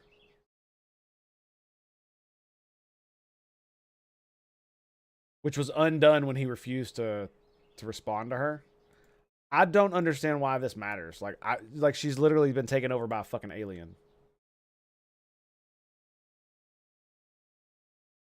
Okay. Shared guilt. Okay, so we're good there. All right. Shoot them with your phaser. It's visible through your tricorder.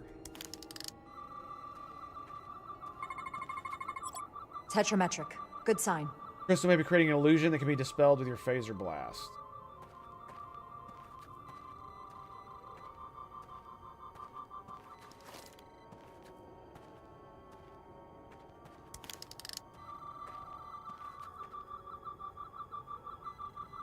Okay, non-tetrametric. I want to make sure to scan everything before I fucking pick something. Looks like there used to be a bridge here.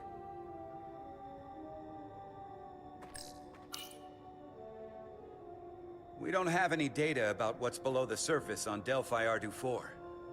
And I don't feel a particularly strong urge to find out. Then that makes two of us. Yeah, it absolutely fucking does. More crystals. Need a way across. See another one over there. Look at that. Can't see it from here, though. Is there anything else to look at? Maybe we could talk to Doc. The biosignature is coming from this direction. I'm sure of it. I have to use the restroom. There's no getting through here. There's always a way. I'll be right back, Stemma.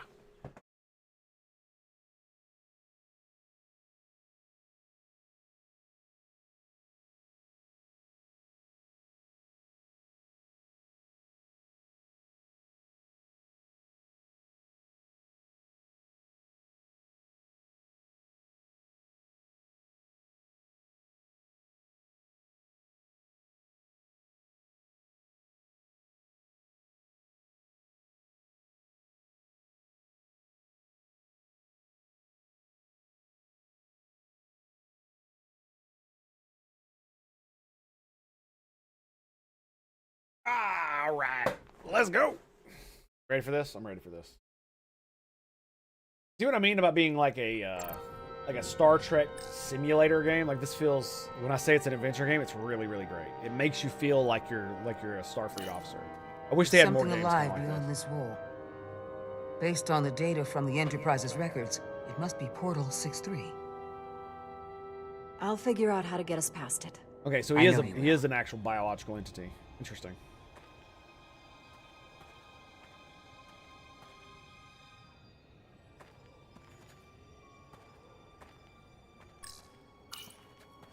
I wonder if this place was always so lifeless.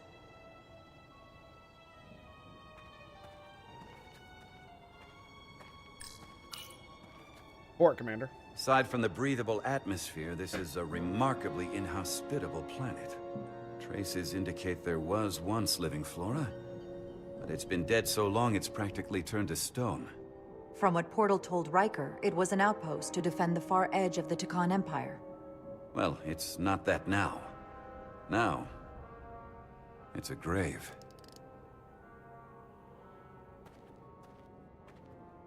Fair enough.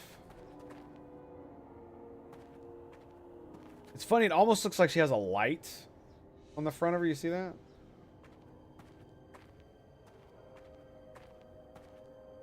I guess that's where your character's looking. It's kind of... Okay, non-tetrametric. Alright, well, I guess that's it. Like, I swear to God, I thought there would be a thing about that. Because she literally just ordered a dude to do something and almost got him killed.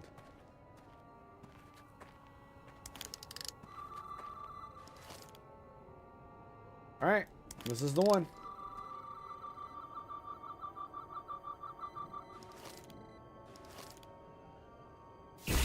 Commander!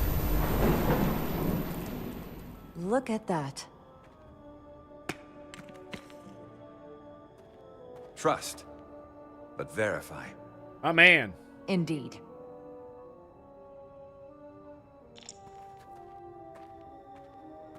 Absolutely 100 on that one, buddy.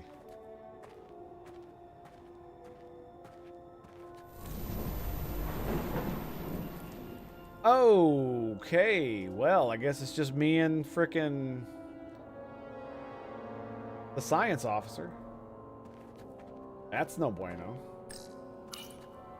I assume you've noticed the bridge we crossed to get here is no longer tangible. Ah, bit of a problem. If logic prevails, there's a way to get it back by finding the right crystal to phaser. I'm getting some faint tetrametric readings from inside that mountain. Then I'll head over there. And I'll stay here, in case the bridge decides to come back. Sounds like a good idea to me. Alright. Flip this bad boy out. Okay, not it. So it's over there. That one, I think? Yeah.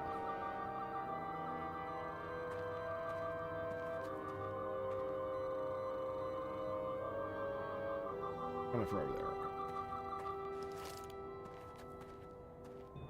Still want to investigate everything I can. Ooh.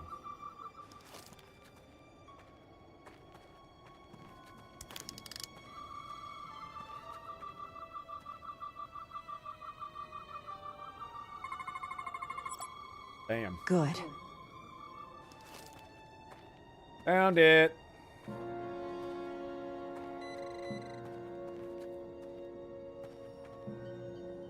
Okay. Anything else? Does not appear to be anything else up here to look at. So.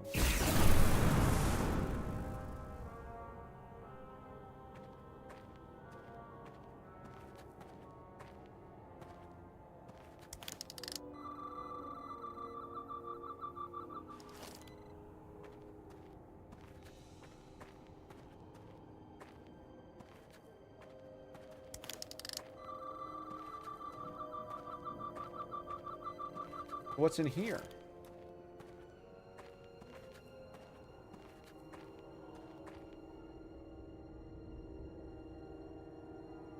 Are you kidding me, game?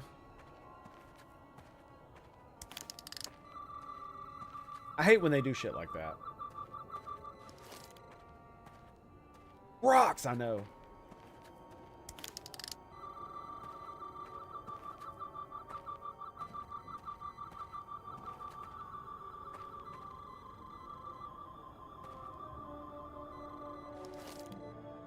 Rock formation up there.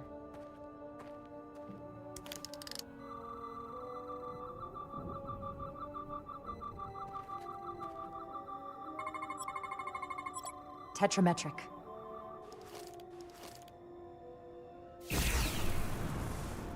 Better go see what's different. Whoa!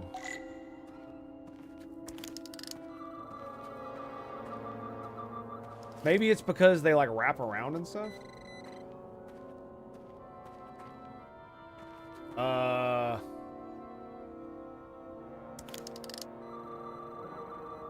Well, shit.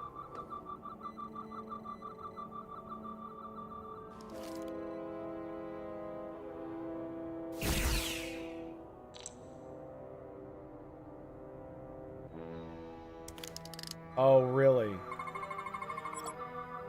I shoot the wrong thing and it immediately gives me a hint. Should I be surprised? Is it that big ass thing right there?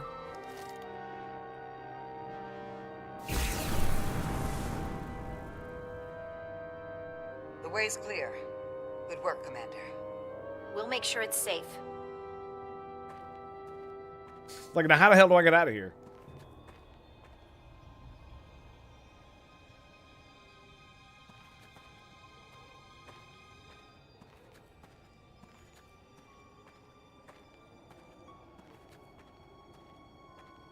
I'm not gonna lie, I think it would have been better if the commander had like beeped me and been like, I'm getting some interesting readings from that ridgeline over there.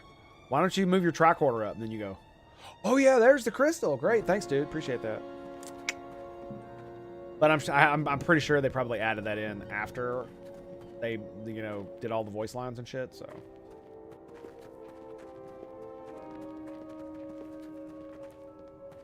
What? Vegetation? Incredible. The plants here are actually alive. Is this the biosignature you detected, Doctor? No, not a match.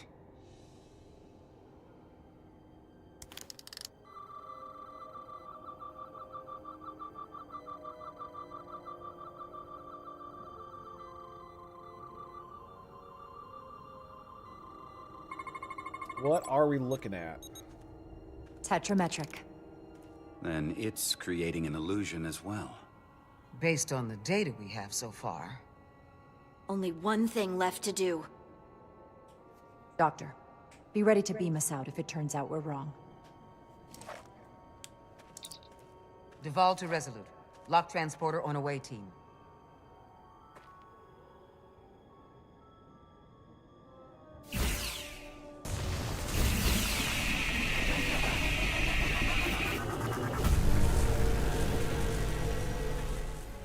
Amazing. There's nothing like this in any Federation record. The plans. Oh boy.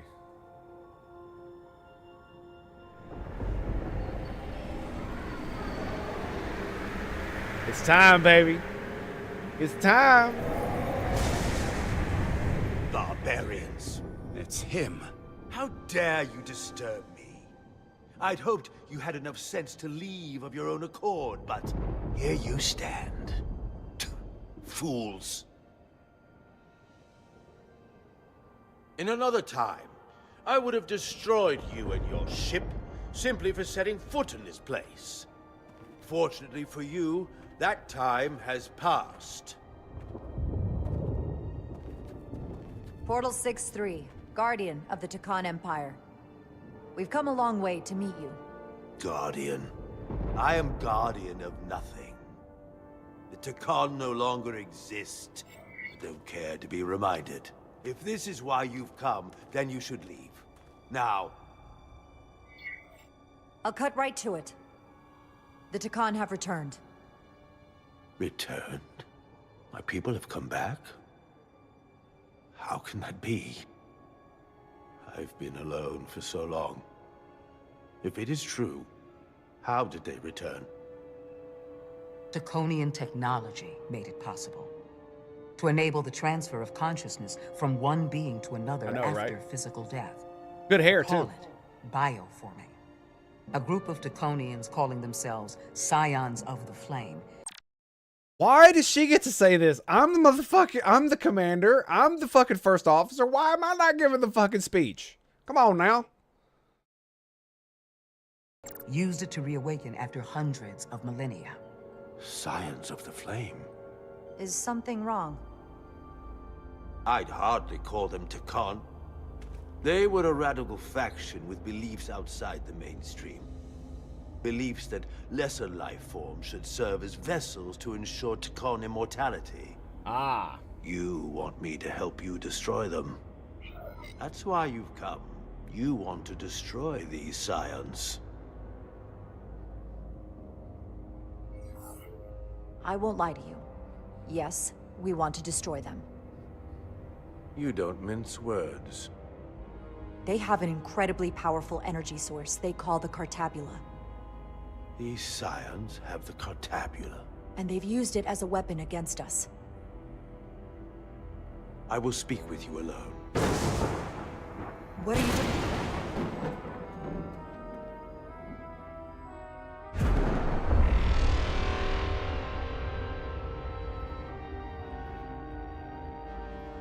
Okie dokie then. Where's my team?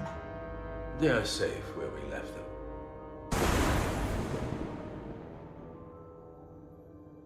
That the scions have stolen the Cartabula is deeply concerning. And to be honest, I'd rather speak with you alone, John Rydick.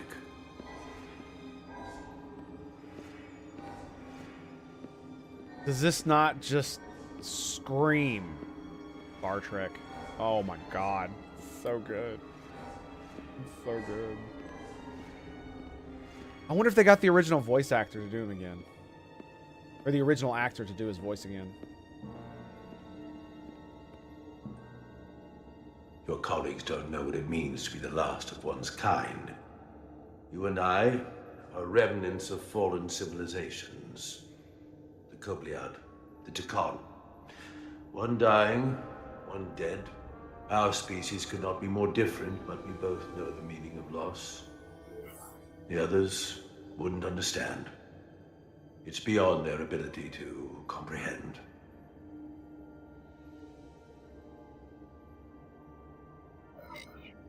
I see you're hurting, and I understand your pain.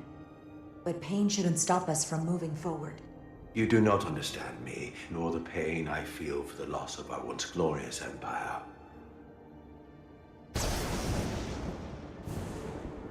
Lovely. Like the other two sounded like sounded foolish to say. When he literally just empathized with me and literally... Did he not just say the thing that I just said in a different way?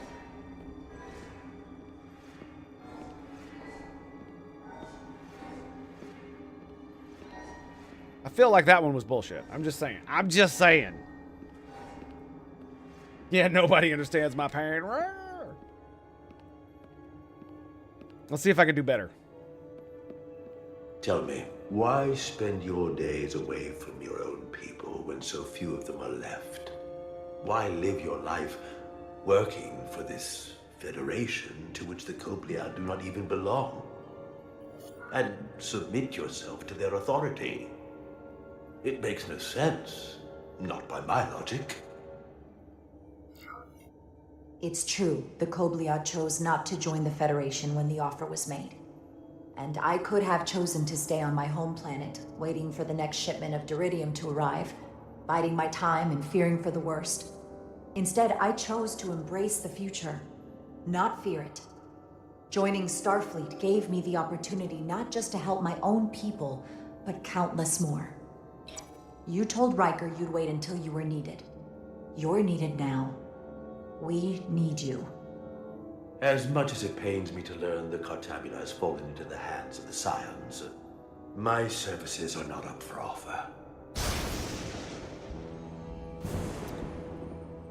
I see. So that one went fairly well. What did he say? Diplomatic, principled, and ambitious. Very nice. Very nice. So apparently the one where I said I understand his pain, he took the way it was supposed to be. His response was just, nobody understands my pain. Yeah, yeah. Okay. All right, I'm down.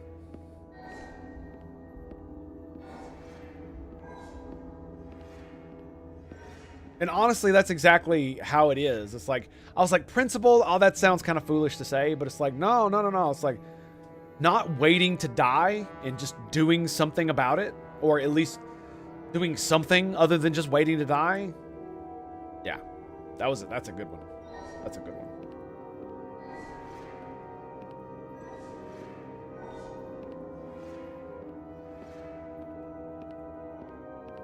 Being overly dramatic. Making me walk and shit.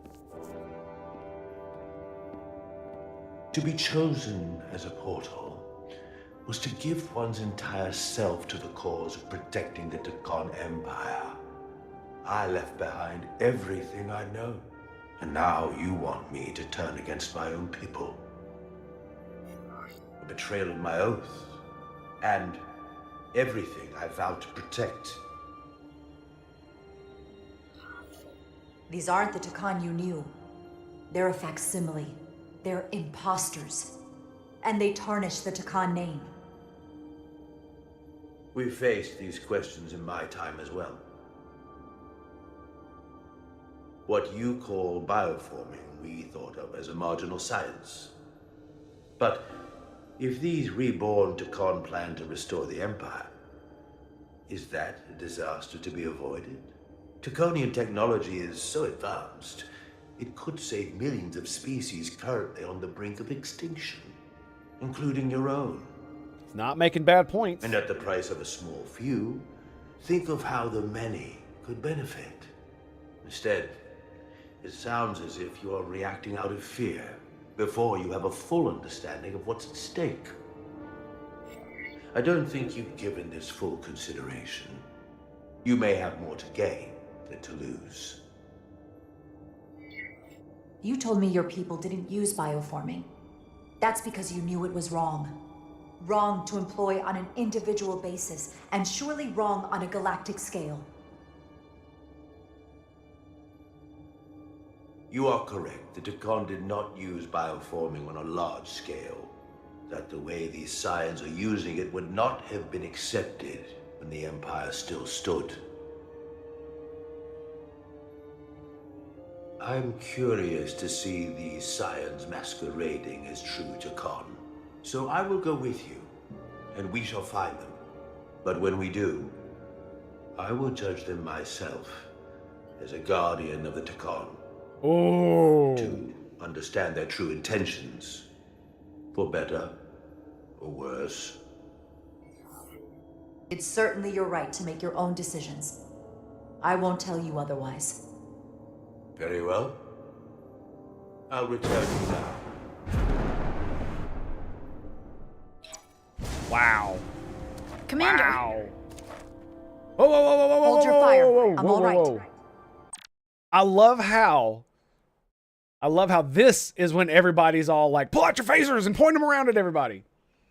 And not at any other time before this. I just point that out. Okay. He's coming with us. We assumed the worst. She's perfectly fine. Now then, shall we? All right.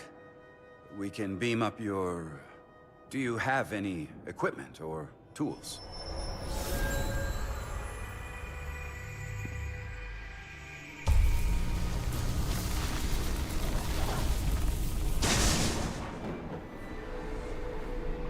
Whoa. This is all I need.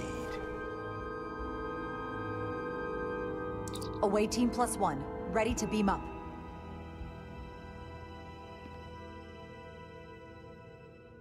Oh yeah, baby. Oh yeah. That was sick. And when he pressed her on why she had come, he was struck by her reasoning and morality. Nice, okay.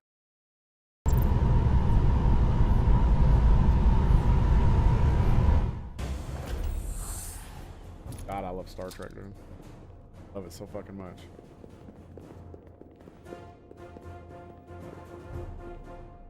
And you know what's funny? We still haven't decided if these motherfuckers were oppressing these motherfuckers. We actually never figured that out, right? That like immediately went by the wayside as soon as this shit went upside down. And how much you want to bet at the apex of this, they're going to end up fighting side by side against the Takan? That's some good shit, ain't it? 4 warp cores.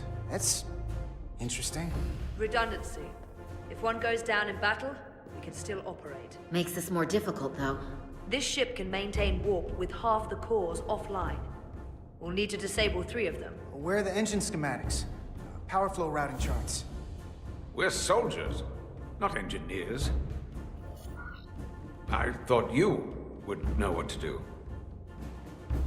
We understand how to operate it under normal conditions, but not the intricacies. You're in good hands. We can do this. I trust that you can. You at least know where we should start? This way. Good shit. I mean, it's like, oh, you appreciate us now? No, come on. That's the entire reason we're here. It's because they're like, we don't know how to do this. You need to do this. Have at it, buddy. This is your battlefield.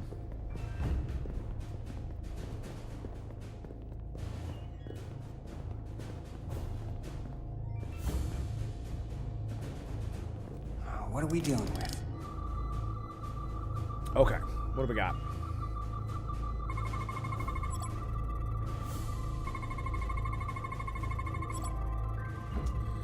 Casing, protect the antimatter, cores, matter, antimatter reaction chamber. Alright. So we're probably not going to be able to shoot it, most likely. Not directly. We're going to have to do something else. 1 of 4 warp cores. Thermal output indicates each core alone could not sustain minimal warp, but harmonic infusion of at least 2 cores would produce an exponential increase in power. Thermostatic sensor relays temperature signals to an automated coolant. Ooh. I think we may have a way, boys. It's running really hot. Makes sense, since they've been producing at max output since we left Otari space. No ship can run for very long like that. Not before a catastrophic failure hits. It's right on the edge. We just need to figure out a way to give it a push. Bet that console down there could tell us a few things. What about that console right there? Or that one? What about this one right here? Does that one not give me?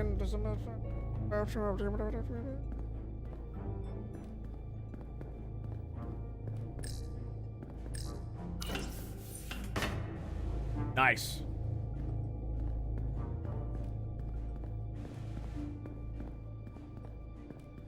Got anything to look at?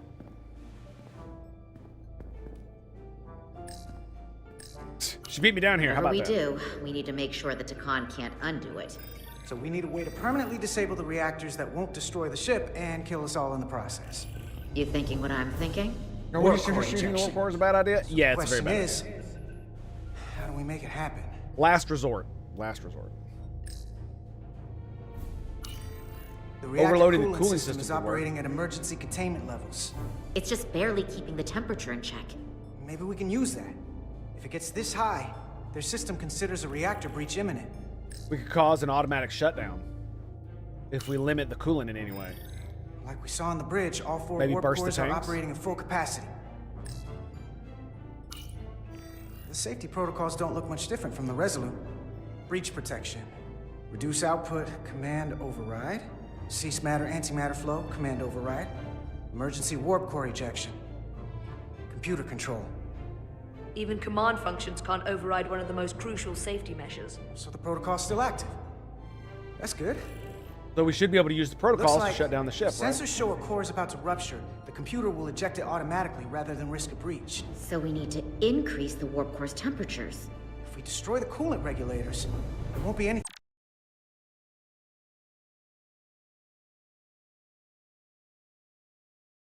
What'd I say? What'd I say? What'd I say? to keep these reactors from going over. And it will trigger the ejection. Let's peel these suckers open. I'll take that one. I'll take the one next to it. The second you two start dumping cores, the Takan will know we're here. We'll be vulnerable. Stuck in one place while you work. We will have to make a stand. Do whatever you have to do to make sure we have the time to finish. Anything? Within reason. We'll barricade the door.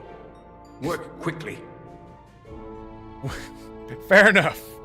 Within reason.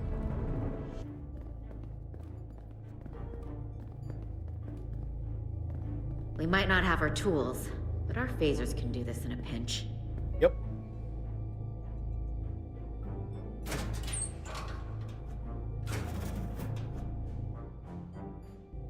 We better get this right. If we foul it up and this whole thing goes boom... You won't know. We don't know how much damage that Cartabula will do. Look on the bright side. If it all goes to hell, we won't be around to see the fallout. That certainly inspires confidence. Oh yeah. It's not a No worries. Starfleet warp core, but the coolant regulator has to be in here somewhere. Shouldn't I like scan it with the tricorder to see how it functions?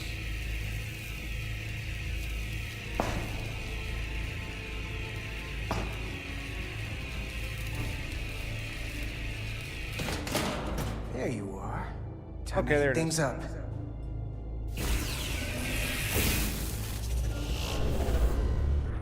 Warning.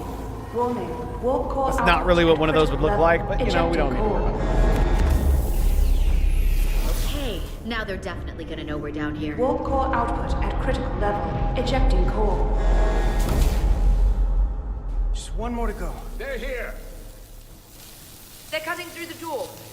We don't have much time. I thought they barricaded it.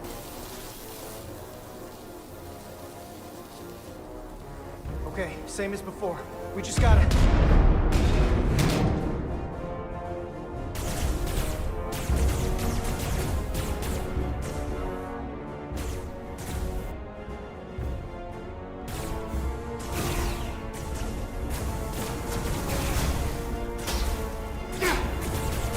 Shit.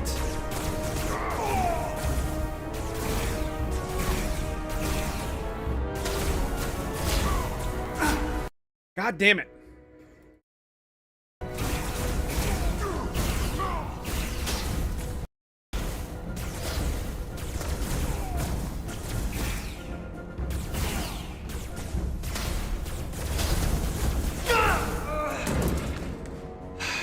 I really don't like the system where I just cannot stand up if they're firing like that. It kind of feels dumb. But whatever, we're just gonna do it. Okay, same as before. We just gotta... Feels bad.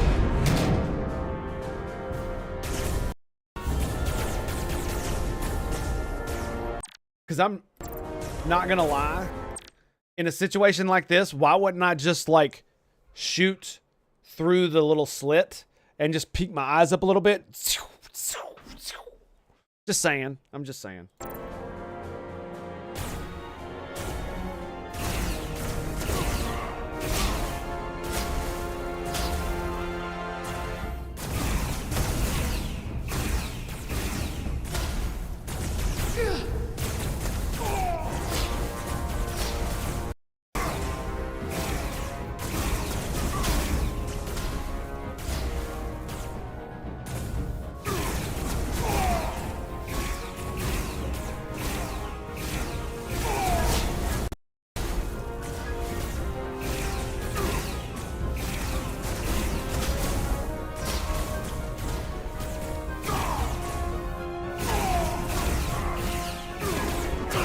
Oh, gun him the fuck down!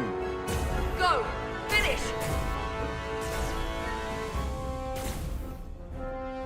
Come on, put some hustle in that ass. Let's go. I'm like hitting the sprint button. It's not working.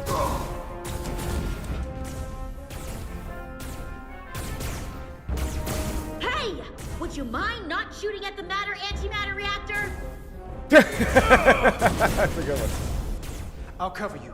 What? No! Get the warp core done, or we're all dead. 2 of them are already gone, so we should be good, right? Thought we were good already.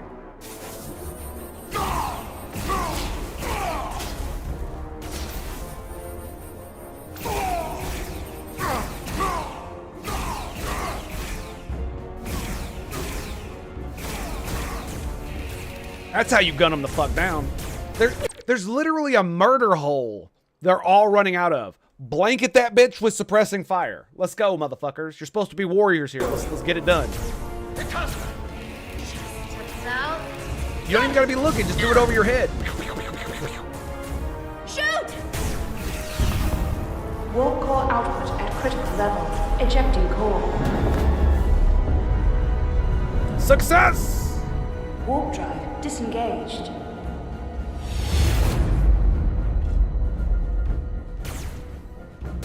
You did it.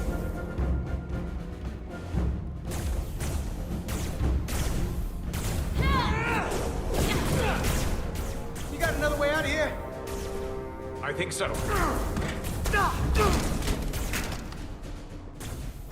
Give me a fucking disruptor rifle.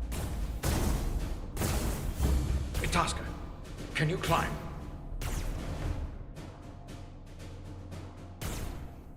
I'll see you on the parade grounds of Surella, my friend.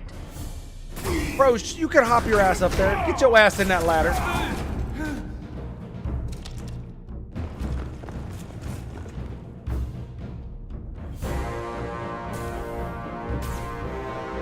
Well, we're doing that. Okay.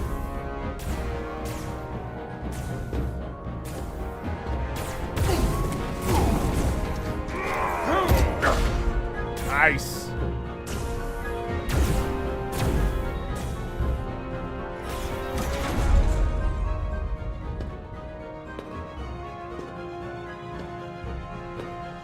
Can't let her die in vain.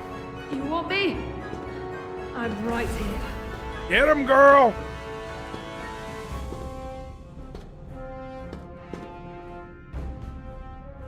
Give him hell.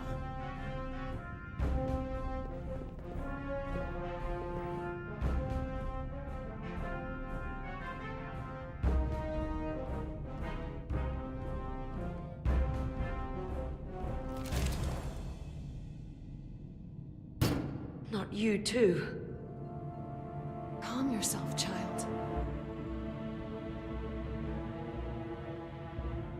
Oh, fuck.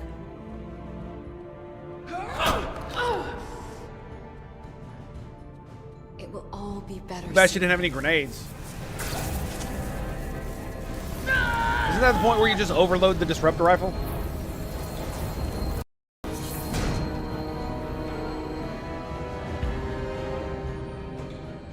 Wake up, Manka Umet. Starfleet issue helmet here? I know, dude. Return to us.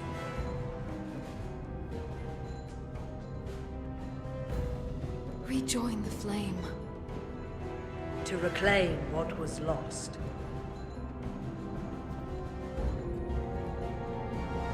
We don't need to watch this. I do. I want to remember every moment when I make them pay. But this isn't the end. I will avenge Itasca. Goddamn right. Swear to me, you will join me in this. How about we try to save her? That's a dream.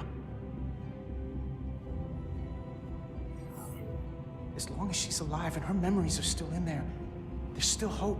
Hope is what you turn to when you have nothing left you can do. And there's still something I can do for Itasca. And I shall. It's fair. I'm not gonna lie. That's fair. I'm not denying that. Because it is entirely possible that they are lost. Right? It's like zombies, right? That's the kind of thing you got to think about. Like, it could be permanent and there's nothing, there might not be anything we could do about it. There might be no way to reverse. Nice. Nice. Very nice. Got some good boy points with him. Excellent. Stranger Among Us. God, it looks so good, don't it?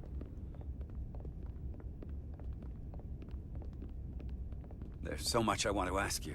There's so little I can tell you. I'm a portal, not a scientist, but I'll certainly do my best. I can only assume this is one of your older starships. What does helmet hair girlfriend think of me? She's touched by Carter, offered to help her fight against the Khan, which was undone when he refused to respond to her.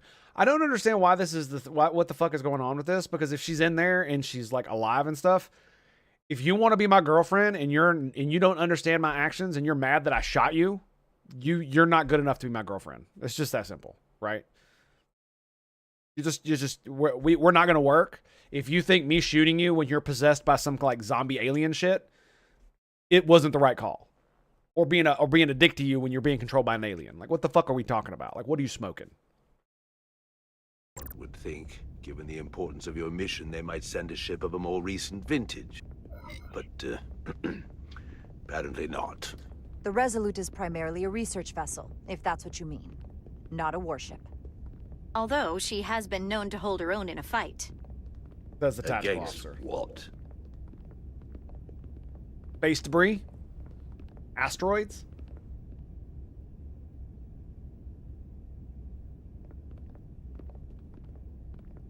Something wrong? Not at all. The galaxy has grown more diverse since the days of the Takon Empire. Because you conquered everyone who didn't look like you. To the contrary. Most lesser civilizations willingly join the Empire to enjoy the benefits of an advanced way of life. But that expansion came with its own set of problems, so I admire your ability to diversify without creating conflict. What a great line. Wow. That has so much packed in it. That's so great, right? Being evil and all? Yeah, I know, right? That was always our challenge. And perhaps, ultimately, our downfall. I can't say that we avoid conflict entirely, but we overcome our differences because of our common interests and a shared sense of purpose. A general belief we are better off united than divided. A concept almost Draconian in principle. We're more alike than you might think. Nice. Yeah, I don't like the diversity as our strength shit anymore, because diversity is a superpower, but like all superpowers, it has its weakness. That's why. If this is the best you have, then so be it. To locate this scion, Galvan, I'll need full access to your ship's systems. I'm an imperialist at heart, but this is cool too. Yeah, right. You must be out of your mind. You do realize he could just do it without our permission, right? Right? Right? No, I'm right here, completely in my mind. Given this is merely a research ship, I won't be able to find him without it. Perhaps I should have made that clear up front. I'll need to make certain modifications. That shouldn't be a problem. Excellent. Solano's gonna flip when he hears this. I'll see you on the bridge. We were literally tasked with doing exactly this. If you're not willing to go the full ham, then you need to get the fuck out of the way. It's not like we're doing something immoral, right? It's not like we're like genociding fucking people or, you know, murdering fucking innocents and burying them in mass graves. We're literally giving this asshole the ability to control our ship. Like, what the fuck did you expect was going to happen? Do you think he was just going to whip out a magical tablet and be able to show us the location of every Takon piece of technology in the entire goddamn galaxy without any of our help? Did you really think that was going to happen? Captain Solano, I'd like to introduce you to Portal 6-3, Guardian of the Takon Empire. Pleasure to meet you, Captain. Likewise. I can't say I've ever met a portal before. There is no modern equivalent. Not within the Federation, at least. I've learned it's a very prestigious position in Takon society. Or was, I suppose. Not just anyone is selected for the role. And fewer still are suited for it. How impressive. You spent 600,000 years at your post. That certainly takes an uncommon level of dedication. We all have our duty. Of course. But I'm curious. You were stationed there in preparation for what, exactly? Any and all threats to the Empire. An empire that no longer exists. Which suggests you weren't very successful. But the ass You kissing said seems to be you working. needed my help. Okay, now let me just tell you. No, he literally said it was a prestigious position. Remember? So I'm giving him his due deference. He does not suffer fools, so I'm not going to kiss his ass. That's different. But fair enough. It actually does seem to be working, though, doesn't it? I didn't come here to be insulted. Right? Perhaps that was a mistake. I'd be happy to return to Delphi Ardu at any time. Of course, the fall of the Empire had nothing to do with you. We know that. Do you? Because it seems your captain has a different opinion. I'm merely curious where your allegiances might lie. And clearly it's with the Takan. What happened here?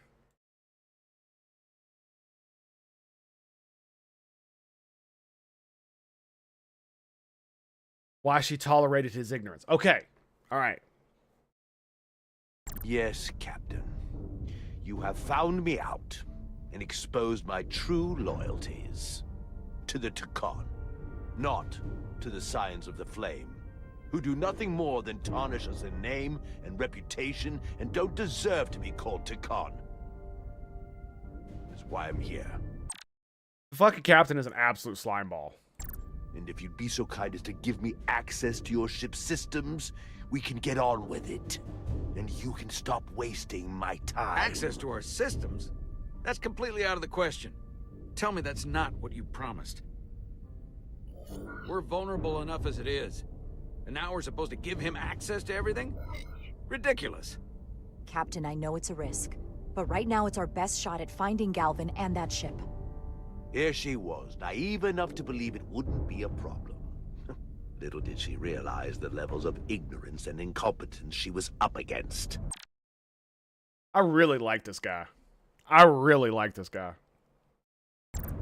If you're not enjoying your visit to our ship, we'd be more than happy to let you wither away back on your pathetic little rock. Captain! You clearly do not appreciate the magnitude of the threat the Scions pose. So myopic is your focus on your own ego. Oh my god! I will not be leaving until they have been found. Commander Rydek, a word. Yeah, you're fucking out of line, bro. What the fuck are you doing? And to think, I waited 600,000 years for this.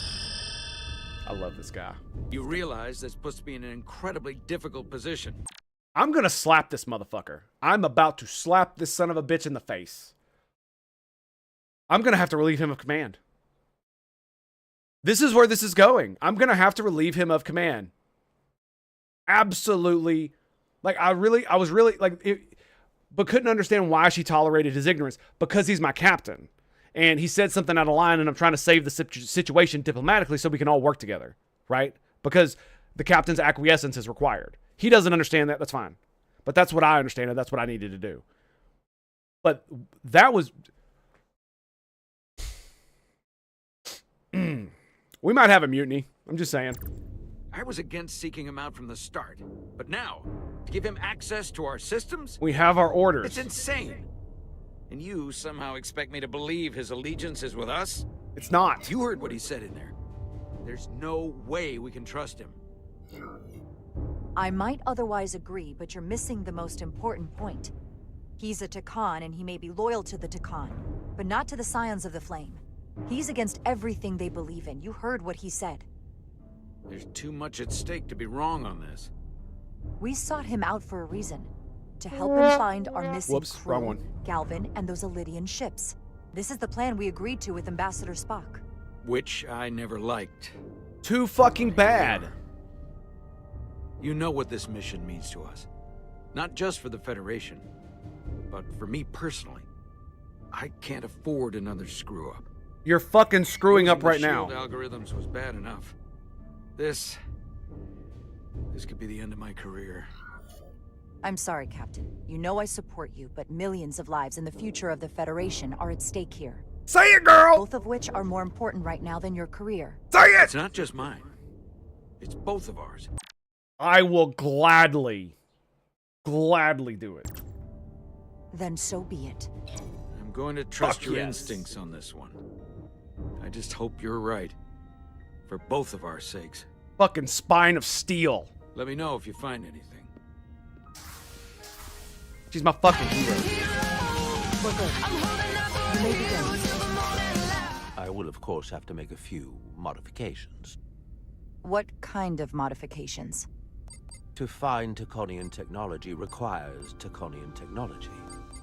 If this Scion Gallivan modified his ships, then I must do likewise to yours.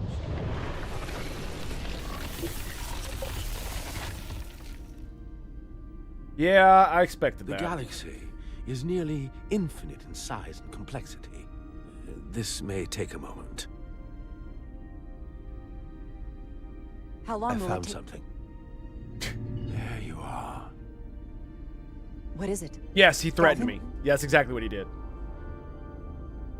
Remember, like I said at the beginning, he was talking about, oh, you someday want to be a captain, and I see that in you, and, you know, I could definitely recommend you for that. That was a veiled threat that I need to support him, otherwise he's going to tarnish my career. And that's literally what he just threatened, is to if he goes down, I'm going down with him.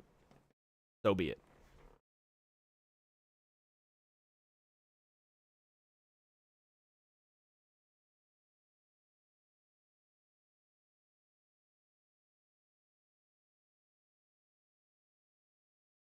And you want to know what's really funny is that he is jeopardizing his career simply by acting the way he is. The ship is monitoring him at all times. Every conversation he has is being recorded by the goddamn ship.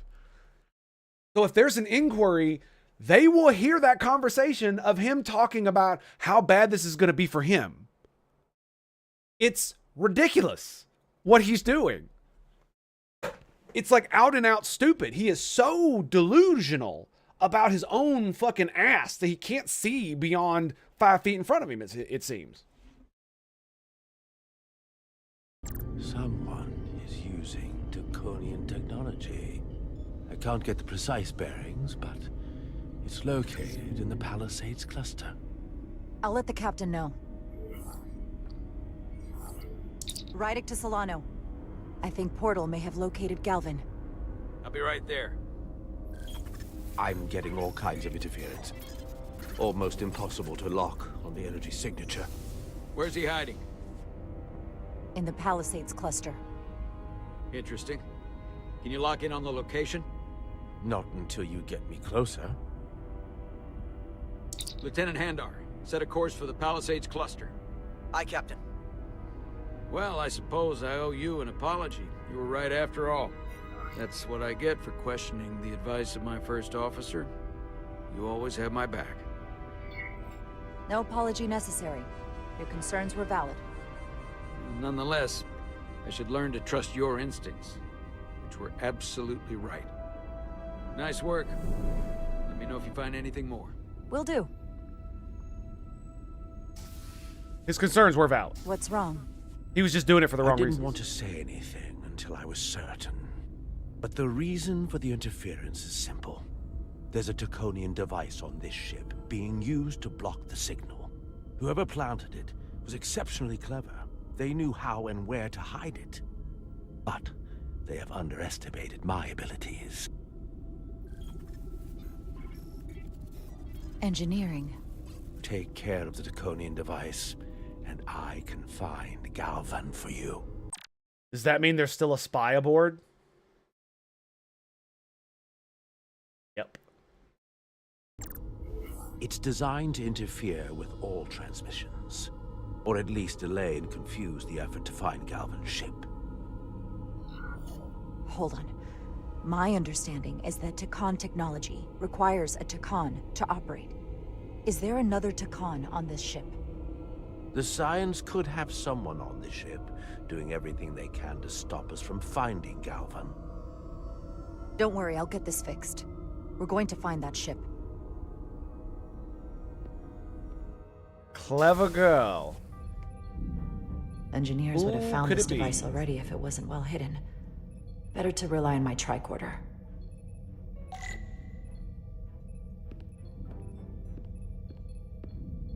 Now that is a beautimous warp core. Look at that baby.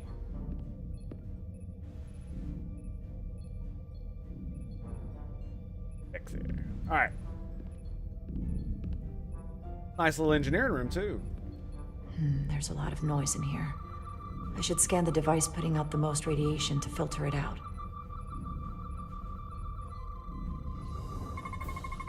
That's better. Most other radiation sources in here are well contained. There's definitely tetrametric radiation nearby. But even with the gain boosted, it's getting drowned out by other sources of radiation in here.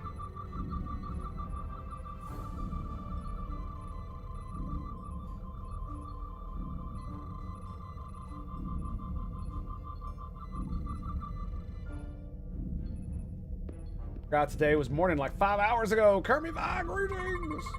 A little bit of harmless radiation leakage here, but enough to mask the tetrametric pulses.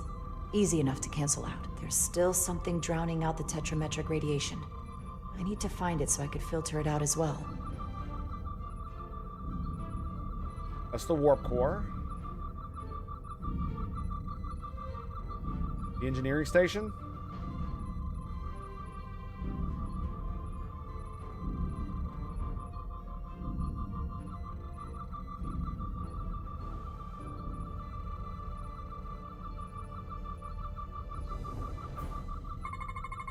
Jeffrey's tubes thump harmonics from all over the ship. I'll filter that out. There we go. I'm getting a clear tetrametric signal now.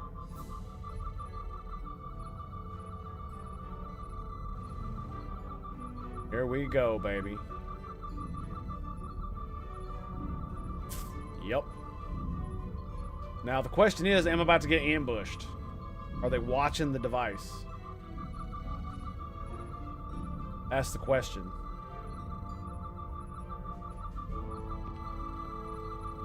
Found it.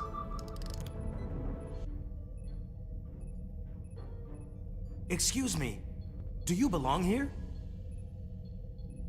Commander Rydek. I'm sorry. I didn't know it was you. Paul. Calloway, right? Yes. You know, it means a lot that you remembered. What, are you doing back here? I don't mean to pry, but first officers don't usually go digging around engineering compartments.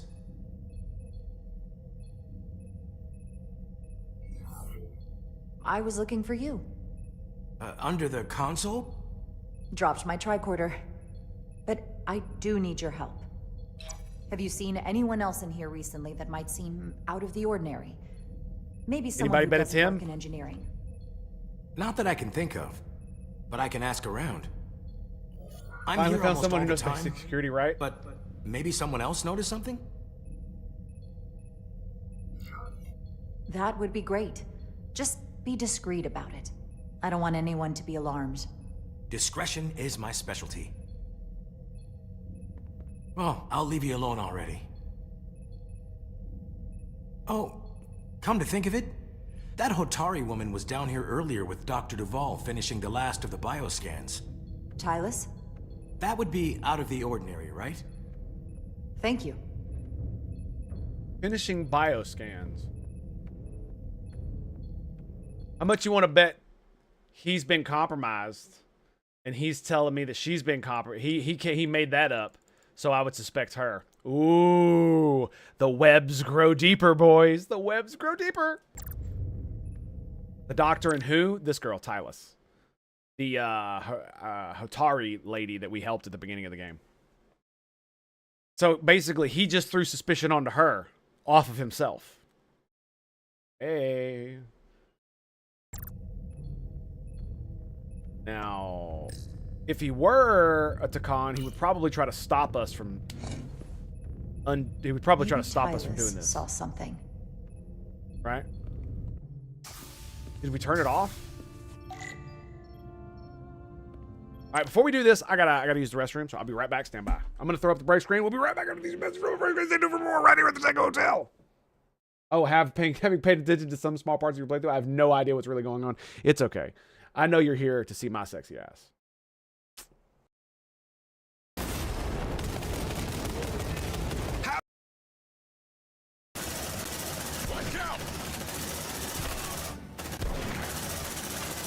Tactical analysis in progress. No, I missed! He walked into it! She walked into it! Mine is bigger. Take a breath. Watch that stress, squad. Oh my god! Oh my god! What the fuck? Don't bother running! Here it is, boys! Looks like this might be it. Multiple hostiles eliminated.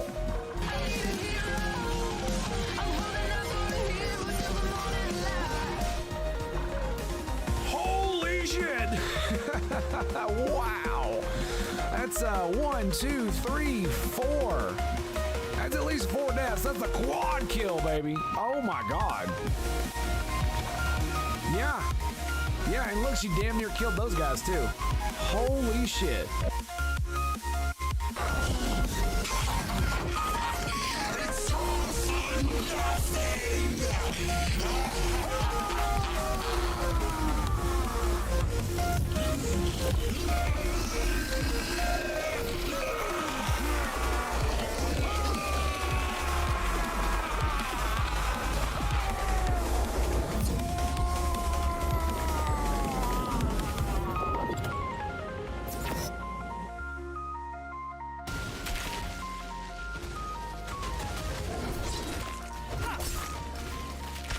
Dude.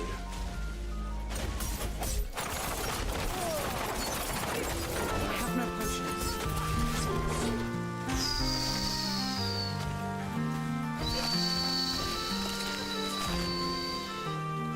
Come on, come on, come on, come on. This done. Yes! Oh my god.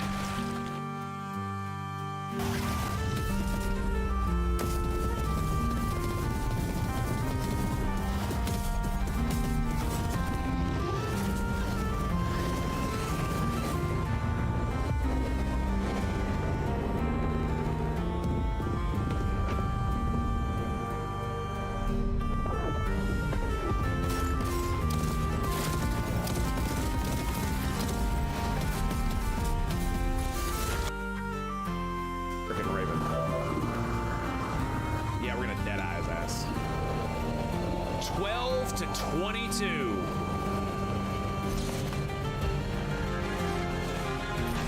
Boom! What's the damage? What was the damage? Oh my god, there was so much damage. The computer's like, nope, nope, nope.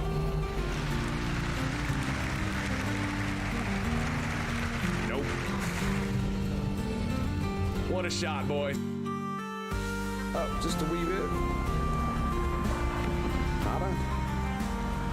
2 towers. 2 freaking towers. Look at that shit. This game is so freaking cheating. You're alright. What kind of bullshit is that, man? 2 of them. Move. Right next to one another. Oh no, you shall not pass. That's right. You let me. Did I stutter? Did I stutter? No, you shall not pass. My knowledge is at your disposal. Shall not.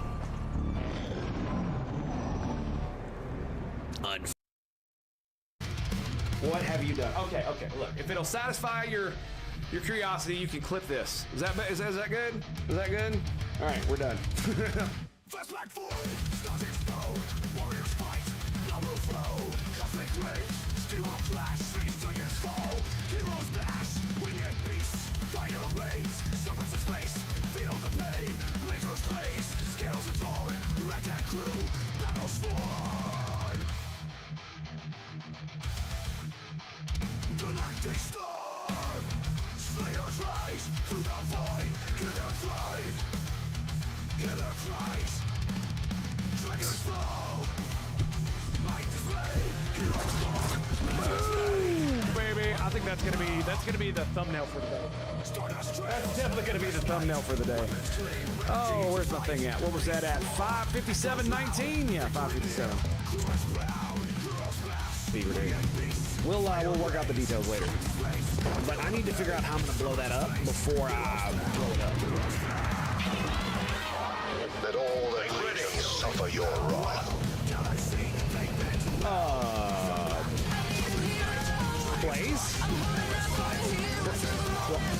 place, bruh. Are you okay, man? you got a little anger to get out there, buddy? Holy shit. Dude. Good copy. Moving on target. That's a bit much, don't you think, sir? Holy shit. You know?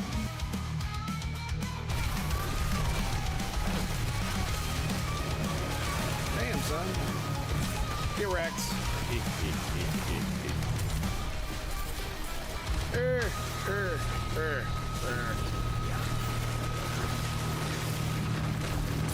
What are you doing? What are you doing?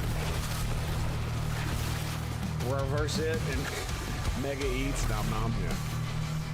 Boys.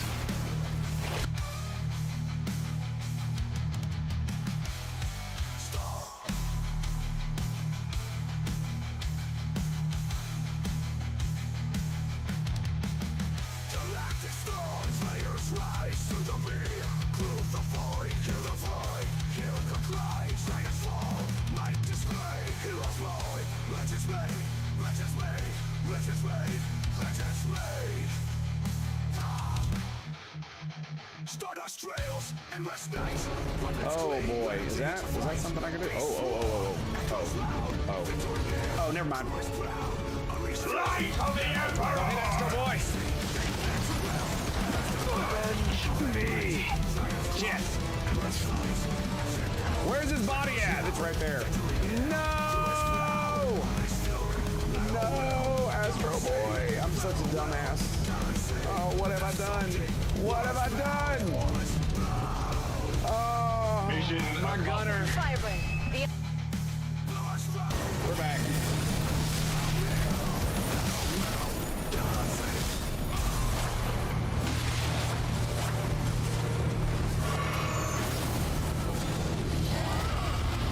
Oh boy.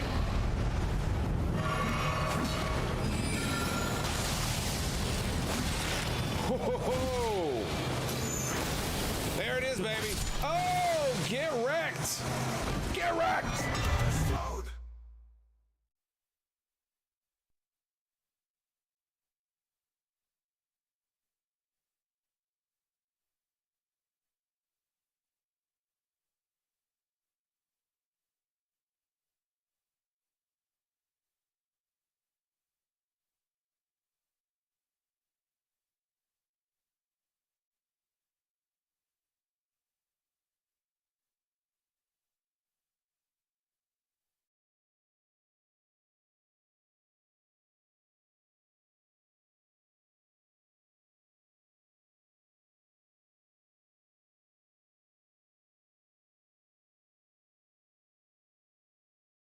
Alrighty, boys. Here we go.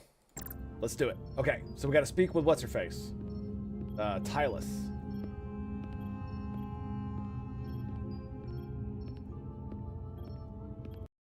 Force field?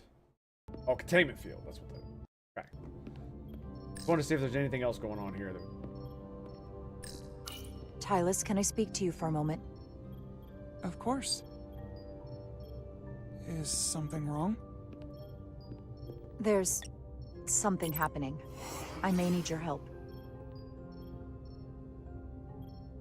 This is important. How can I help? When you were in engineering with Dr. Duval, did you notice anything out of the ordinary? Or anyone? Not particularly. Why? I found this, hidden in a compartment down there. That's Taconian technology. Does that mean there's a scion on board? But Dr. Duval bioscanned everyone. Every deck, every crew member, I've seen the logs. She couldn't have been more thorough. Someone evaded detection and planted that device. Which would mean they've been with us this whole time. Watching, listening. All the more reason why we have to find them. It could be anyone. That includes both of us. You want me to get scanned? Better to know for sure, right? Yes. I would feel more comfortable if you did. 100%. I understand.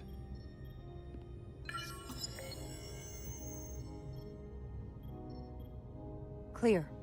Now it's your turn. Sure.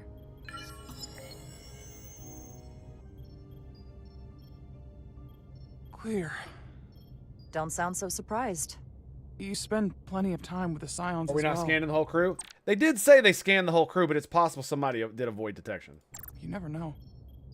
Let's get to it. They could have been... Search starts in engineering. And they could have been targeted Whoever after the planted fact. the device most likely did it within the last few hours. So I'll start by running a scan, tracking everyone who came through engineering over the last day, in reverse order. Now we're competent and smart. I see.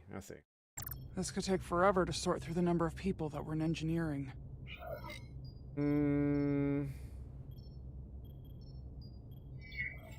I'll filter out the duplicates. That helps. Okay. Cross-referencing this list with everyone who's traveled to Hotari. Now this is manageable. Not necessarily. Filtering for outliers. People who don't work in engineering. Let's see who's left. I mean, it could be engineering people. No. This can't be right. He didn't do a bioscan? Of the people that went to Hotari and visited engineering, it could only have been Captain Solano. According to this, he was here while you went down to Delphi Ardu 4. Which would have been the perfect opportunity. And no one would question him. He's the captain. He fits the profile for the kind of people the Takan want to bioform. Leaders. People with authority that can lead to them gaining more control. Like Galvin? The Queen? The captain of a Federation starship. That's why he wanted to keep the shield stuff secret. Oh my god. Because he's the captain, so it's possible that he was able to go in there and use his command codes to filter that out, right? I don't know why he wouldn't make it to where it would say he'd already been done so, but it's probably why it wasn't flagged. What happened when Dr. Duval bioscanned Captain Solano? That's just it. She never did. How is that possible? Something more urgent would always come up. There was nothing she could do. But performing a bioscan is the only way to be absolutely sure. That's not going to be easy. First thing I need to do is get this device to Portal. Be careful. And good luck. I'll need it.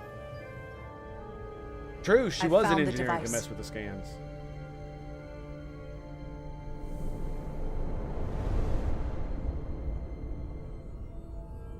Maybe he could tell who's touched it. Does it have the captain's DNA on it? Interference is gone. I have located Galvin's ship more precisely. He's in the Usonia system. So then it worked. This whole region was one of the most sacred for the ancient Takan. I love how they just use a random picture, not realizing what they're actually talking about, because that is a star system, not a cluster. It's so silly. It's something they could have easily avoided. Like, oh my god. What many consider the birthplace of our civilization. See these comets and planetoids in the outer orbits? Based on their current trajectory, that's Galvin's destination. And legend tells us it's the location of what was once our largest arsenal. Oh. Not that we needed it in the late stages of the Empire, but it was there as a precaution nonetheless. What kind of weapons are in this arsenal? It's difficult to know what would have survived from the time of the Empire, but be assured that the damage they have done so far by altering your current technology will be minuscule compared to proper Taconian firepower. Ah. If Galvin and the other Scions secure the arsenal, they will become extremely dangerous. My people had such power at the height of the Empire. The Takan were as gods, keeping absolute control over countless worlds. I must speak with them directly. However, the presence of this device is worrying. It's highly likely it was placed here by a Scion, hidden among your crew. It And might it be is the unlikely captain. this interference device was the Scion saboteur's only trap. That's why if that's the case, that is why he insulted the portal. is to try to screw up diplomatic relations so he'd go back home. Bro, there's way too much self-sabotage that he's doing, things that are just like utterly ridiculous and retarded for a fucking captain to do. Even one hell-bent on ego, like there's no way, unless he's having like some kind of fucking like mental break, that he would do these things. And it...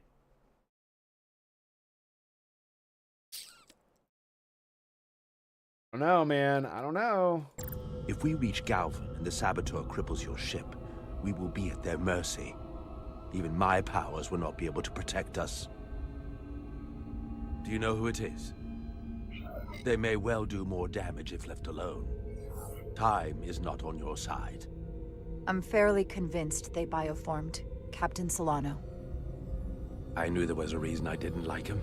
That explains it.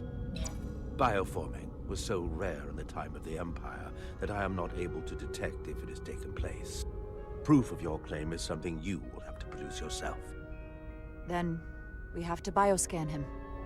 I'll talk to Dr. Duvall. That's quite the claim. Told me you were worried about him. I'm about to start a fucking mutiny if he doesn't submit to a bioscan. It's gonna, I swear to God, it's gonna happen. I will fucking point a phaser at his goddamn head and order him to take the fucking bioscan, or I will stun him and throw him in the brig and then bioscan him. There is only one way this is going to happen. It is not going to happen any other way. But I never imagined this was what was wrong. And the reason I say all of that is because if he's not, and he is the real Captain Solano, then he would know the only thing to do would be to submit to the bioscan immediately. That's the right thing to do.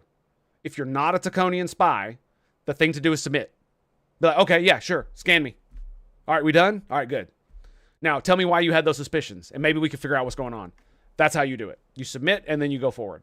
Because the thing about it is, this is a chain of command kind of thing. You are the ship's captain, and your first officer thinks you have been compromised by a spy from a hostile alien race.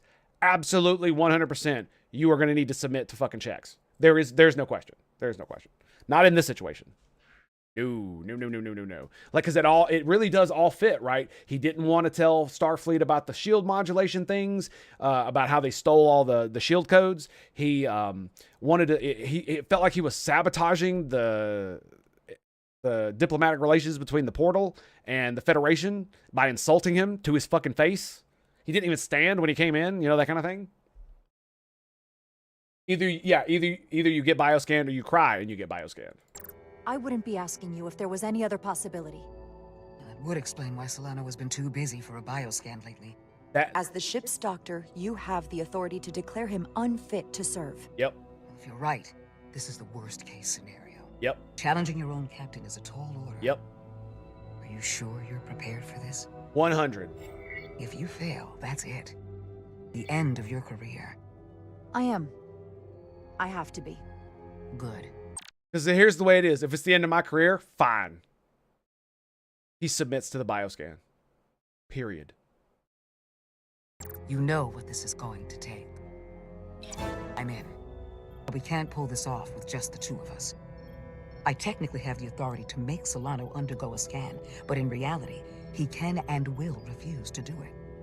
We need at least another member of the senior staff to support your claim, or this could all blow up in our faces. You better think long and hard about who you can trust. Oh, no. No, come on. Honestly, I want to pick this guy. There's two reasons. One, because I followed Captain Solano's orders, and he's more likely to trust me going against Solano, in my opinion. Like, I don't think he would use his... I think he's more inclined to help me because of his own biases than he would to hurt me because of his own. Based on how he was dismayed, he followed the orders and put the crew on the hull at risk. Everything else, though, right? Like, who else? We got Commander Ermont.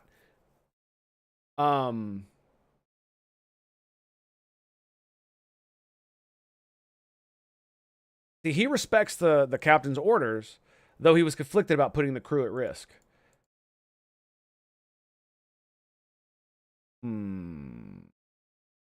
I'm really thinking him, dude. She's got me.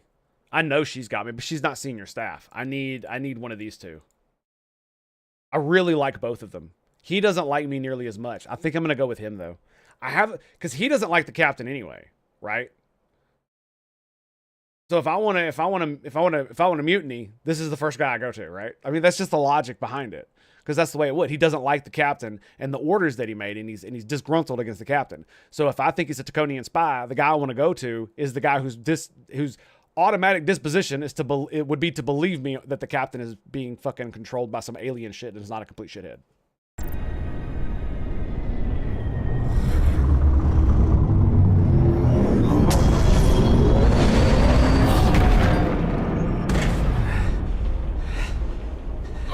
What the fuck was that? Are they trying to go into warp or something? Down to one reactor. I thought we'd be stopped dead. At least stuck at impulse power. The Tacon enhancements must be able to brute force limited bursts of warp output. Ah, so. Yeah, but they won't get to wherever they were headed at this rate. They're just limping along now. So where does that put us? Maybe I can answer that. That's how you frame a shot.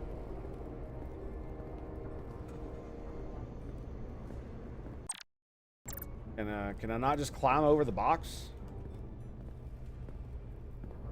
Really? Bro won't climb through this. Come now, guys. Really? Really?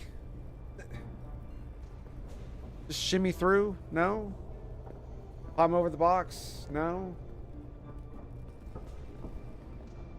This console's working, but oh no, it's blocked by a crate.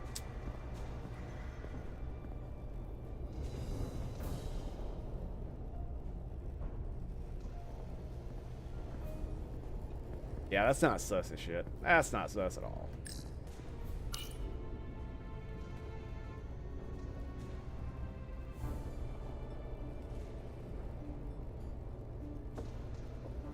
Oh, it's down there. I was like, where the hell is this thing? I got the ship's heading. They've changed course. Drastically. Looks like they're headed here. The Usonia system. They might stop there. Can we use the Zeldi's comms to signal your fleet? Comm systems are locked. Grab hold! Oh!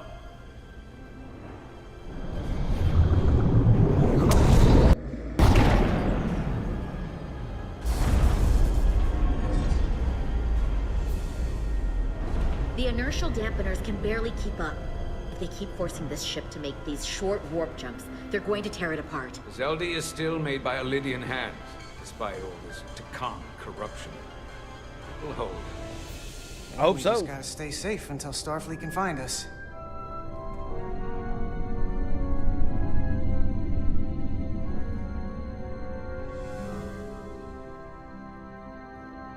They did such a good job. They really did. Your people. Is there somewhere you go when you die? Life after death? No. On my homeworld, some people think they can cheat death in a way by joining with the Trill symbiont. But that's not a life to me. What about you? Is there another plane of existence for you? With every passing battle, as I get older, I think about it more. I think there's just no way for us to know what happens after we die. Really? Maybe there's something more, maybe not. But I can't discount the possibility. You can't prove a negative. Yep. Then maybe you can understand this. My people have a special journey. When Lydians die, we rejoin our comrades, family, and ancestors. On the parade grounds of Cirella? That is just one part of it, but yes. Death is not the end for us.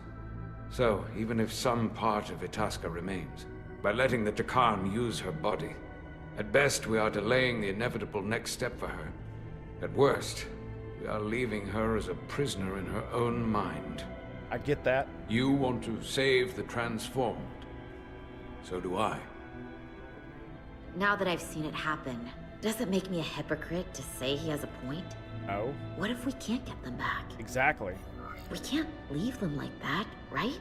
I think Itasca would want to be released. To think of what she could be going through right now. It's a torturous idea. I know it's awful to think about, but if they're still alive, we can still try to help them. We lose that option once they're dead. I had a sister, a twin. It's very rare among the Trill. Like, I'm not opposed to giving them a merciful death. I'm not opposed to that. But I'd rather run out of other options that do not include death before we arrive at that option specifically. Like, let's at least give it the old college try, shall we? You never told me that. She was one of the youngest hosts to ever join with the symbiont. A sentient creature that lives in our body. It's considered a great honor. The symbiont can bring centuries of knowledge and wisdom to the host.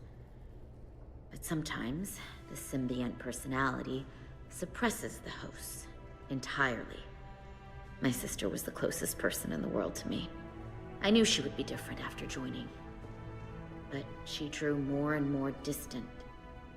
The room we shared growing up was foreign to the both of us. And Aren't you supposed to be an adult? Or whoever she'd become, cut me out entirely. So I left for Starfleet and swore I'd never go back. I couldn't stand the thought of seeing her. Someone who looked like my sister. Sounded like her. But wasn't. So, losing Miranda like this, it opened an old wound. Never really closed up in the first place. Kind of threw just You salt on remind it. me of Itasca. I do? Bonds are not made by what runs through your veins, but the blood you spilled together. Itasca was my family in that way. What a very I Klingon want you thing to know say. there is nothing I won't sacrifice to win this fight. Fair enough. But if we're lucky enough to survive, I'd be honored if you'd count me as one of your tribe. I mean, it was my idea just to blow the fucking ship up, so you know I'm in. As Itasca was. Even a couple of engineers like us? You are many things. I'll take you up on that. Same here. Will they not cease this madness?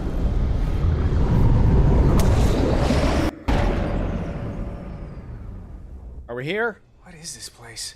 Is that the Veskar? Another one of yours? Not anymore. They've corrupted it. Just like the Zeldi. Now there are two ships.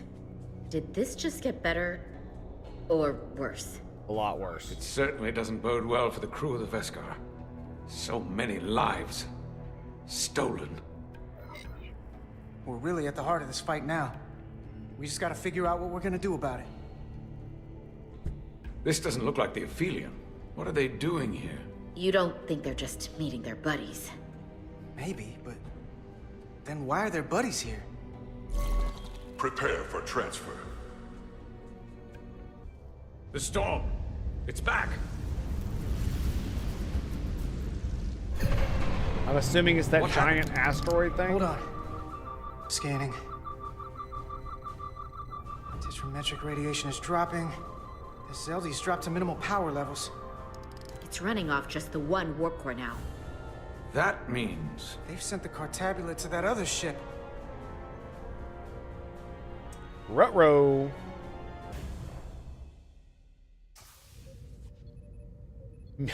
Wow, mutiny.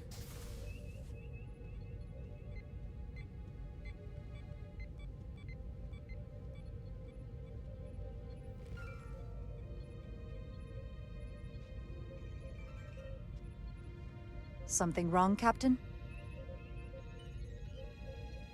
No, nothing's wrong. In fact, I was just going to call for you. I'm needed down in engineering. The bridge is yours.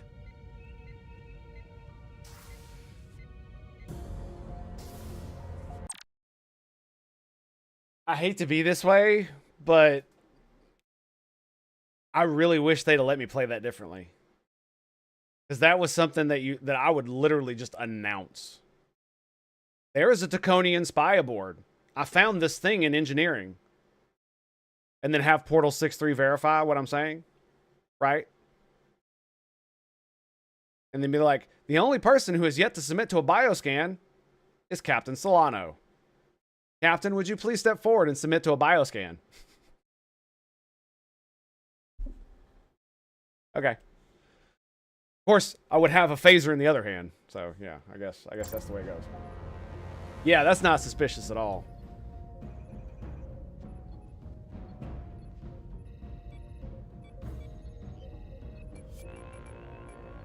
Yeah, half a dozen security guards. Do I only get to choose one?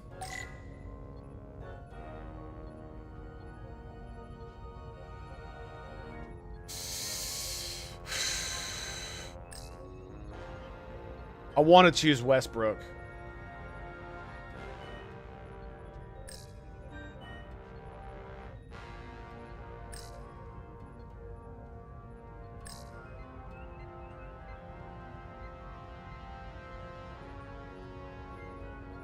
She'd probably be my strongest ally. She'd follow me into hell and back, dude.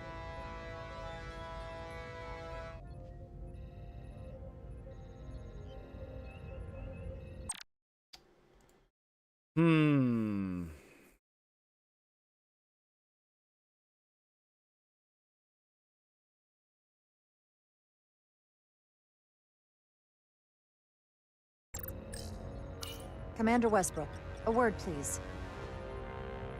I'm busy here, so let's make it quick.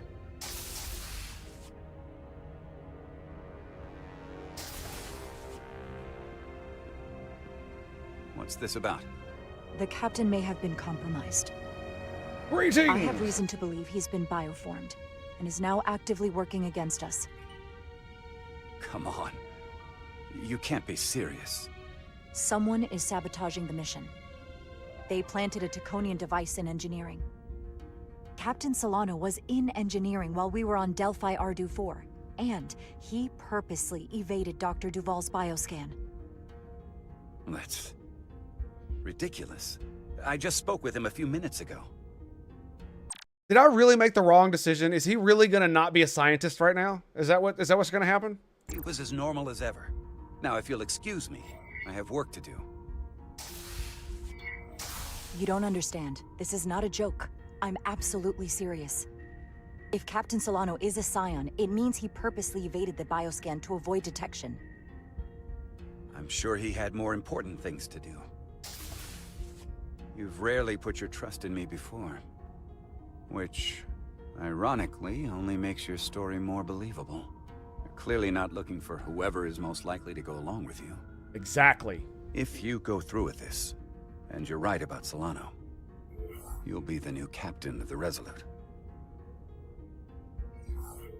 As first officer, it is my duty and responsibility to protect the interests of the ship and its crew when the captain has been compromised. I'll have your back. But you damn well better be right. I knew it would work! Fuck yeah, dude.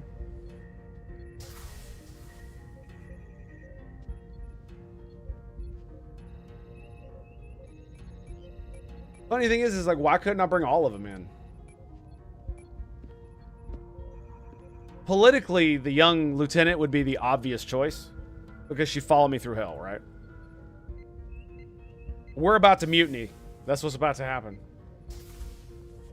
It's now or never. Oh, it's right now. Captain Solano. Commander Rydek, we need to talk about... Doctor? What brings you to the bridge? Just a bit of housekeeping. You owe me a bioscan, Captain. I don't have time for that right now. Nope. It will only take a moment. I can't put this off any longer. You can, and you will. All you'll find is that I'm quite reasonably under stress given the circumstances, and you aren't making it better. I'll find you in sickbay when I'm good and ready. No. Or, if you're gonna stand in the way of the mission, I can find you in the brig instead. It's merely protocol, Captain. All officers that touch alien soil have to be bioscanned. I know the protocol. Then why aren't you following it? It's not more important than chasing down these Taconian marauders. Ah, excuses. The crew looks to you for guidance, Captain. It may seem like a nuisance, but it would set the right example. What is this? We need you to comply with the scan, Captain. That's enough. Drop this. All of you. No. I'm giving you a direct order, Commander Rydek. Stand down and go back to your post. Now. No. Do not make me tell you again. I've been a starship captain since before you were in the academy. I won't stand for this. I refuse. So do the others.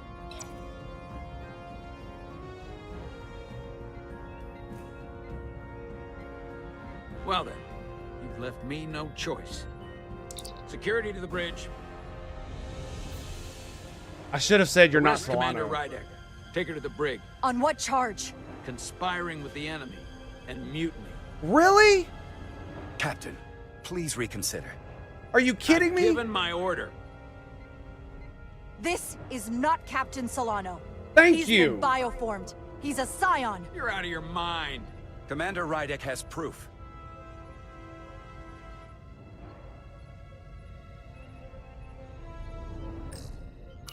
He sabotaged our efforts to track Galvin with this.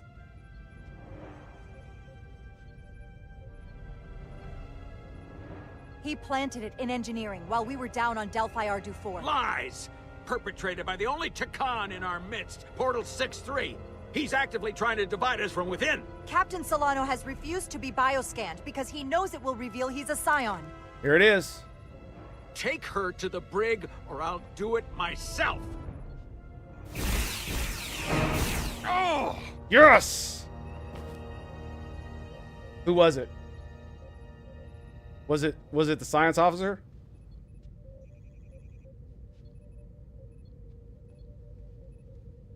Wait! Stand down! That's an order! Everyone hold until we get answers.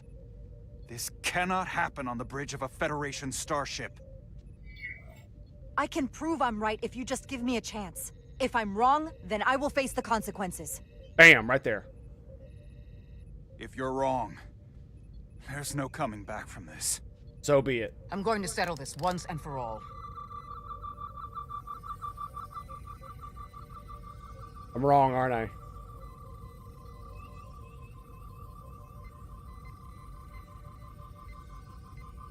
I'm totally wrong.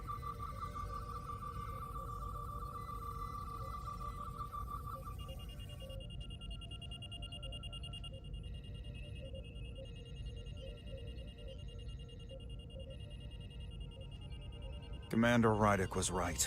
Oh my God. Captain Solano has been compromised. He's been bioformed into a Takan. Oh my goodness. As the Chief Medical Officer of the USS Resolute, I am relieving Captain Zachary Solano of command. To be fair, it definitely could have gone better. I would have probably worded it better. I would have been more like, if you do not submit to a bioscan, I will relieve you of command, put you under arrest, and force you to take the bioscan.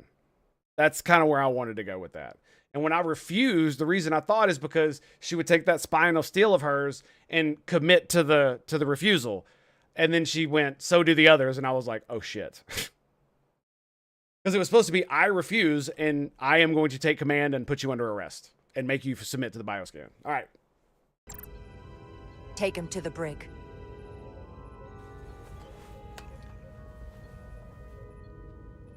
What if you were the scion all along? No! This is bad. This is why at the very beginning I was like, chain of command, chain of command, chain of command. I had a feeling something like this was going to come along. I had a fucking feeling something like this was going to come along. It always does. I don't know what to say. I'm stunned. No, Captain Solano is. Well, there's no going back now. You are, rightfully, the captain of the Resolute. And I'm with you from here on out. I need you to know that. I've always wanted to be captain of my own ship, but I never imagined it would happen this way. I don't think anyone could anticipate something like this. But you learn from one of the best. And you'll be one of the best. I know it.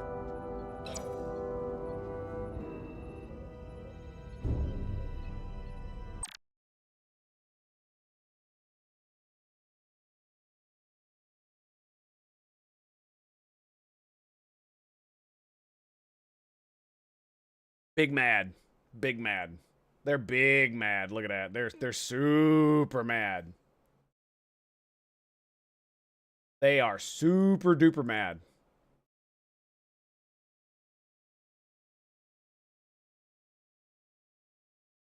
Yeah, super mad. Apparently they do have facial expressions based on how they feel about you. They're really mad. I mean, the problem with Lieutenant Bredson, whatever the fuck her name is that one, she's a lieutenant. So the fact that she is of lower rank makes a bit of a deal. And the fact is she's my fucking cheerleader, right? Everybody knows she admires me. So if I use her to try to commit a mutiny, that's going to look political in nature. And it's the same with Commander Ermot, is that he's more likely to support me because he likes me more than Commander Westbrook. Westbrook is literally the only logical choice for me to do this because me and him do not see eye to eye. He dislikes the fact that I followed the captain's orders when it was required and mandatory and when it was the right thing to do in the moment. He didn't like that. And because we don't see eye to eye, that means he was my only ally. He's the only one that would have made any logical sense as far as like any kind of like review or Starfleet looking into it or just in practical matters with the rest of the crew. They know we don't see eye to eye. They know we don't like each other. So if we're agreeing that we're going to mutiny against the captain, they know something's up. When two people who seriously dislike each other both band together against the power structure, then you know something's going on. You know it's legit, that there's something screwed up. If he's not a Scion, it would be easy just to take it and make us look like a complete fool and have an excuse to throw us in the brig. Yeah, that would, but that's a good point.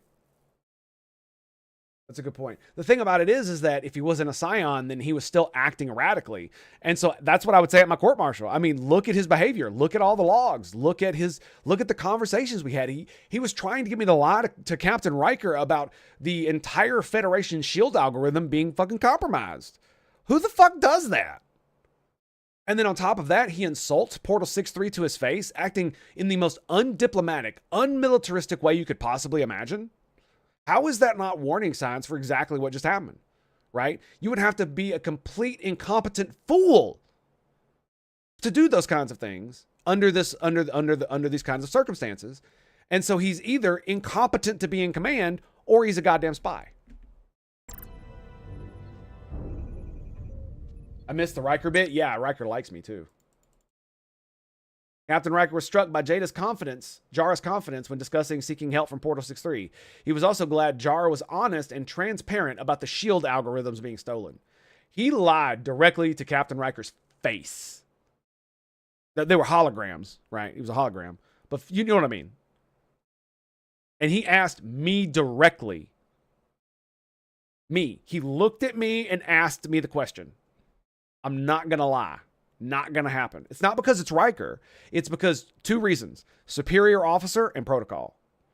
I can understand like keeping the noise down to try to not cause a panic. But when your superior asks you a direct question, you do not lie to them. It's that simple. It is literally that simple. And at that point, it's their fucking problem if it causes a panic. Has there ever been a woman that Riker didn't like? Hey, I like that. Yeah. I was not here for Portal 6-3 stuff. Oh yeah, it's good stuff, man. We're gonna get more of him. Don't worry. So he felt slightly less offended after Jara defended him from Captain Solano's insult when Captain Solano first met him. But he couldn't understand why she tolerated his ignorance and felt a growing trust in their relationship when she revealed who she suspected might be the Scion on board the Resolute. Yep. Like the thing about it is like, I am loyal to my captain and my crew. But there is a hierarchy of loyalty, and mission always comes first. Or actually, I believe it would be country, then mission. But in this situation, it's mission comes first.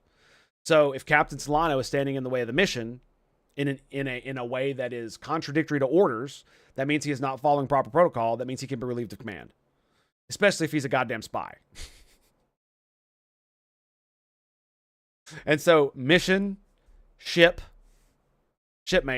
self. So my first duty is to the mission. My next duty is to the ship, and then the crew, and then myself. The captain being the head of the crew, of course, in that scenario. So if the captain is endangering the ship unnecessarily and incompetently, then he can also be relieved of command. But it's something you never want to do.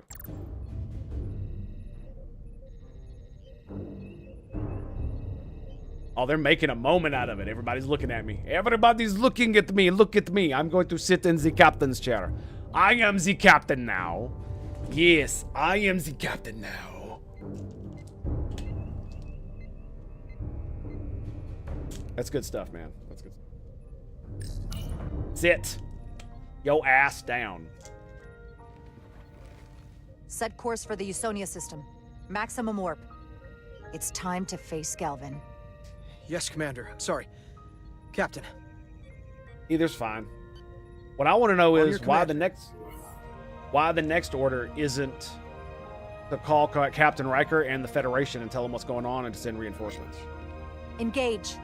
They didn't let me choose the thing I wanted. They did use the engage though that I chose last time, so maybe that choice is reflected here. How about that? Oh, God, this game is so good.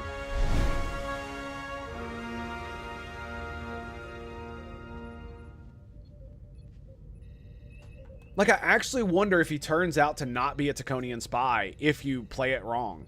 If the story actually changes. Or if he's always a Taconian spy. Like, is that always the thing? Like, I wonder how that plays out.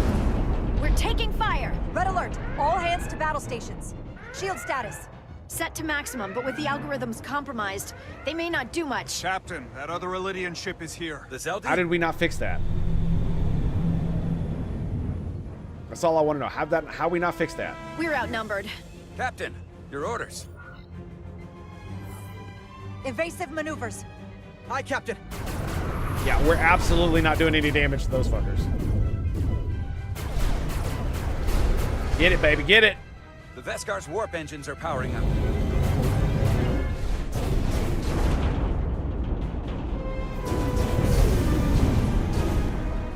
Our warp engines are offline. That must have been their goal. They didn't want us to chase the Veskar. According to my readings, they also took the Cartabula with them. Shit. They're not breaking off.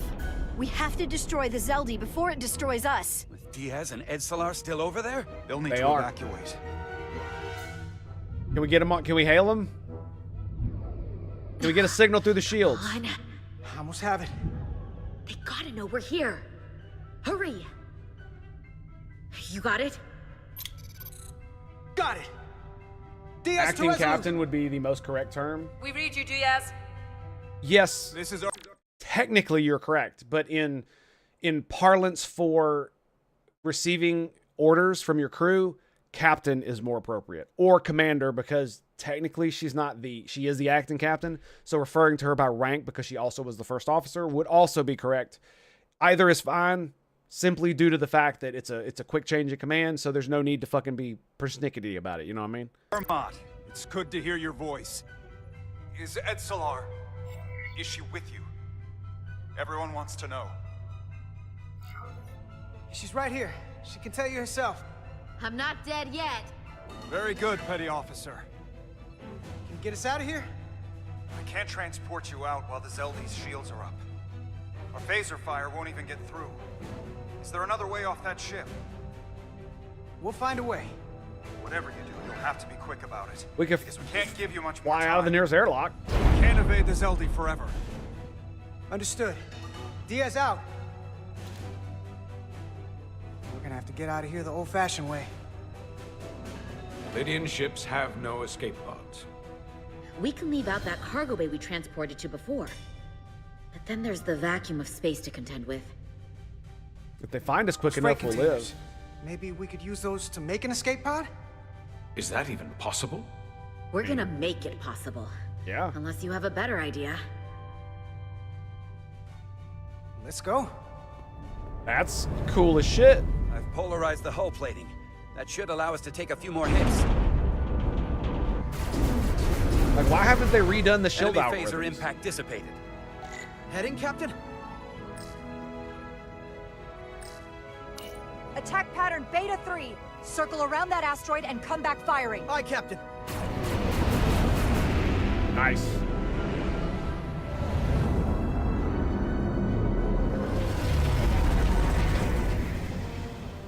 Zeldy, in range. Fire!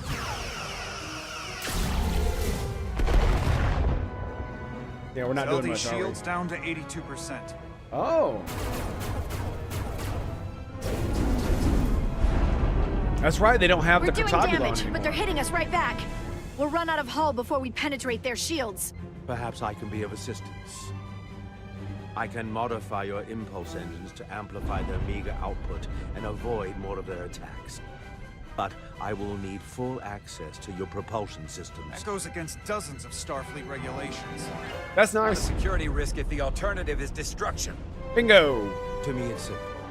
You can take this beating and hope you can weather it. Or will you put your trust in me?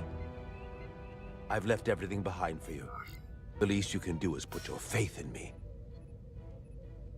Do it. Commander Ermot, give Portal access to the propulsion systems. You're going to have the ship in your hands. Don't let me down. This will take a moment.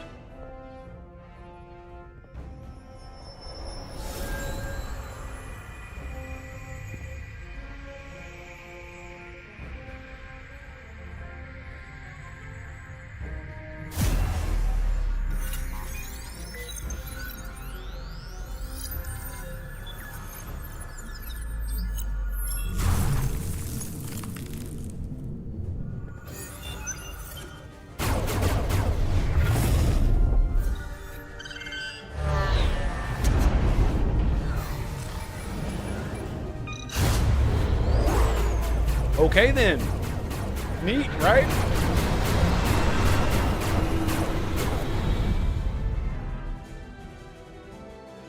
Seems to be working. Your ship has let up its fire. That gives us some time. All right. One of these freight containers should do the trick. Be quick. Yeah, they did. We need one big enough for all of us to fit inside. Something we can make airtight. Oh, here we go. This bad boy. Damn it. Not this one. Not enough room for the big guy. No way this will hold up in a vacuum.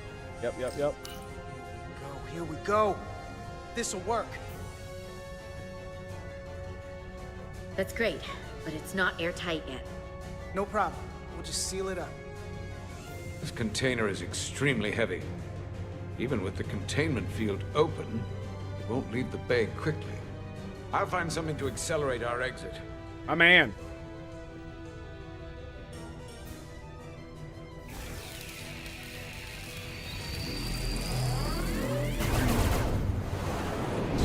What a cool battle sequence. Glancing blow. Very little damage. I cannot keep this up for long. Their phaser banks are recharging. Now's our window. We have to strike back. I agree. Their next barrage could be our last. Better make this count. Target their weapon systems. Take the teeth out of their bite. That could make them run. Just like the Veskar, we'd lose Diaz and Etzelar again. Hit their engines. We've already lost the Veskar. We need to protect ourselves first. Target the weapons. Target their weapon systems. Hi, Captain. Firing torpedoes.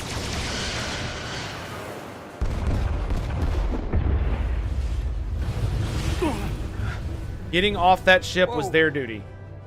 We gotta move it now. These will give us the push we need. Those are explosives.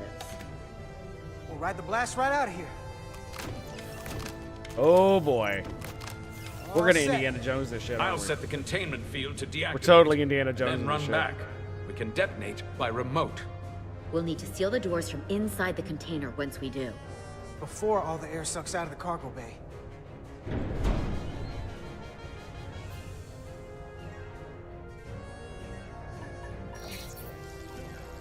All right, boys and girls, it's time.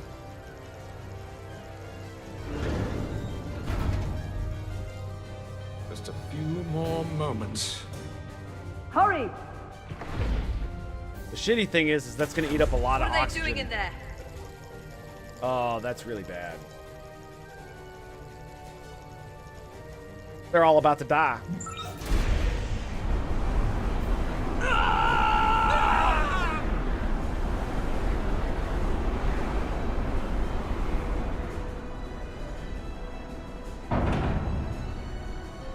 Please, help me. No. The Takan get what they deserve. Don't leave me to die. I don't know. Can we really leave her? She can figure her own way out of this. This ship has no weapons. Sidron's going to ram it into your Federation ship. Please, Amenta. Oh, It's not her. no. I know it's not. Carter, we have to seal the doors. Don't leave me. Get this lifeboat off the ship before it can crash into the Resolute. Nope. We're going.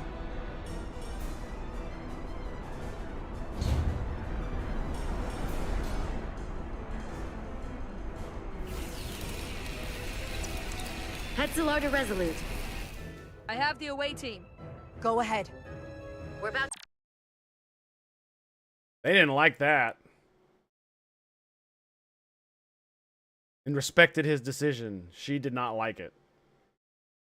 Okay. to exit. We see the cargo bay containment field is deactivated. You'll get over that it. tractor beam ready. Zeldy's coming about. They're going to charge the Resolute. A direct collision would be catastrophic. So move. We can't wait any longer. We have to fire. Captain, they're almost out of there. We need to act fast. Hold all fire! Get out of there, Petty Officer. Do it now! You heard her. Done! Ready? Detonate! They did their duty. We can give them a few more seconds.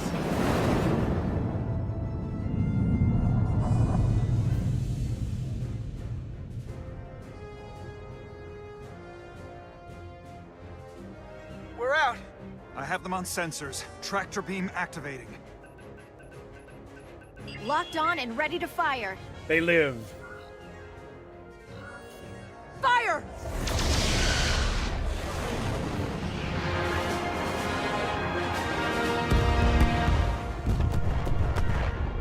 Cheers, bitches.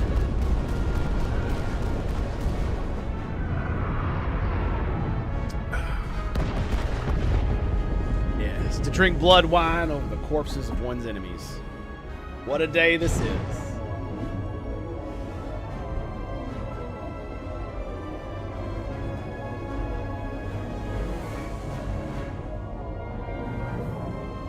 Like I said, they did their duty.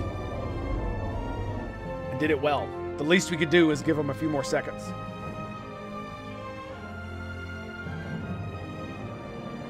Tractor beam's locked on. We have them. They'll be pulled into the docking bay shortly. There's something else. I tracked a transporter signal to the planetoid moments before the Zeldy detonated. Sidron. Yep. There's a Takan structure there. It's the reason they were here. It's the reason we are here. Ah. Now.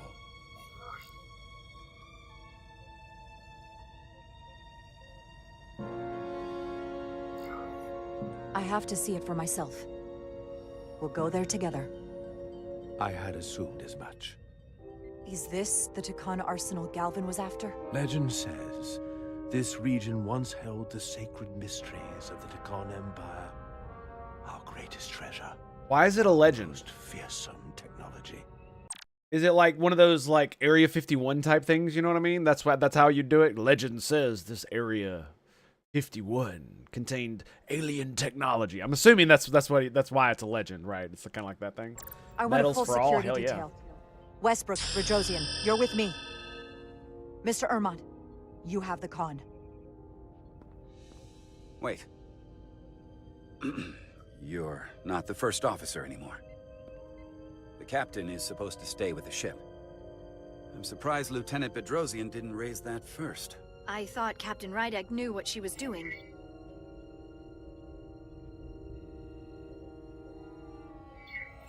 You're right. But this is too important for me to sit out. You'll just have to make sure nothing happens to me down there. Of course, Captain. We'll deal with the first officer vacancy when we return. Until then, Mr. Ermont? Yes, Captain.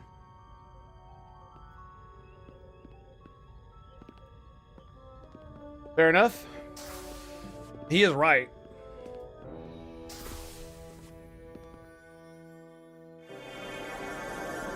Sometimes.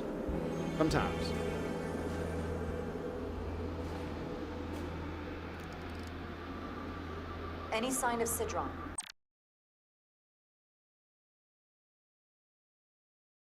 We just started a new chapter. And that, unfortunately, means I'm going to have to call it there. I don't know how much longer we got. It feels like we're getting real close, but I unfortunately have to go. I have to go do things today, and I have things I need to go do. Yes, let's just. So thank you guys for being here. Very much appreciate it. Camera Nightly Cat, Agamom, thank you so much. I appreciate it.